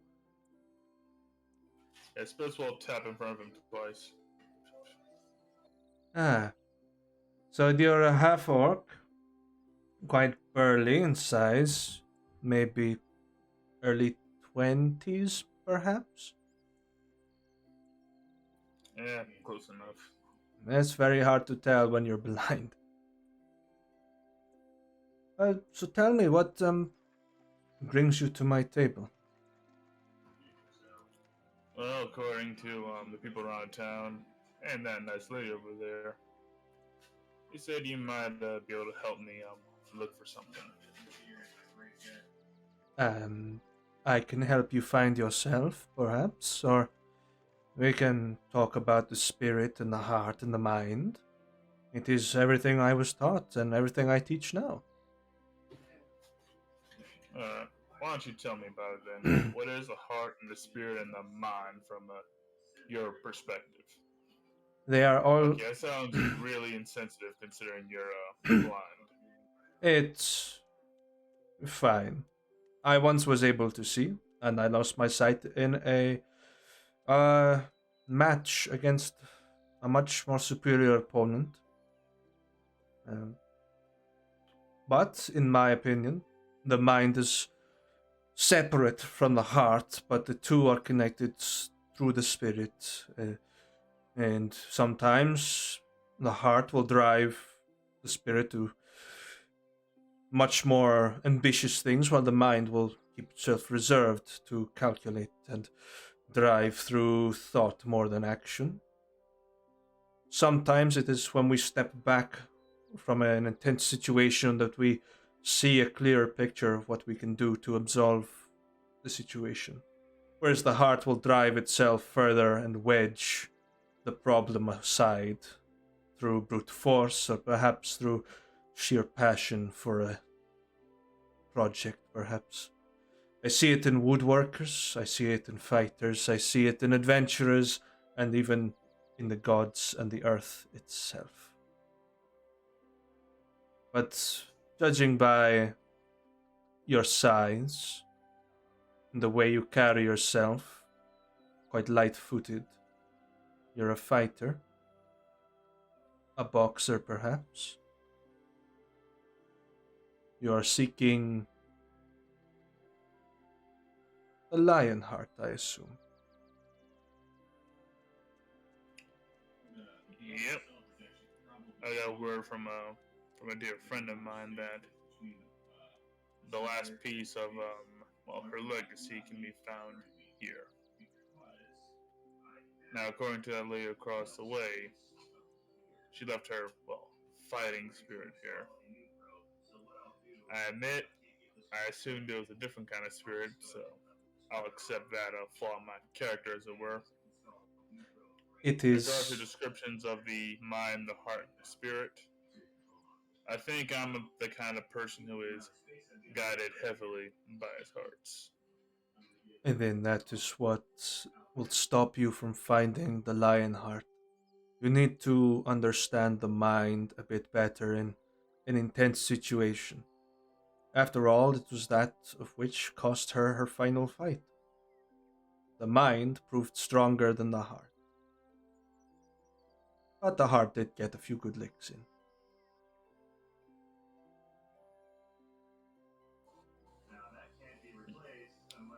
On account of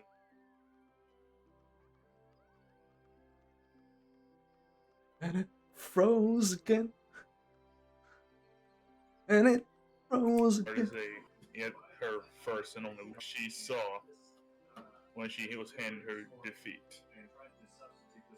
Well, I would hopefully know I was the one that defeated her a long time ago. And the cost of my eyes.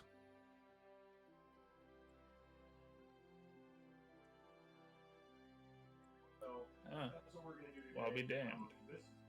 Yes, I mean, most lessons I learned from my defeats are,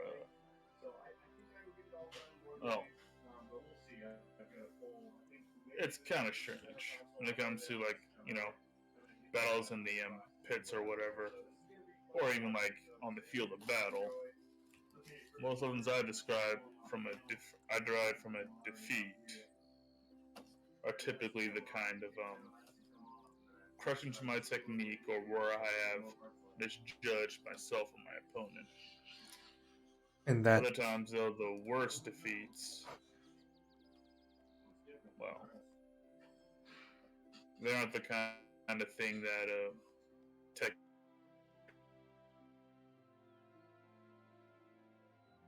Hmm.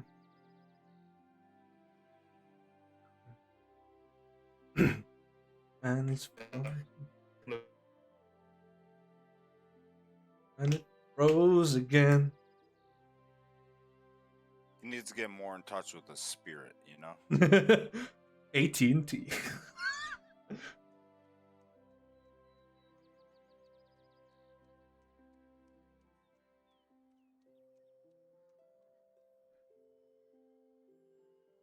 Oh, he's really frozen. Oh my god. Rookie, okay?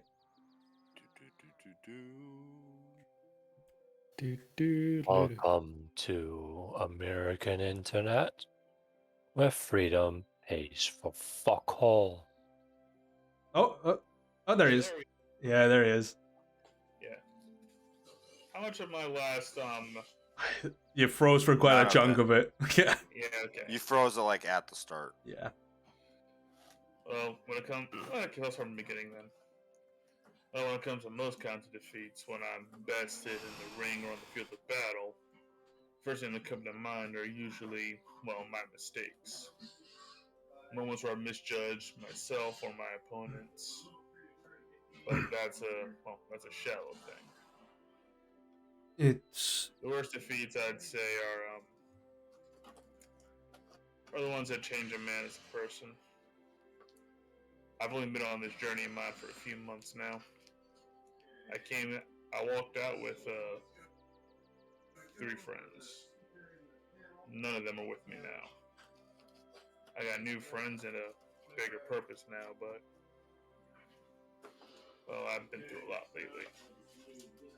there was an important philosophy I was taught when I began to learn the styles of fighting that I have done before I turned to a more peaceful life. That you may walk side by side and leave tracks in the sand, but eventually it will dwindle into one path that you must walk alone. And it is only then, when the distant tracks of your friends fade across the horizon, that you will find a new set of tracks to walk alongside you. For the sea eventually takes the sand back to its home. We have finite time in this world, and sometimes it's the, well, cliche, it's the friends you make along the way. I suppose so. However, if you seek the spirit of the Lionheart, I will be willing to show you how. You are driven by your heart, as you said. I can teach you how to hone your mind in a fight. And, of course, shake off some old cobwebs and fight someone a lot younger and probably stronger than me.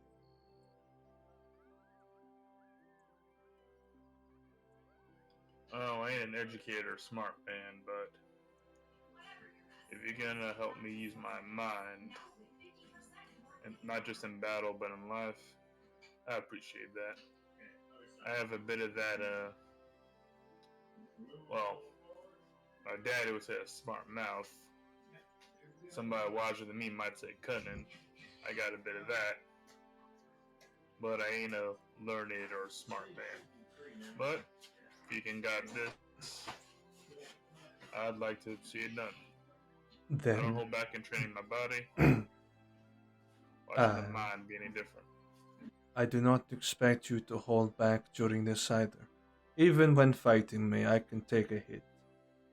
I'm not afraid to be hurt in any way, shape, or form. I've broken every bone in my body. But I can teach you. And we're gonna cut to our friends traveling north. Into the... I can actually give you... I don't know if I've got this saved to my OneDrive, but I can... definitely if I can send it. 2 seconds. Send you this picture of this individual.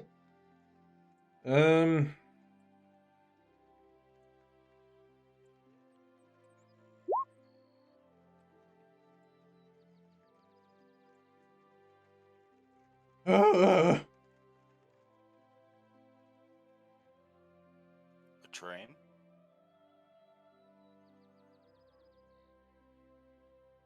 There you go. That's who it is. Where? It should be in general. I see a train punching somebody on a There's train. nothing It's not in sent, general. motherfucker. No. Nope. There it is. Oh, there we There go. it There is. we go. It's got 2 people. Yeah, astral monks, man. Yeah. So, Space ninjas. Swarm and Rauno.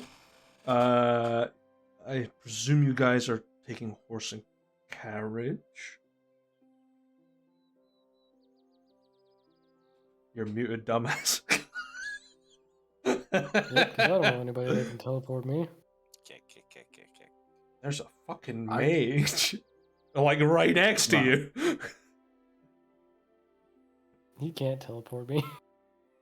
No, not You not never where we asked. need to go.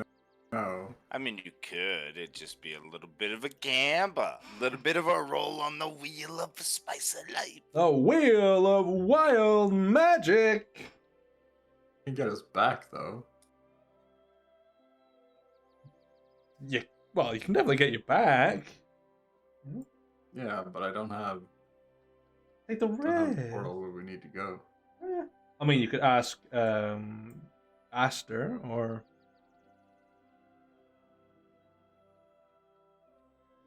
I don't know who that is. No, I don't either. Horseback it is. Oh well.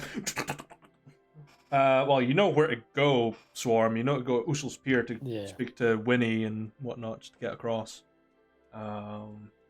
So let's see. We got you're going on horseback. You know the way.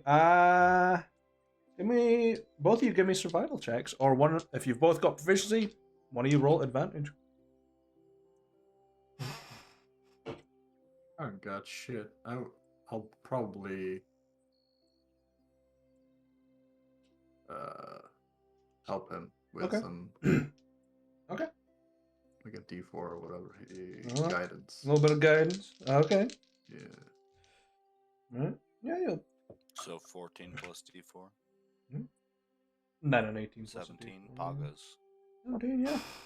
No, this is about a banquet, but you know. No Survival, my Ganter. best skill. No Ganter. To get to Ushel's Pier, there's It no is Ganters. absolutely cheating that you have a plus 12 in that shit. What the As the fuck is it druid of the cheating? party, you can kiss my fucking taint at you having a plus 12 in fucking survival. The cleric fucking has plus 12 in medicine. That makes Yeah. sense. He's a fucking ranger. He should be good at this. You said the cleric. No. Right. So, you find yourself in the sort of propped up town of Usselspier, and Swarm, knowing where to go, you take Rauno into the ferryman's headquarters, where you see a now Lady Winnie and the honorary members of the Court of Dragon's Crest in... Nocturne is here. Cass is here. Time is here as well. And there's a few, like, sort of people shadowing them as well. No, I'll just walk up to the table. Yeah. Winnie's happy enough to see you again. Good to see you, Swarm. And keeping well, and I don't recognize this fella. This Rauno, he in Steelblood company with Swarm and Spitz. So you're the infamous Mr. Hewitt. Ethan told me everything about you. Oh, Including the fact that you've got a signature inside your underwear. I wouldn't. It's okay. Yeah, I mean, of course. How Unless- else would you keep track of your knickers? That is fair. I do tend to lose a lot of them. Mostly because time steals them and says you don't look good in them. Why they're looking at me in my underwear, I have no idea. But it's good to see. And how was the lessons in Novarian going? I mean, it would be a lot better if I had, a tutor.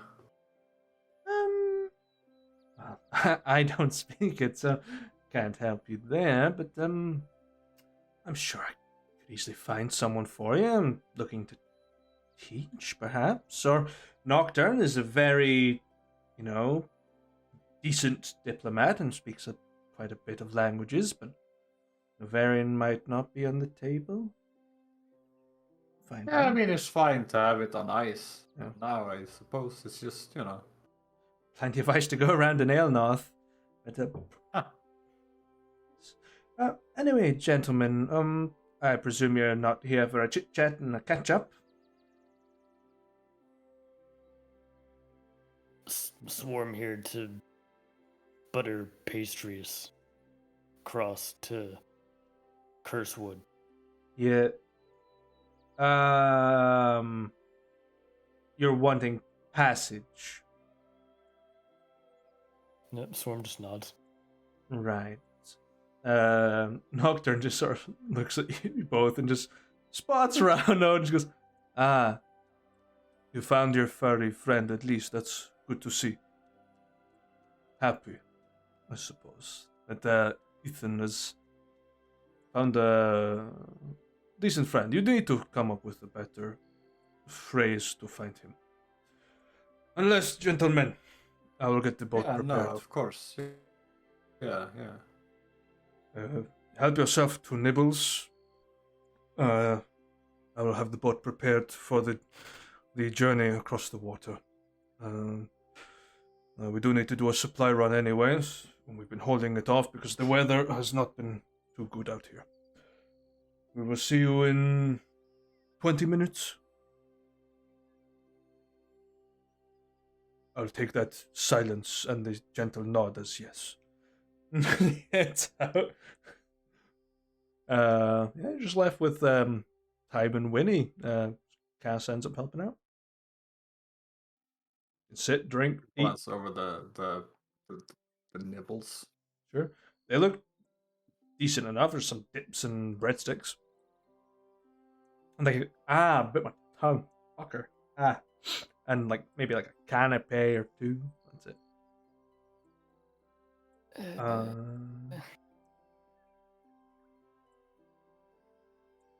Yeah, fuck it. So I'm just gonna take a couple of his fingers from his bag and try each one of the dips with him. Quite quickly, Winnie and Time just slide the dips to you after you do that. Excellent. Time's like, I don't think I could eat a single other bite of that dip. I'm full. Isn't that right, Winnie? Yes, darling, that is absolutely right. I think I'll be fine. You enjoy yourself, Swarm. I think us fine ladies are full. They're just staring at the grotty, rotten finger into the hummus. Just Swarm out there helping women with their diets at every turn. Yeah, Ronan will just eat the bread. Just... yeah, you have some like. I'll pass one of the dips around. There's like a fingernail that fell off inside of it. Is it gonna be like when you have like a chip and it just snaps? It's just a finger. Don't like garlic. It's good. It's a very good way to tell him it's fucking disgusting, dear. Yeah, you have some light conversation with Winnie and Time, and eventually you're called up to the hearty maiden boat, and prepare to venture off to the dock of the damned, back into ye old homeland. Will take you about what's the weather like? Actually, that's a question. Semi-fair. It's not as bad as it was, so you'll get there in about 2 days. So it's encounter roll time. Nope. Yeah. Love. Player encounter. In before memory. Motherfucker, don't. Kiss my ass, bitch. Destroy!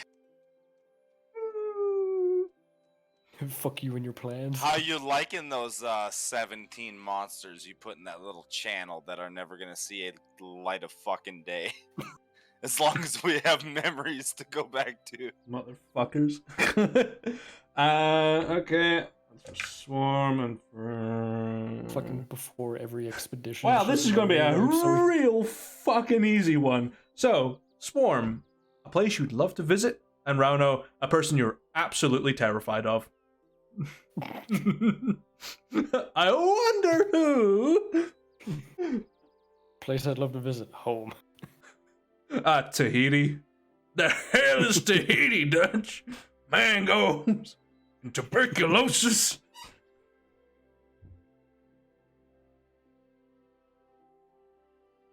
I got lumbago. Yeah, you can. The face that haunts my dreams. Gibzu. Mother. Oh, Queen Celestra. Vecna haunts his dreams. Haunts everyone's dreams if you let him. It's just a conjugal visit. I don't know what you want.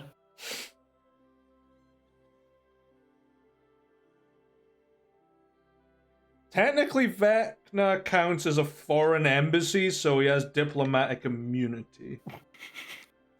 It's my fucking head. You don't get that. My head, my rules.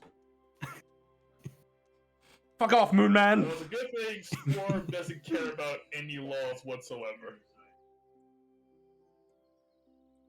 Care about the laws of the wild. Here's a question: does diplomatic immunity include piercing damage? In certain circumstances, yeah. If you want to marry into a royal family, you got to do it in the marriage. All right. You make your way to the dock of the damned after some recollections. One bit more pleasant and one foul. There's a green eye haunts you in every fucking waking nightmare as you reach this very foggy area, and this music is not meant for this place at all. We'll go with that. Oh, they really rebuilt this There's place. some music? They've really made this place a bit more of a tourist trap all of a sudden.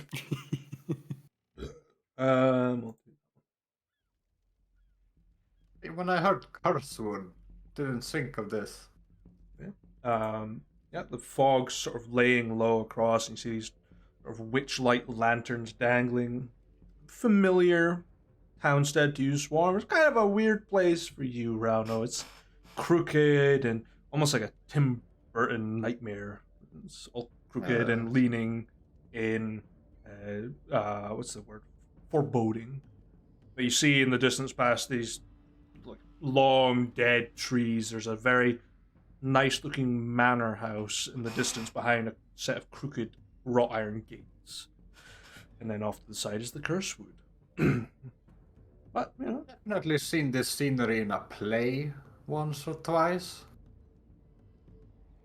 Probably.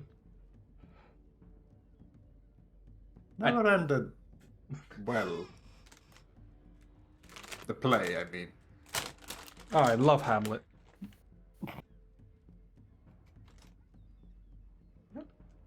If you want to venture about the town, you can. Or you can head straight to Deadwood, Cursewood.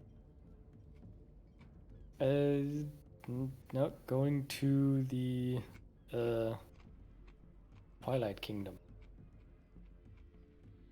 You're gonna go see Hazar Meveth.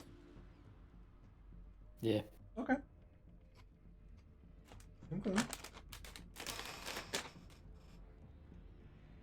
You make your way through the large wrought iron gates into this fine manor. And on the sort of crooked, dying doors, and the door creaks open slowly, and you see the mountainous armored visage of Grovash.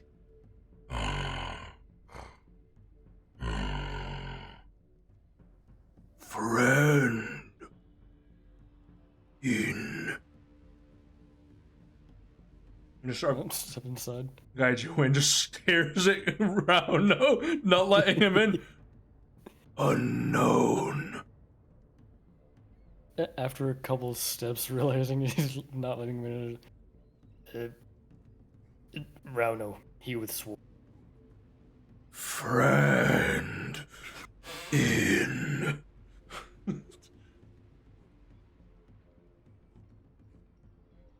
Man, Grovash is like if someone inflated Rauno, made him really scary and big. Yeah, checks out. And turned him into Frankenstein. Yeah, he's essentially a fucking horrible abomination. Yeah, you're led into the almost like a sauna room where Hazar Meveth is, just sitting, towel across the ground.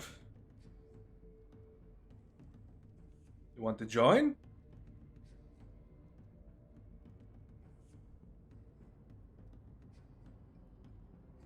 Yeah? Swarm will look around, kind of feel the warmth and moisture. Tempting Swarm, but Swarm have something you want to find quickly. Well, sure. Right. Just ties it a little tighter around, stands up. Right. Don't know why I went southern. Right. Suey. Right here in the Isle of Midnight. Right. Back in. There we go. Well, give me 1 second. I'll just don my clothes and just taps the scythe and clothes just sparkle down on top. It's just an illusion. I am still naked under all this. So, what are you after? Swarm looking to personally find Shaman's site. I thought we'd already covered this the last time you visited. Swarm get new information that Jarkath may be betrayer. Certainly the first I'm hearing of it. Very well, I will easily allow you passage back to your home. Just eventually catches Rauno there. And who is your very dashing friend? Kind of step aside, let him get a better look at Rano. Yeah. Or gives you like a very Oh no, Hewitt. gives you a very genteel bow. Azermeveth, Prince of the Isle of Midnight. I would very much like to hang your portrait above my bed. Very sturdy looking.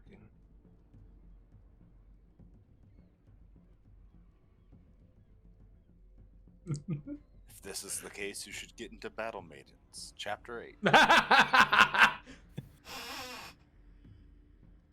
Just a fucking like double page spread with Rano on it. Wonderful. The creases Wait allow till me they to do body bend. pillows. You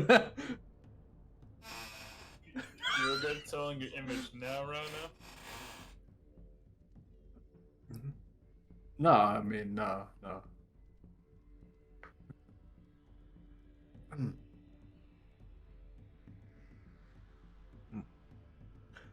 Nevertheless, Flattered. as you should be. It's not often I get to compliment such a fine physique of a dwarf. We don't get many of your people around here. Wasn't easy getting here. And I intend to keep it that way. For a long time. Nevertheless, you gentlemen are more than welcome to stay here for dinner. Grovash is whipping up something very nice. Or you can head off to the Cursewood and try and find your shaman site.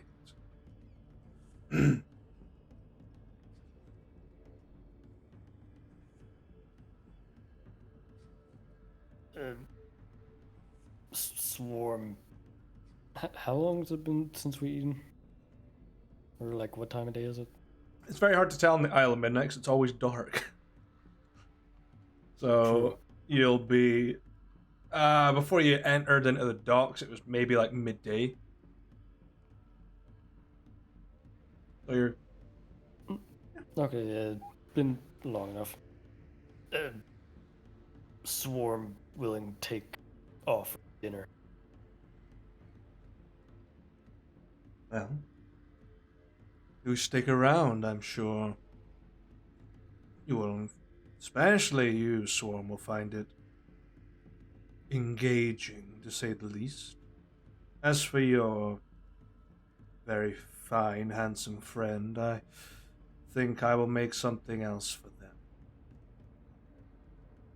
I'm sure their appetites do not involve fingers. Certainly not. No, we have quite different dietary Well, needs. I'm sure a crow pie or a alligator stew or perhaps I can't say its name without causing mental distress to you, so I won't say. Let's call it the chef special. The perfect meal for Rauno, what he just went through. Sucking on Satan's cock. I remember that music video. Call that the Tenacious D. I call that The Exorcist. Yeah, you're Well, I'm certainly always interested in trying the new things in life, as it were. Well, I'm not too interested in the new things in life. I have a very long storied history with the grotesque. So I'm sure you'll find the presentation jarring, but the taste enthralling. Do join me. We will have some aperitifs before. And just sort of ventures off into their study.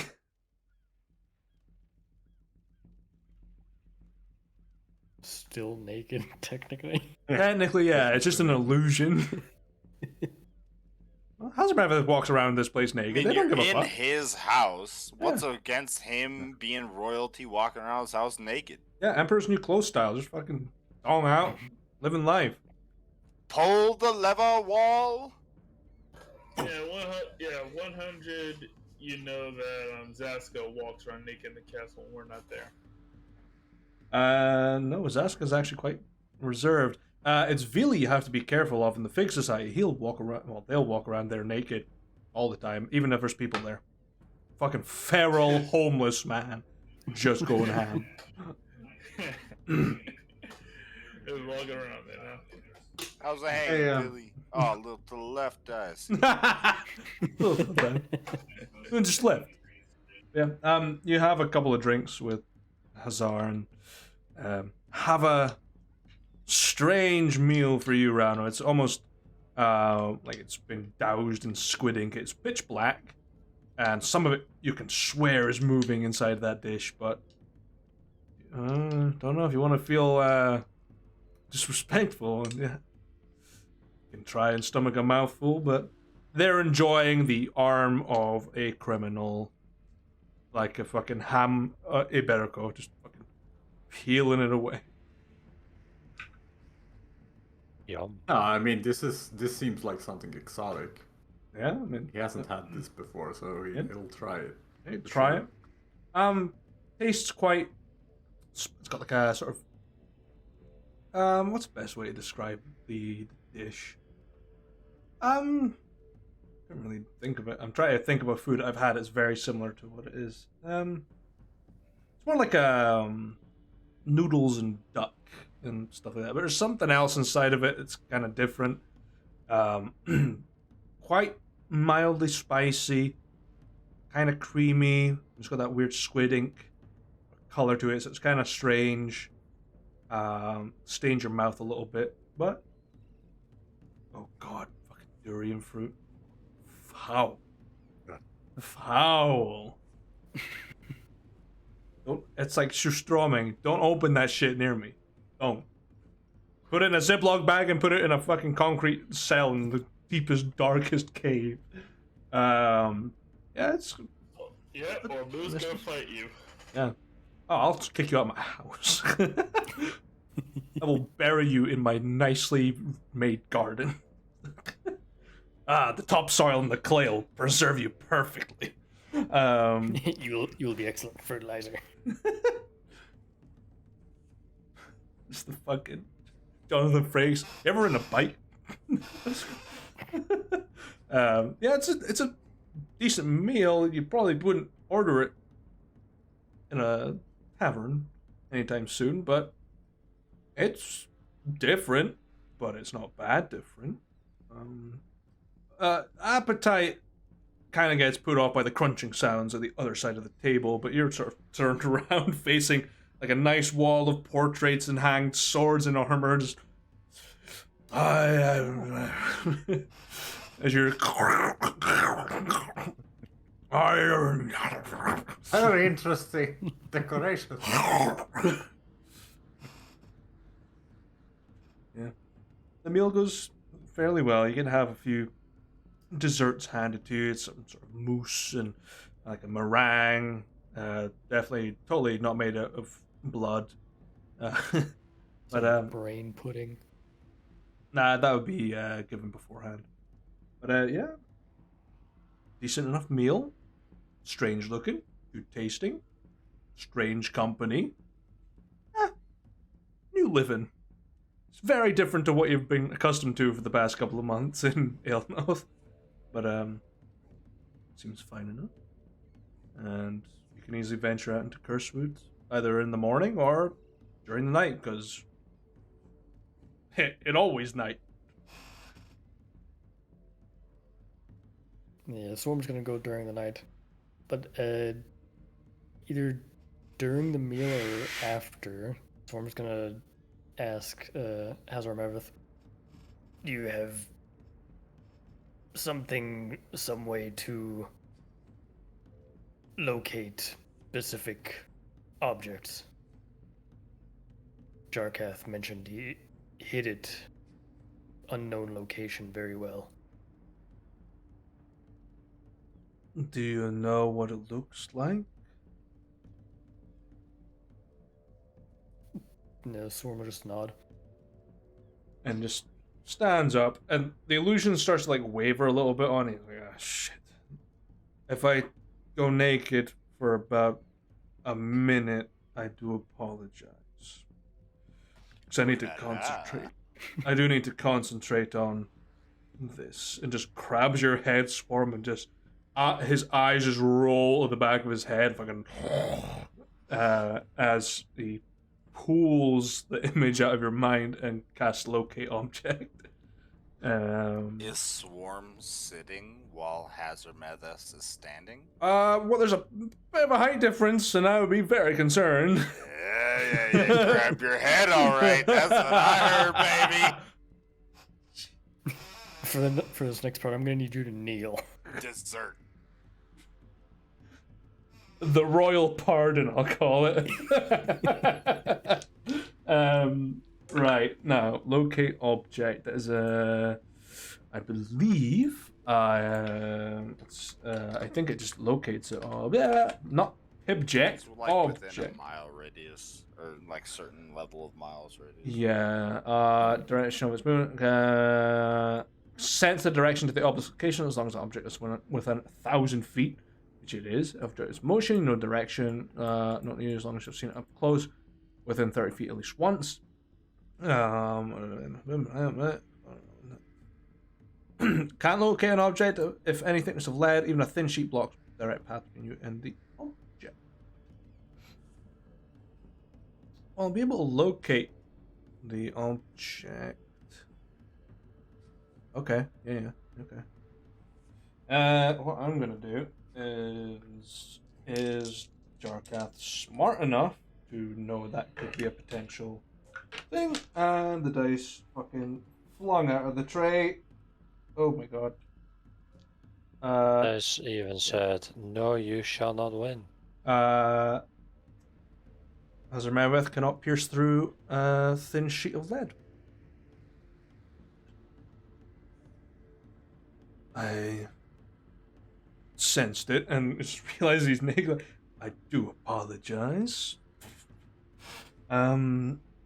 Yeah, it's nearby your village, You've but now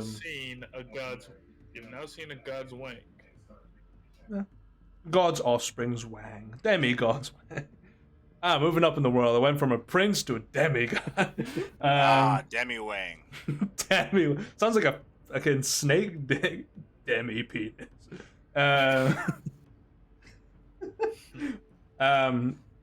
It's nearby your village, but can't get a direct lock on it. It's being protected by potentially metal, like lead. Can't see through it, but I can imagine it's somewhere where it holds significance to the tribe, at least within the village walls or just outside. Couldn't imagine it being any further away. Or maybe just interrogate Jarkath.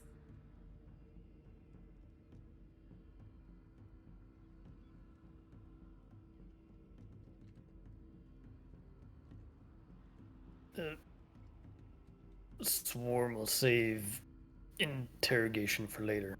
Try to get hidden look first.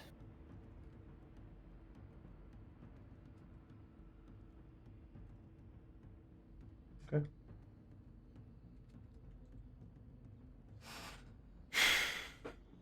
And we come full circle. Yes. Gotta come back to dicks. Yeah. So. Look, we began with dicks, gonna end with dicks. Yeah, you gotta always do that. But I think that is a nice little stopping point before we move into So we can stop thinking about. a lot more complex interactions, which will take this into fucking like 2 a.m. and I ain't ready for that shit. So we'll call the session there, and we'll be back next week with a vignette and an actual title that works. Kagarras. Well, and I'm gonna need to find a new image to put up in the meantime. But what I'll do is I'll say bye to our wonderful viewers who hopefully have not been sticking around for 5 hours. But I'll probably catch them Farewell. tomorrow in some Red Dead Redemption 2. But if you want to stick around for next D&D, come back next week. Where we play Raid Shadow Legends. Raid Shadow Legends! 3rd year anniversary! I'll pop a fucking artery.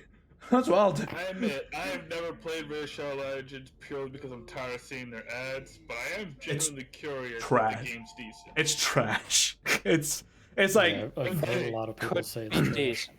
It could be decent. without all the if They microtransactions. removed all the MTX and make Keep it an eye actually on playable the- without. Keep an eye on the community Discord for Moo's fan art of Hermit Vedas Dick or whatever. Where the fuck his name is? It's just a raven beak. Yeah. Yes. Oh, don't do that. Yoshi's gonna get hot and bothered. Think about kissing it. Is it the other? Just Oh, Look, campaign I'm- 1, kiss the raven. hey, so I'm just glad the session is ending soon. yeah, just Gibbs just got the body pillow he kisses, and Hazar Meveth will have a portrait of Rado which he kisses goodnight every day. Yeah, nobody will ever learn about Gibbs's infatuation with Lady Calastro when she was younger. Rhino essentially is just going to be like our George Clooney, our Silver Fox. But yeah, thank you everyone for watching, and as always, stay safe out there, adventurers. Goodbye.